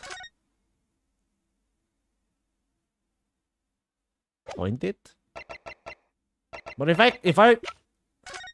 The culprit was behind... was behind her, though! So how could she point... When we first entered the beach hut, the Englishwoman was brought on the floor before us with the student girl standing on the far side of her. Far side of her? When I asked who did this to you, the Englishwoman summoned her last ounce of strength and to point a trembling finger at the back of the hut. Which was, it can be denied, in the direction of the student girl. Now, it could be the camera guy too, because the camera guy was behind. And she knew about the camera guy, so yeah, right? It could be the camera guy. No. Seki-san, why on earth did you neglect to mention this in your original testimony? But what figure sticks, I say. This is not a British court of law. You will respond in Japanese. Yes, of course, the Englishwoman did point her finger towards the back of the hut, but I was trembling, and she was trembling, and everything was a blur. And think about it, I feel as though perhaps she was pointing in a slightly different direction. Actually, no, not slightly, in a very different direction to where the student girl was standing. To somewhere at the back of the hut where nobody was standing at all. You mean that your memory of events and the direction in which the victim was pointing are both unclear? Yes, that's it. Unclear. I'm very, very unclear. Attention! Your Excellency, surely this proves the matter beyond all reasonable doubt. Yes, the woman may barely have been conscious, and yes, perhaps her fingers wavered slightly, but there can be no doubt that this was an attempt by the victim to confirm the identity of her assailant. Why? Because as the court can see, there was no one other than this accused in the direction the victim was pointing. It is now abundantly clear that no one besides the accused could possibly have committed this crime. Oh, no. I'm glad to create because there was somebody, because no other ways, otherwise the picture could have been taken then. You can't outsmart me. And in the absence of any credible argument to the contrary, I believe we can now conclude this trial. No. No! The headline's finding itself. Dashing lawyer's hopes dashed. 92 points across the whole page. We'll do an extra edition. This is a serious blow to Sato. Unless we are able to identify the true culprit and substantiate our claim with evidence, the judge will give his ruling and the trial will be over. But that's impossible, Father. We don't even know how the crime was committed yet. Impossible though, the task may seem we have no choice. We must think back over everything we have learned thus far. Somewhere in all those details, I'm confident we'll find the clue we need. Ray gave us her account of how events unfolded in their defendant's antechamber before the trial resumed. She told us what happened at the precise moment Miss Brett was killed.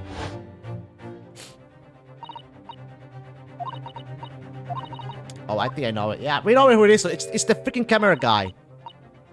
We know who it is. How could Miss Brett have been stabbed in the back in a beach hut that was empty but for herself and Ray? Somewhere amid all the information we have gathered so far, there must be an answer to that question. I think it then that the defense has nothing further to add. So the killing yoke is doing deluxe finally runs out. I can't say I'm surprised. In that case, I am ready to deliver my final verdict on this matter. This is a crucial turning point now. If I can establish what really happened, it's over. Where was the real culprit hiding? And how did he or she stab it? I know how. Objection!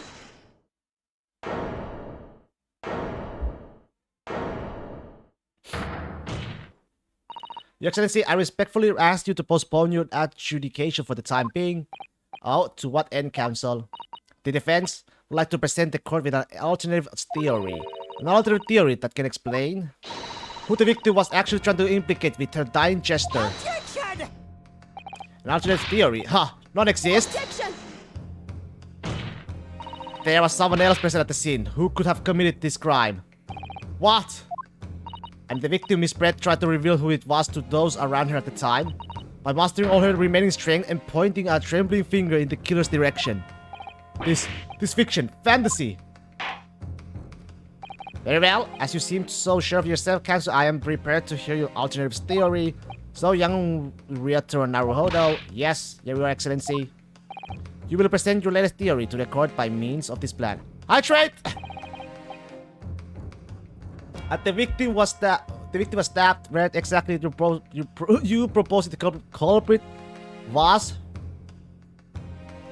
concealed. I don't know how to cut to the picture. Let me just try to guess the outside one. If it doesn't work, I should save the game actually. There's a hole though, so I took it outside, right? I think. Take that! Was in this area here. There. Cancel. That's right, Your Excellency. I believe the culprit was hiding in the location I have indicated. Why? Oh, well, that's very hard to say, Oh my god, it didn't work? Okay. We got three chances. I know the camera guy was outside, but...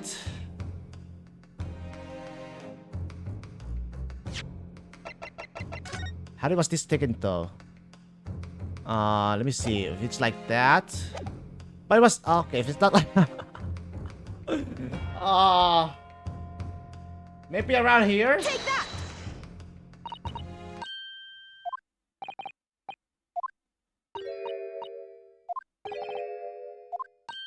Oh my, how do I say, oh my, then what, how?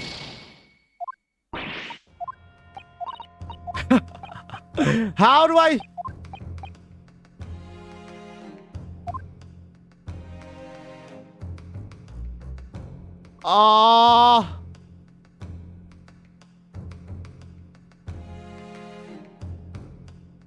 Take that! I fell again. I don't... Oh my god. I can't point out the picture taken. I don't know. Bruh. Bruh. What? Where? How do I... I don't know. I don't know how. Wait, what about this side? Oh, it's right there. That one. That one, right? The whole... Or... I don't fucking know. You are touching the correct area?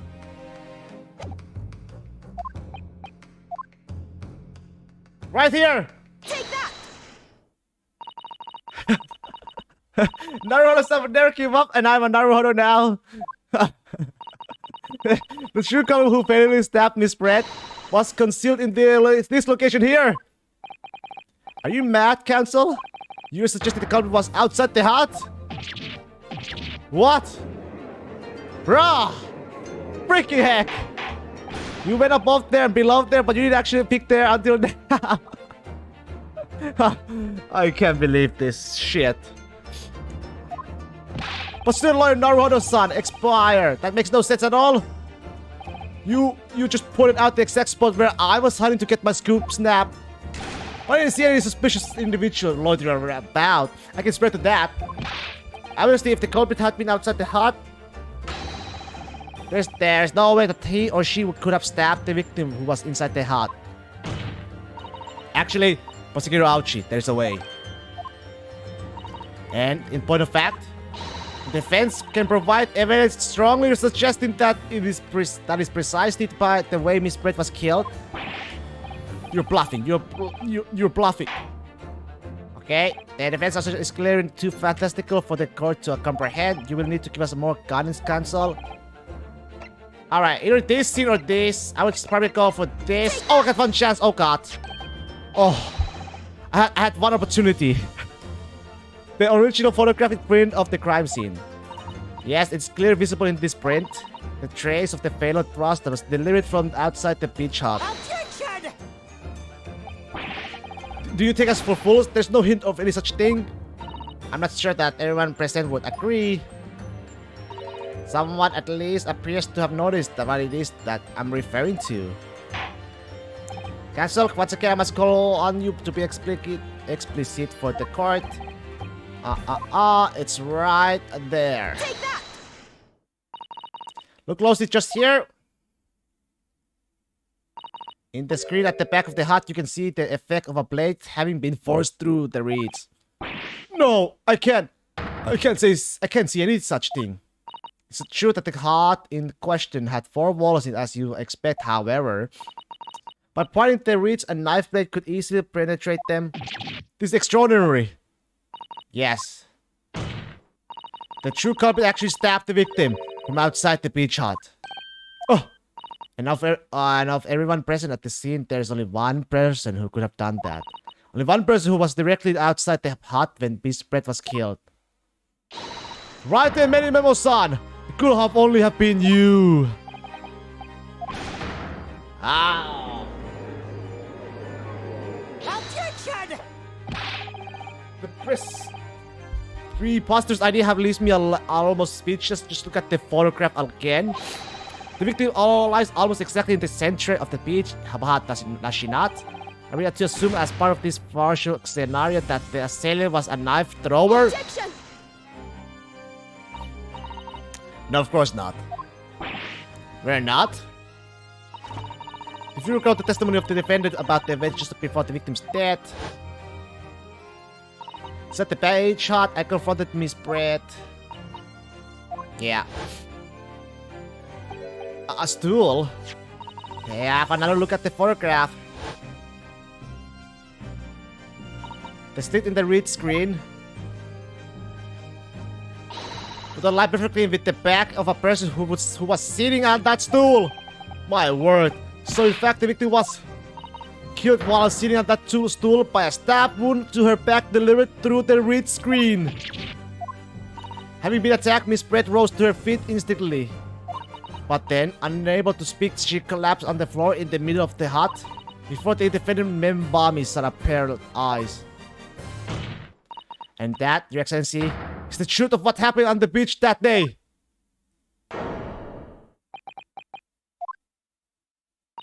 By your silence, Many Memo-san. I take it that you don't deny the charge. This is absurd! That will do. It would appear that we have a tacit admission of guilt from the witness.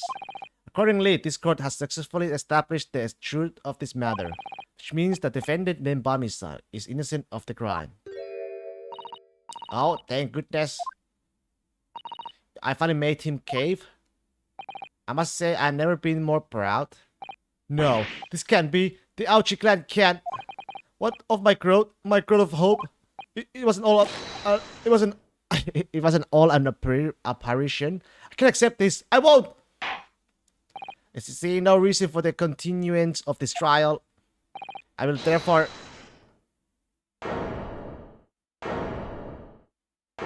Who? This guy? Oh god. Well, this is all very convenient. This is how the highest court in our mighty empire delivers justice, is it? Suppressing well-meaning citizens' freedom to speak and branding them as criminals. But we have established that the victim was stabbed from the outside the hut through the reed screen walls. And no one but you was in place of the time to have his hand on the hilt of the blade. It's a perfectly logical deduction. So your argument hinges on the location of the whoever stabbed the Englishwoman, does it? Well, seems a little irrelevant now. Irrelevant? Where she was stabbed, how she was stabbed. It doesn't matter, I mean. Whether she was stabbed at all makes no difference if you think about it. After all, this trial has already shown the whole thing hinges on something else. What? What are you talking about? Brace yourself, little man. I'm talking about the fact that everything's changed. Because of the dirt you dug up. What? Enough obscurity. Explain yourself, witness. Just explain. I'm talking about the poison, of course. The poison? Let's ask the professor for a comment on the situation, shall we? I understand that a deadly poison you were developing was stolen from your laboratory, correct?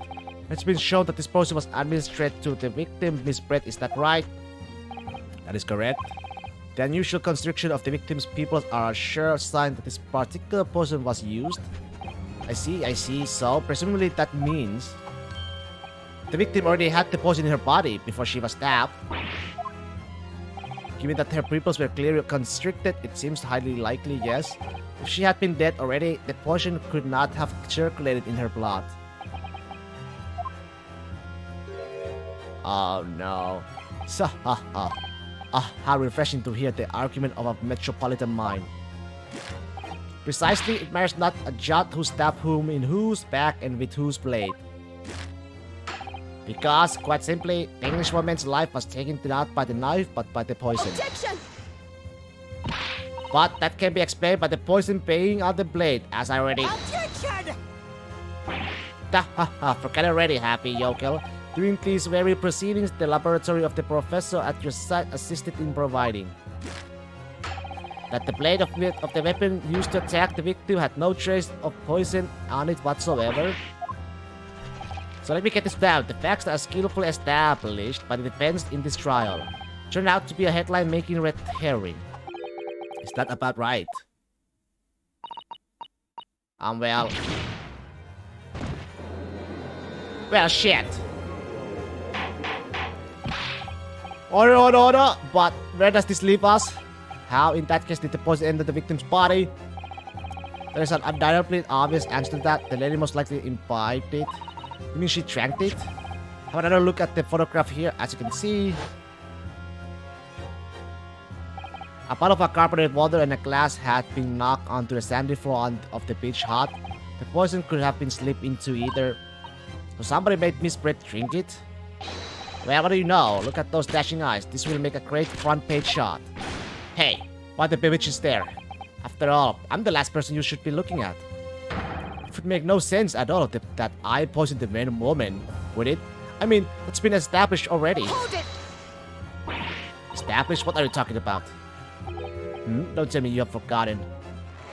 That's a little hard to believe given that the person who established it was you. Me? What on earth does he mean? Oh, let me capture those bright eyes. This is a prime press father, this is. It would seem that this trial is not destined to an end yet after all. I hereby call upon the witness to give further testimony. That's great, that is. Let me get a shot of that magnificent beard, Your Excellency. You claimed it to be impossible that you were the one responsible for administering the poison to the victim. You explained to the court in your testimony the basis upon which you make such a claim. I'm a journal and I'm a man. I have never tried to run or hide from anything in my life. And I am not about to start now because that's many memories. For a brief moment, I thought I illuminated the truth, but slipped right back into obscurity again. Just where is this trial going to take us? Alright. Oh yes, I stabbed the English woman, and it's that very fact that was administered, because why would I have bothered to stab the woman if I've already poisoned her? When I heard the student girl and that pompous English murderer arguing, it got my goat. If the court's rather going to punish Brett for what she did, someone else would have to see justice done. Oh, what did you mean by that? So you admitted then that everything happened as I described? That you are the one who stabbed Miss Brett in the back through the read screen? You can blame this miserable country of ours. A country that bows to the pressure of foreign powers and lets murderers walk free. What kind of future can a country like that have? That's why I did it. I did what our pathetic leaders didn't have the guts to do. Slap bang in the middle of that charming lady's back, I plunged the blade of sweet justice right in there. Damn, he really, literally admitted to it. As someone who spends his life seeing that the truth is told, I feel really awful about giving false information in my testimony before. But as it turns out, there's somebody else who had it in for the victim and got to her before me. That's right, you guessed it. That pretty little student girl. Now there's a woman after my own heart. You're implicating Ray again? She's the one who gave the poison to the English woman and ended her beautiful existence. And suddenly snap, this journal here is off the hook. The argument is sound certainly. If the witness had administered the poison himself, he need only have waited for it to take effect. Subsequently stabbing the victim in the back would have been entirely consensual. Therefore, this report had nothing to do with the poisoning. Yes, it's all quite logical. That's right, it is logical and true. I'm glad you have all seen the light. Just as at last, this is unbelievable. And after I'd make so much progress in proving his guilt, is he going to get away with it now?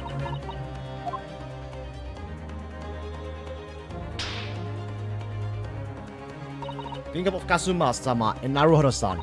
They never stop looking for a way forward until the judge's final grave. Well, very well then, Council.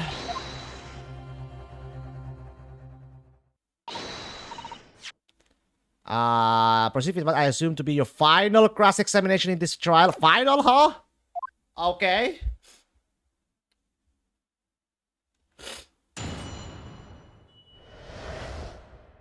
Let's see here. Yeah, it's that, right? Yeah.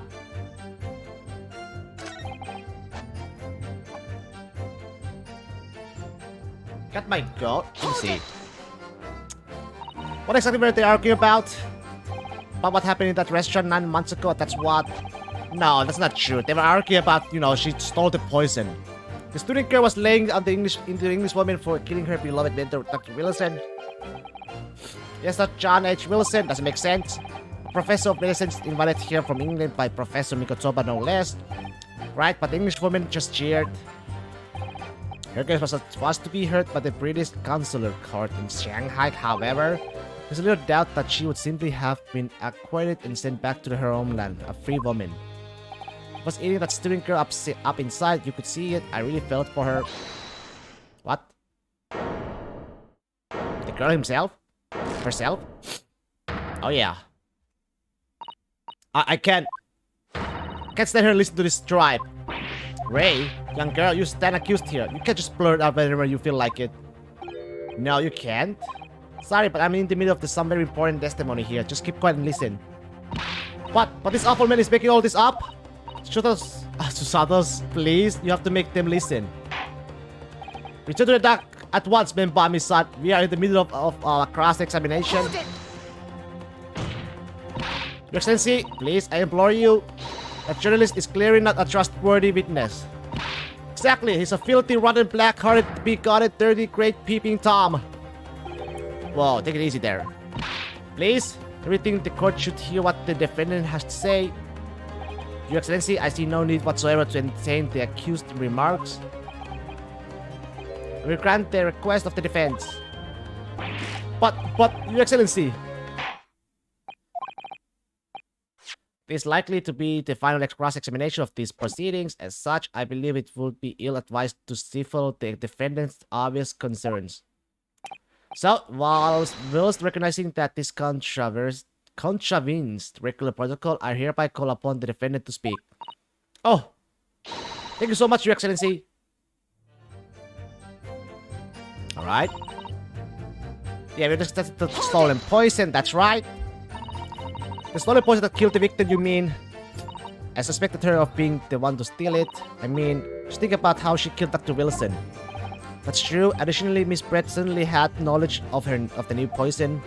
But surely it would be no easy task to steal a highly secret toxin being developed for the government. Indeed, all visitors to the laboratory are thoroughly searched when they leave. Even if a thief managed to avoid being seen by myself or a colleague, getting the poison out would be very difficult. That's true, I pestered Professor Mikotoba until he agreed to show me the poison when I visited his laboratory. But as I left, I was searched from top to tail. Miss Brett rather bluntly revealed the existence of the toxin we'd been developing, you see. Since Soseki-san expressed such an interest in it, I felt unable to refuse. Obviously, I give nothing away other than the fact that it was extremely potent substance. I'm very ashamed of myself. It's just that I had a singularly terrible experience with that deadly poison. I wanted to look at my old enemy in the eyes. Surely you can understand that. To find out if my suspicions were true, I confronted Miss Brett about the poison. I told her that if there were to be incident involving it somehow, it wouldn't just be the university. The military would be dragged into it, the whole government even. It would be a complete disaster. How did Miss Brett respond to your concerns?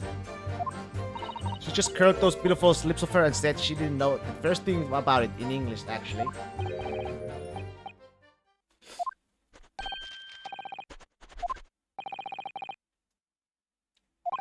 Presumably then, it was you who wrote this article about what you heard.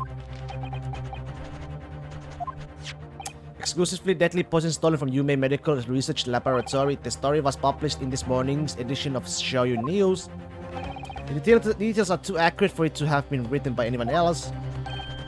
Sorry, don't know what you're talking about. Yes, look at this! The entire article! It's almost what I said to Miss Brett word for word. Well, Menimemo-san. As a journal and as a citizen of a free country, I don't have to reveal my sources. That's a founding principle of Menimemoism. Father's clearly right about this. I reported right up that article and he based it on what he overheard from the outside the hut. Poison article, alright. So that's what it was all about. You were trying to cover up the fact that you were listening in. That's why you came up with that stinking story about me arguing with her. Shut up! My stories never stink. Look, whatever you say, little girl, it doesn't alter the facts. Your Excellency, there's something I want to say and I want it to go on record. Aquaman poison was stolen from laboratory at Yume University. They reported Menimemo-san based on information he gleaned it by eavesdropping. Very well, you may amend your formal testimony. Alright. The point is, if you oppose someone, there'd be no reason to then go and stop the person as well. Stab the person as well. Objection! Well, I can think of one reason. What? What? But before I explain, I'd like you to confirm something for me. Because, you know, the poison is itself, it says itself, you know. Even the smallest amount entering the body, either via the mouth or via the wound from poisoned Hala's blade, would prove a fatal in minutes. Did you clean all the information for this newspaper article from what you have overheard outside the hut? Of course he did, there can be no question of that.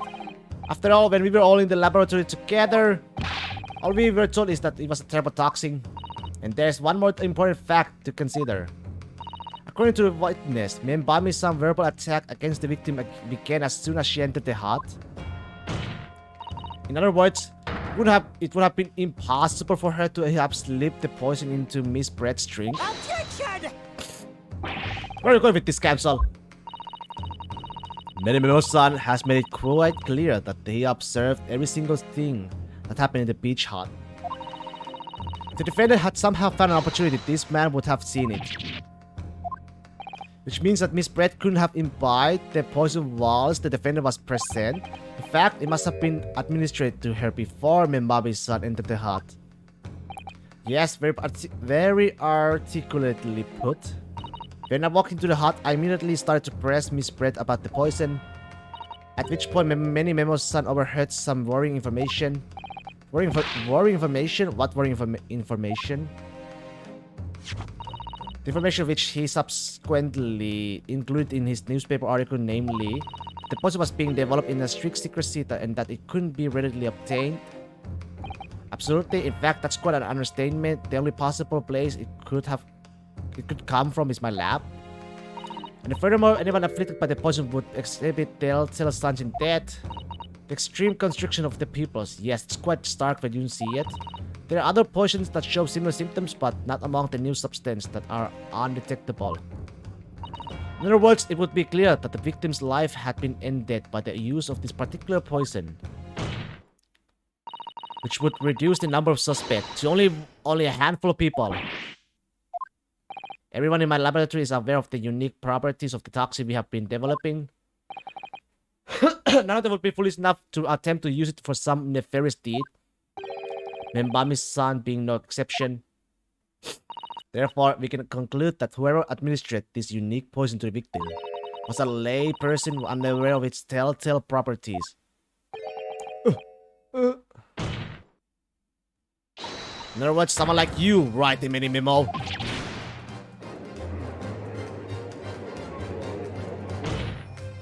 It was you who stole the poison from the laboratory that day.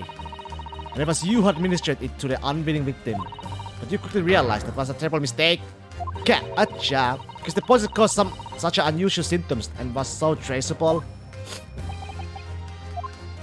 As you listened to it from the far side of the beach hut's thin walls, you learned of these facts. But you already giving the victim the poison at that point. It was too late. So you hatched a plan to disguise your mistake. Plan that involves stabbing the victim in the back through the read screen. Objection! What could that possibly do? Is it obvious? Cancel. The plan was to kill Miss Brett before the poison could take the effect. Once in the blood, the poison causes the onset of pupil constriction. But he had hoped to precipitate the victim's death before that happened, hadn't he? Exactly. Because without any revealing signs of the new secret poison's use, no one would ever have suspected. This is extraordinary. Yes, the effects of the poison meant it would be too easily identified, so the killer had to mask its use, which she attempted to do by plunging a knife into the middle of the victim's back.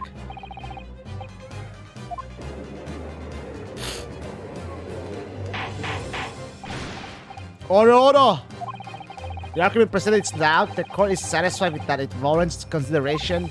Does the prosecution have a counter-argument in which it wishes to put forward? Well, there are a number of... yes, I counter completely. Objection! The prosecution's evasive response clearly shows that in much the same way as he nurtures the remnants of his top-knot, he's clinging to lost hope.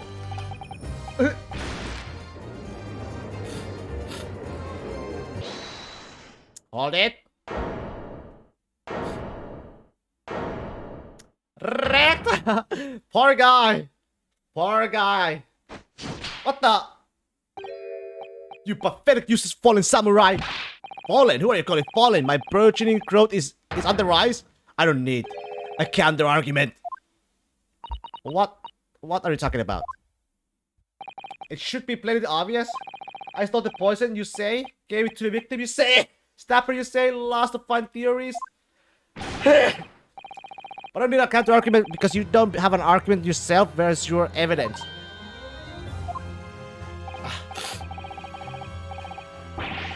Yes, you make it all sound plausible, don't you? But without evidence, it means nothing. First, I base my news on the facts. Facts? What do you mean? Explain yourself. I mean, what the professor said there in this trial, it's all here in my many memos, every word, every slip of the tongue, all noted. It's what the show news is famous for. It's the power of the printed word. Easy to steal, huh?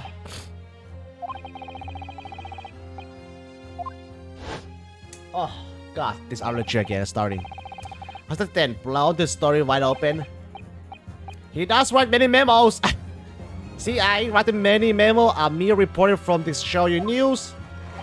Could possibly have stolen that poison from the professor's laboratory. Well, shit. But there can't be any question of it. He must have stolen the poison that day. He stole it and used it to kill. And if that's the case, as you have identified, the poison itself is the definitive evidence as we need. Because whoever stole it from the laboratory that day is the true culprit here. What's your point, you annoyingly handsome country pumpkin? My point is this, there is one way that you many memo-san could have stolen the poison that day. I've heard enough verbal conjecture now, thank you. What the record must be shown is evidence. What proof do you have that this witness stole the poison on the day in question? I got one option. One chance. I mean, I think I have an idea why though. Like if this is his pencil, right? And I think he stored the poison inside the. Oh, not that one. This one. What? How do I open it? There was a. Yeah, I bet the poison is in here. It's my guess, but I could be wrong. So let's see. The proof, Your Excellency, is this fountain pen. Alright, we got it right. A fountain pen, how could that possibly be relevant? This magical pen somehow seems to have enough ink to write many thousands of kanji characters. I believe they arrived in our country for the first time some 15 years ago now. I swear by a weasel hair calibrate, brush and nothing else, these newfangled pens are merely a fad. Well, as a forward-thinking man of words, obviously I love my fountain pen. Suck up a soup can of a sumptuous ink and no one's work is awash with words in the blink of an eye. That's right. Fountain pens have a small reservoir in the barrel, into which the ink is sucked up through the nib of the pen in order to write with later. What does all this sucking up ink have to... Oh! Just as it's possible to suck ink up into a reservoir, it's also possible to eject it through the nib again, of course. My word. Can this really be? Well, Memo-san. I was right. When you saw the deadly poison before your eyes in the laboratory that day, you used your fountain pen, your very lifeblood, to steal some of it, didn't you? By siphoning the poison up through the nib and into the pen's reservoir. Objection! More absolutely, that never happened. True, we have heard that there were procedures in place to prevent theft like this from the laboratory. But would anyone have thought to look inside a fountain pen of all places? No, I'm a little ashamed to say that for fear of offending our guests, such a detailed search would not have been conducted. Well, this is quite startling, I must say. I remind the court that this pen was found in the clutches of the victim when she died. In other words, it was dropped at the scene by Memo-san. So the crucial question is, when exactly was the pen dropped? Oh, are you suggesting? The natural conclusion is that in your haste to act whilst the victim was distracted for a moment, you dropped the pen after you emptied the poison from into her glass. Objection! Hatred! There could be any number of alternative explanations. For example, the witness could have been using his pen to write down details of his conversation with the victim. When shocked by one of her outraged answers, the pen fell from his quivering hand. Objection! No, that can't be. If it was, how do you explain why the pen was devoid of ink? What? As you can see for yourself, if you examine the evidence, there would appear to be no ink present in the reservoir. What newspaper reporter goes to interview with someone with nothing in his pen? No, the pen was dropped after the poison that filled its reservoir had been emptied into the victim's glass. Witness! What do you have to say in your defense? Okay, so this is how our modern justice system works, is it? So if the ink in my pens runs dry...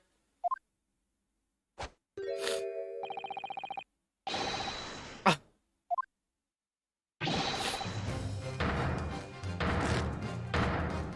Jesus!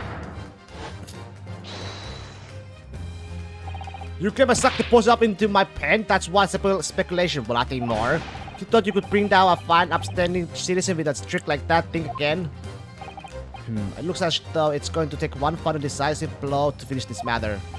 So see it, the situation is now very simple. Rest upon whether or not this witness did indeed steal the poison on the day in question.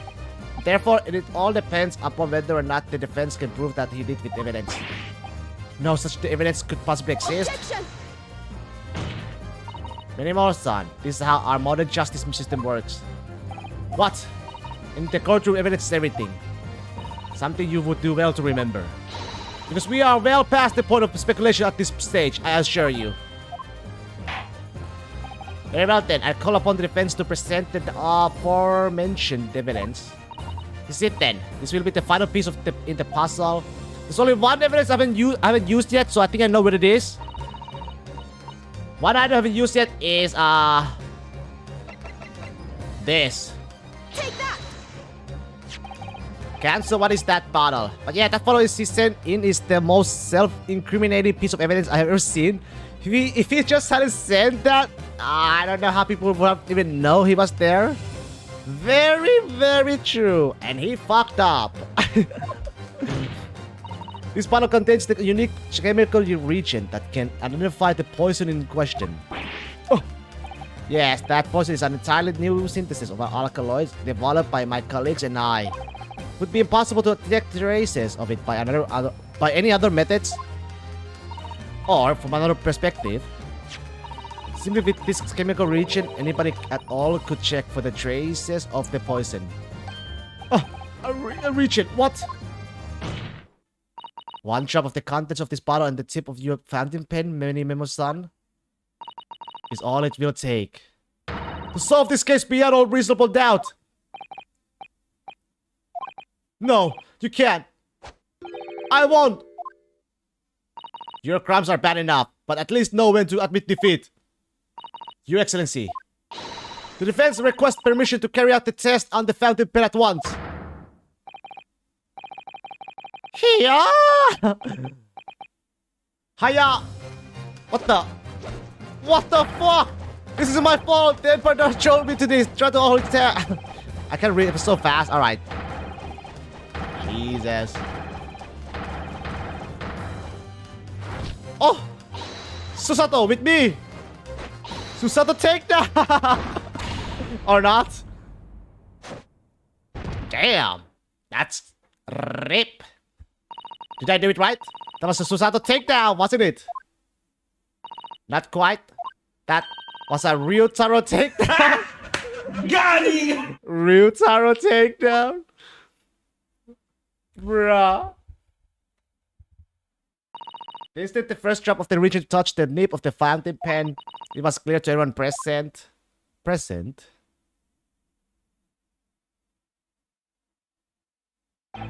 When I saw it there in the lab, the poison, the devil got hold of me, and I decided to do it on a whim. Whim! Excused myself and emptied all the ink down the sink in the bathroom, washing the reservoir out carefully. And then you waited for an opportunity to suck up some of the poison, didn't you?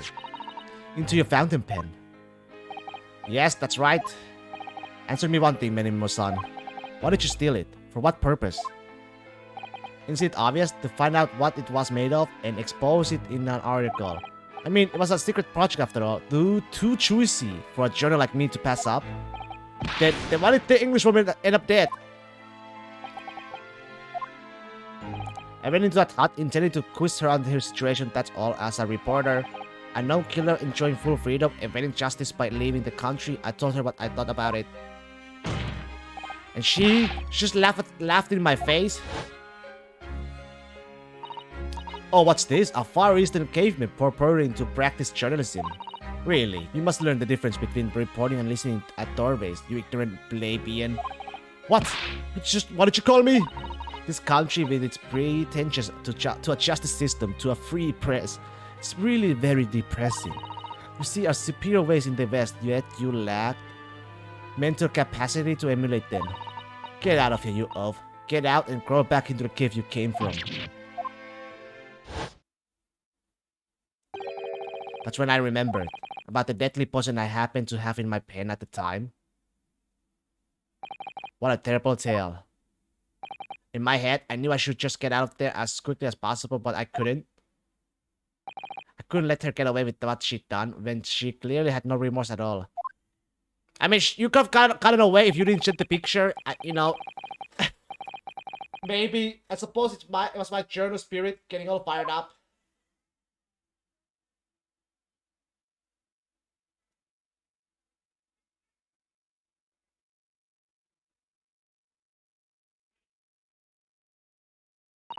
I'd like to ask you something. Yes? You often talk about justice. But surely as a journalist, you could have used other means to deliver the justice you sought. There's no justice in the press. Sorry? After that trial 9 months ago, I kept digging and digging to find out what happened in that courtroom. And finally, I discovered the truth. It was a cover-up. That's what it was. A cover-up? What do you mean? I would remind you of your position, witness. Be careful of what you say. Oh, come on. Doesn't it strike you as strange? We suddenly are not allowed to convict a foreign national. Consular jurisdiction should never have come into it. And yet that puffed up Englishwoman was going to sail away into the sunset for a free woman.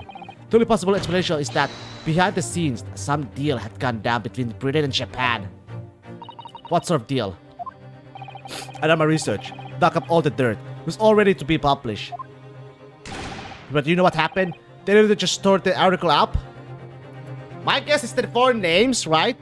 The 4 names is probably, maybe, I don't know. He came under pressure. The Morse code? Not the Morse code, but the code, either way. He came under pressure from the... Yeah, it was a Morse code. Japanese Morse code. If our government is going to let criminals walk free, if they're going to crush the free press, then what choice do I have but to see that justice done myself? Let's not forget, Memo-san, that you committed murder yourself and you tried to play the blame at the defendant's door. I'm sorry, but you are no better than Jesal Bread. What? The 4 names are what? I don't remember again. What was it again? You know, the leathers. Asoki was one of them. Asoki, then we got Gregson, and I suppose K. Asoki, A. Shin, T. Gregson, T. and J. Wilson. Yeah. So this one, the A. Shin, is kind of bothering me. We don't know A. Shin yet. Shin. It would appear that we have reached a conclusion in this trial at last. Counsel for the defense, Richard Naruhodo. When you think about it, Wilson, if it's the same J.H. Wilson, he's dead. K. Asoki's dead. T. Gregson, alive, but could be dead in the future.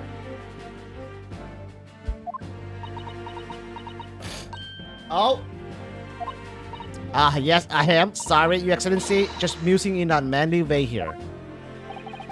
It's almost unbelievable that this is your first experience of the Supreme Court. It was an excellent performance. In truth, it very much reminded me of your cousin's exploits.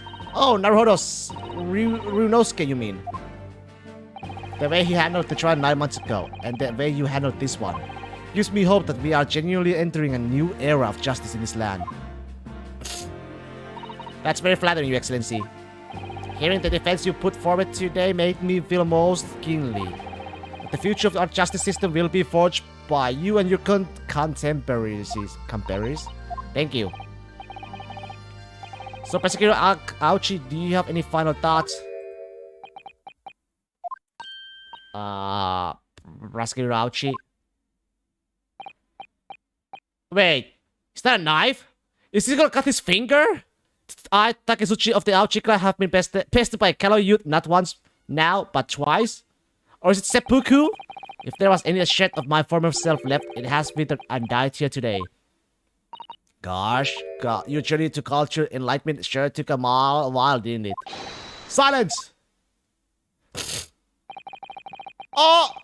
Rather than living on in a shame! Sad song! RIP! Rest in peace, Aochi. I will end it all now with this blade. Goodbye! For that is the true path to Aochiism. Aochiism? One hope that's the only way in which he'll be modeling himself after the witness. Well, speak of my top knot. The time is right for farewell. Hope is lost forever. Takezuchi is gonna come. Oh my. Do it!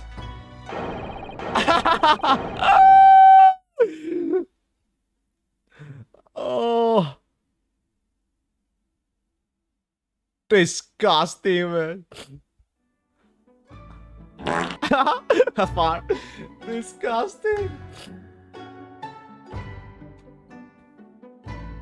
Namaste.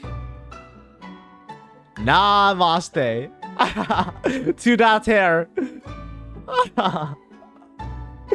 Maybe have a silence for that hair.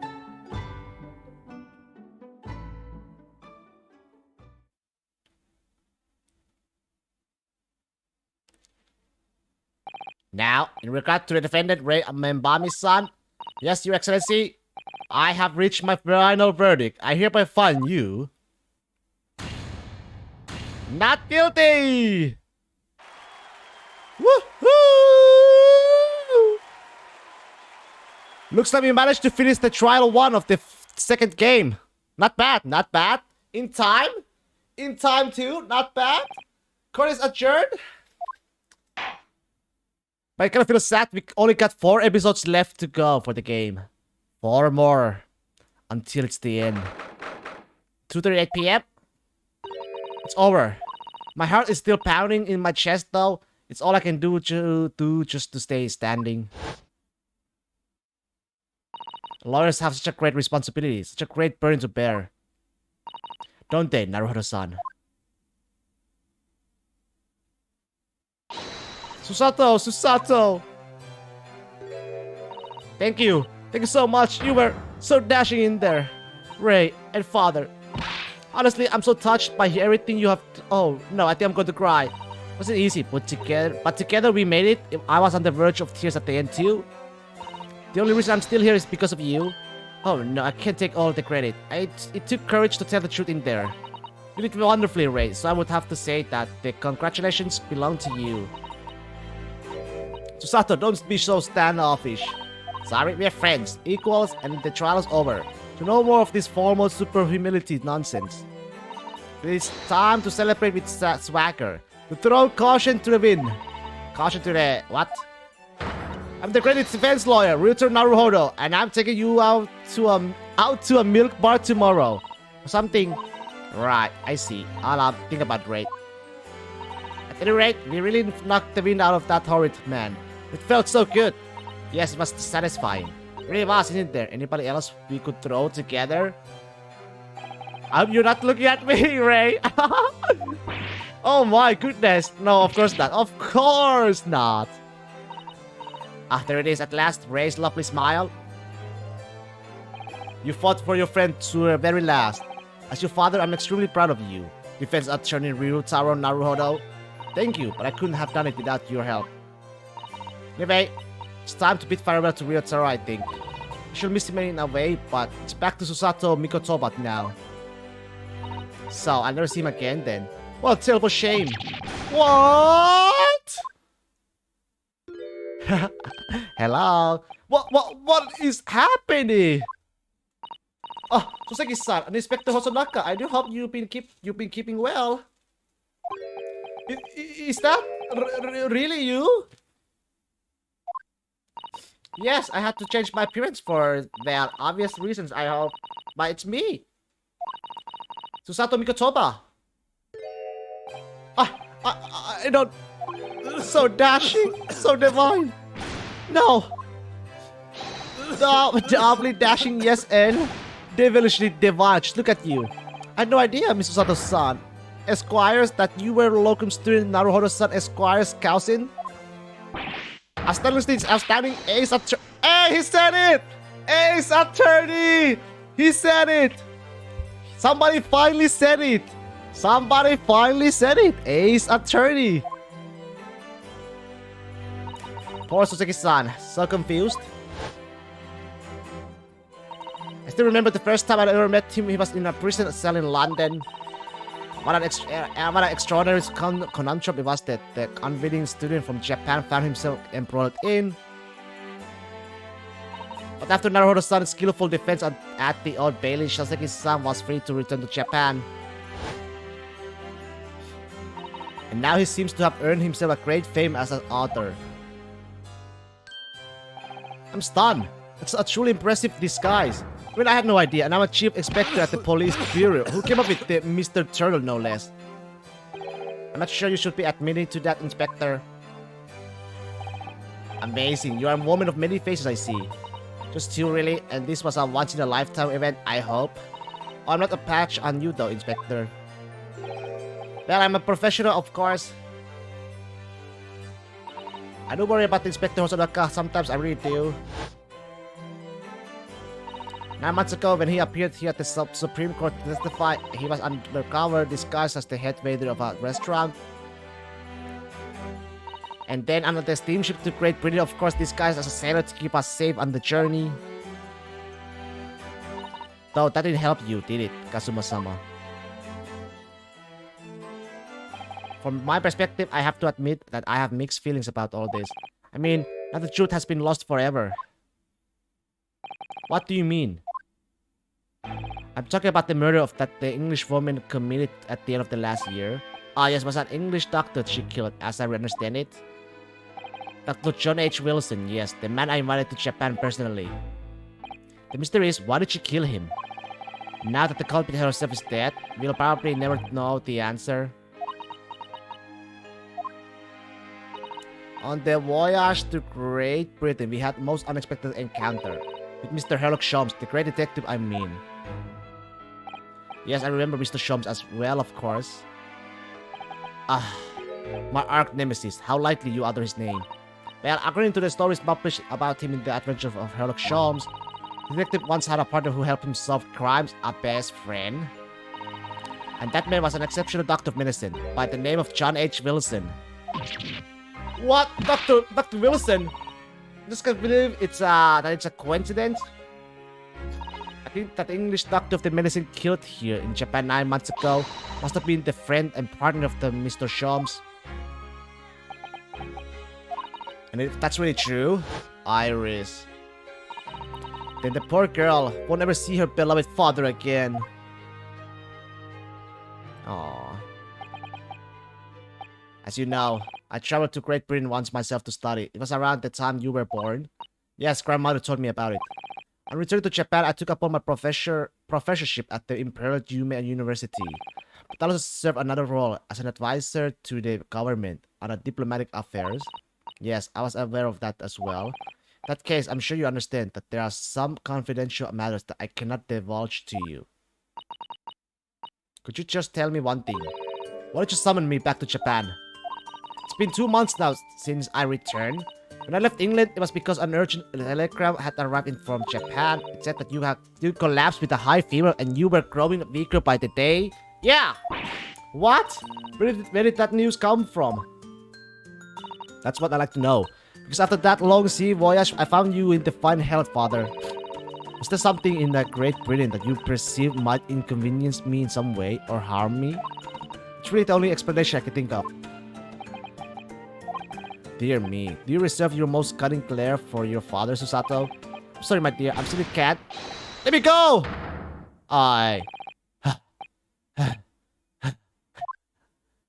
Me? Mary Memo-san? So, one throw wasn't enough for you. I've got one last thing to say before they take me away, Professor. Me? I know the truth. I know you had a hand in what went on. In that visiting student's fate. Oh, no! Oh, Kazuma? Oh no, I just got gifted a sub to someone with the worst emote ever. Do you want to see? Come on, bring it on! Worst emote ever, you say? Show it to me! Oh my god! What the shit? No, my eyes! No, I can't. Oh my god! The heck, Kermit? What the? I warned you! No! Kirby? Has... No! Now I cannot unsee it. No, not the student of law who left it for Great Britain 8 months ago. Oh yeah, that reminds me of the Kirby game. I still haven't got the Kirby game, still waiting for the sale. When will it come to sale? Come on, please, Nintendo, please put the game on sale so I can buy it. But Jesus, that bot. Oh my god. What? Student of law? He must mean Kazuma-sama. What are you talking about? What does any of this have to do with Kazuma-sama? Nobody here in Japan knows anything about it. Didn't know that the guy never made it to England? That he died on that steamship? What? That he'll never... Oh my god, they're hiding something. Well, I didn't expect to find him in here. What will the officers playing at? Very sorry, Your Excellency. This old man, though. Okay, now. So the Asoki, the full name is names, man. So let me guess. J.H. Wilson is in like... Nobody knows that he's dead too. In Great Britain, I bet. But the T. Gregson kind of bothers me. I guess he knows it too. He's part of it, maybe. I was coming to tell you that the Rickso has arrived, Eugene, and it's good job I came by. Yes, thank you for dealing with him, and I'll be there shortly. Oh, Your Excellency? Ha ha ha ha ha. The trial's over. I'm not Your Excellency anymore. Merely your father's friend, Seishiro Jigoku. And may I say that since I saw you last, you seem to have taken a more dashing appearance. Susato. Did you know all along, from the start of the trial? But he knew? I judge this everything, Susato. Who let you take the risk? If Seishiro here hadn't known, and then he recognizes you. So I had to add a word in his ear beforehand as an old friend. So Seishiro, shall we? Yes, having ruled on that case, we now have various diplomatic issues to address. Diplomatic. Free you go, father. Sorry, my dear. We shall have to return to our earlier conversation at a later date. Well done again, both of you. You did admirably. Oh, thank you very much. What did you think of my Seishiro sling, eh? It's been a while since I sent a man flying like that. Jesus. Whatever could father be hiding from me? About Jessal Brett? About Dr. Wilson? And then now it seems, according to the reporter, about Kazuma-sama. The plot thickens! I'm going to have to bring this up with father sometime. When nobody else is around. Judicial Assistant Mikotapa-san, Esquires, could I have a word? Oh yes, of course, Soseki-san. What is it? I think perhaps it could be fate that we are meeting again like this now. You see, there's something I need to tell you. Oh, I believe that it may be related to the reason why your father summoned you back from England. This I have to hear. Please, Soseki-san, tell me at once. I will. As you know, my time in England was terrible, cursed, I have no doubt. Such awful things I was embroiled in. Thank goodness the local student Naruhodo-san Esquires stepped in. After rescuing my freedom, I couldn't wait to get on a ship back here to my homeland. Having arrived in Japan, I submitted a report about my experiences to the Ministry of Foreign Affairs. The next thing I knew, I had a visitor. It was your father, Professor Mikotoba. He wanted to ask me all sorts of things about my report. My father? He seemed to be especially taken with a particular part of the report. Anyway, he left eventually, having thoroughly quizzed me. It was the very next day that she sent the telegram to you asking you to return to Japan. What was it then? The particular part my father was interested in. I don't really know exactly. But do you remember them? Those two terrible cases I was caught up in? Of course, I could never forget. Your father seemed to concern himself mainly with the second case. Second one? You mean the one Mr. Sholmes forbade any of us to talk about in the public? Wait, which one again? I forgot. I already forgot. Which one? I already forgot. Which is why the only case involving you that any members of the public is aware of is the first. Second one, what was the second one again? Oh, I don't remember. Oh, I don't care. I don't have to listen to what that disaster detective says. Anyway, the point is, it seems that that case somehow holds the key to all these curious unanswered questions. In public? Public? I don't remember. That horrific, heinous case, the case of the haunted lodgings. Oh! Wait. Lodgings? That case somehow caused my father to summon me urgently back to Japan. I thought that whole business was over, but it seems I was wrong. Perhaps that was only the start. Perhaps the story is not yet told. To be continued. The lodging. You mean the case 3? No, not case 3. Case 4? Was it? Or case... Yeah, case 4. So, the mystery of that English woman's death is solved, thank goodness. And having stood in the Supreme Court now, I think I can comprehend a little better. How you must be feeling as you fight for people's freedom in a foreign land, Naruhodo-san.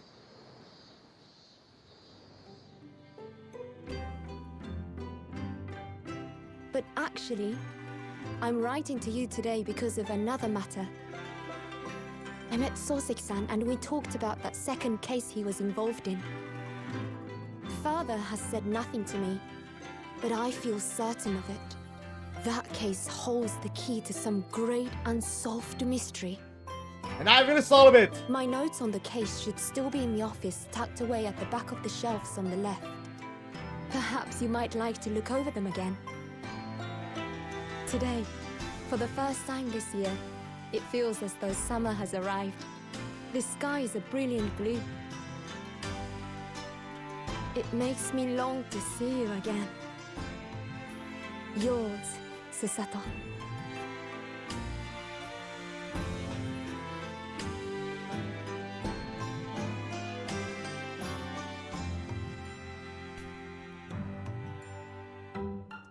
The end! Yes!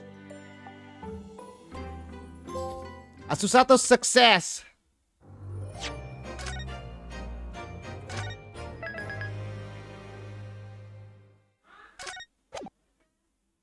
Alright, so the memoirs of the Cloud Kokoro... Wait, did the Kokoro name came out? Yeah. What the hell? Oh wait, no, it doesn't matter. Wait, in the first game though, yeah, status screen.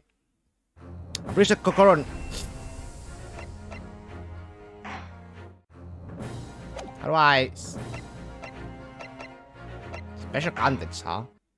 I've never been here before. Oh.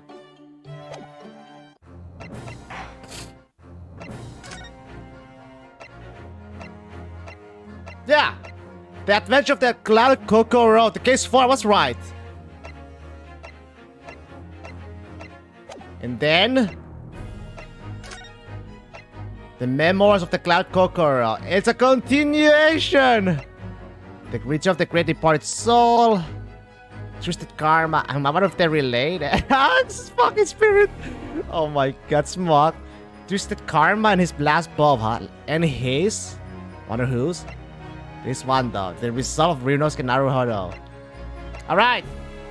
But that'll be all for today, my friends. That'll be all. Another 8-hour stream? My god. Oh my god. Oh. But yeah, no stream tomorrow because of my work. So I'll see you guys on Friday with the episode 2, the Memoirs of the Cloud Kokoro. And I think that'll be my last stream for the week. This week because I can't stream the weekends at all. So yeah, I'll see you guys on Friday. Have a lovely, lovely Thursday. Not Thursday. Wednesdays, my friends. Thanks for watching. See you around, spirits. See you all around. Sayonara.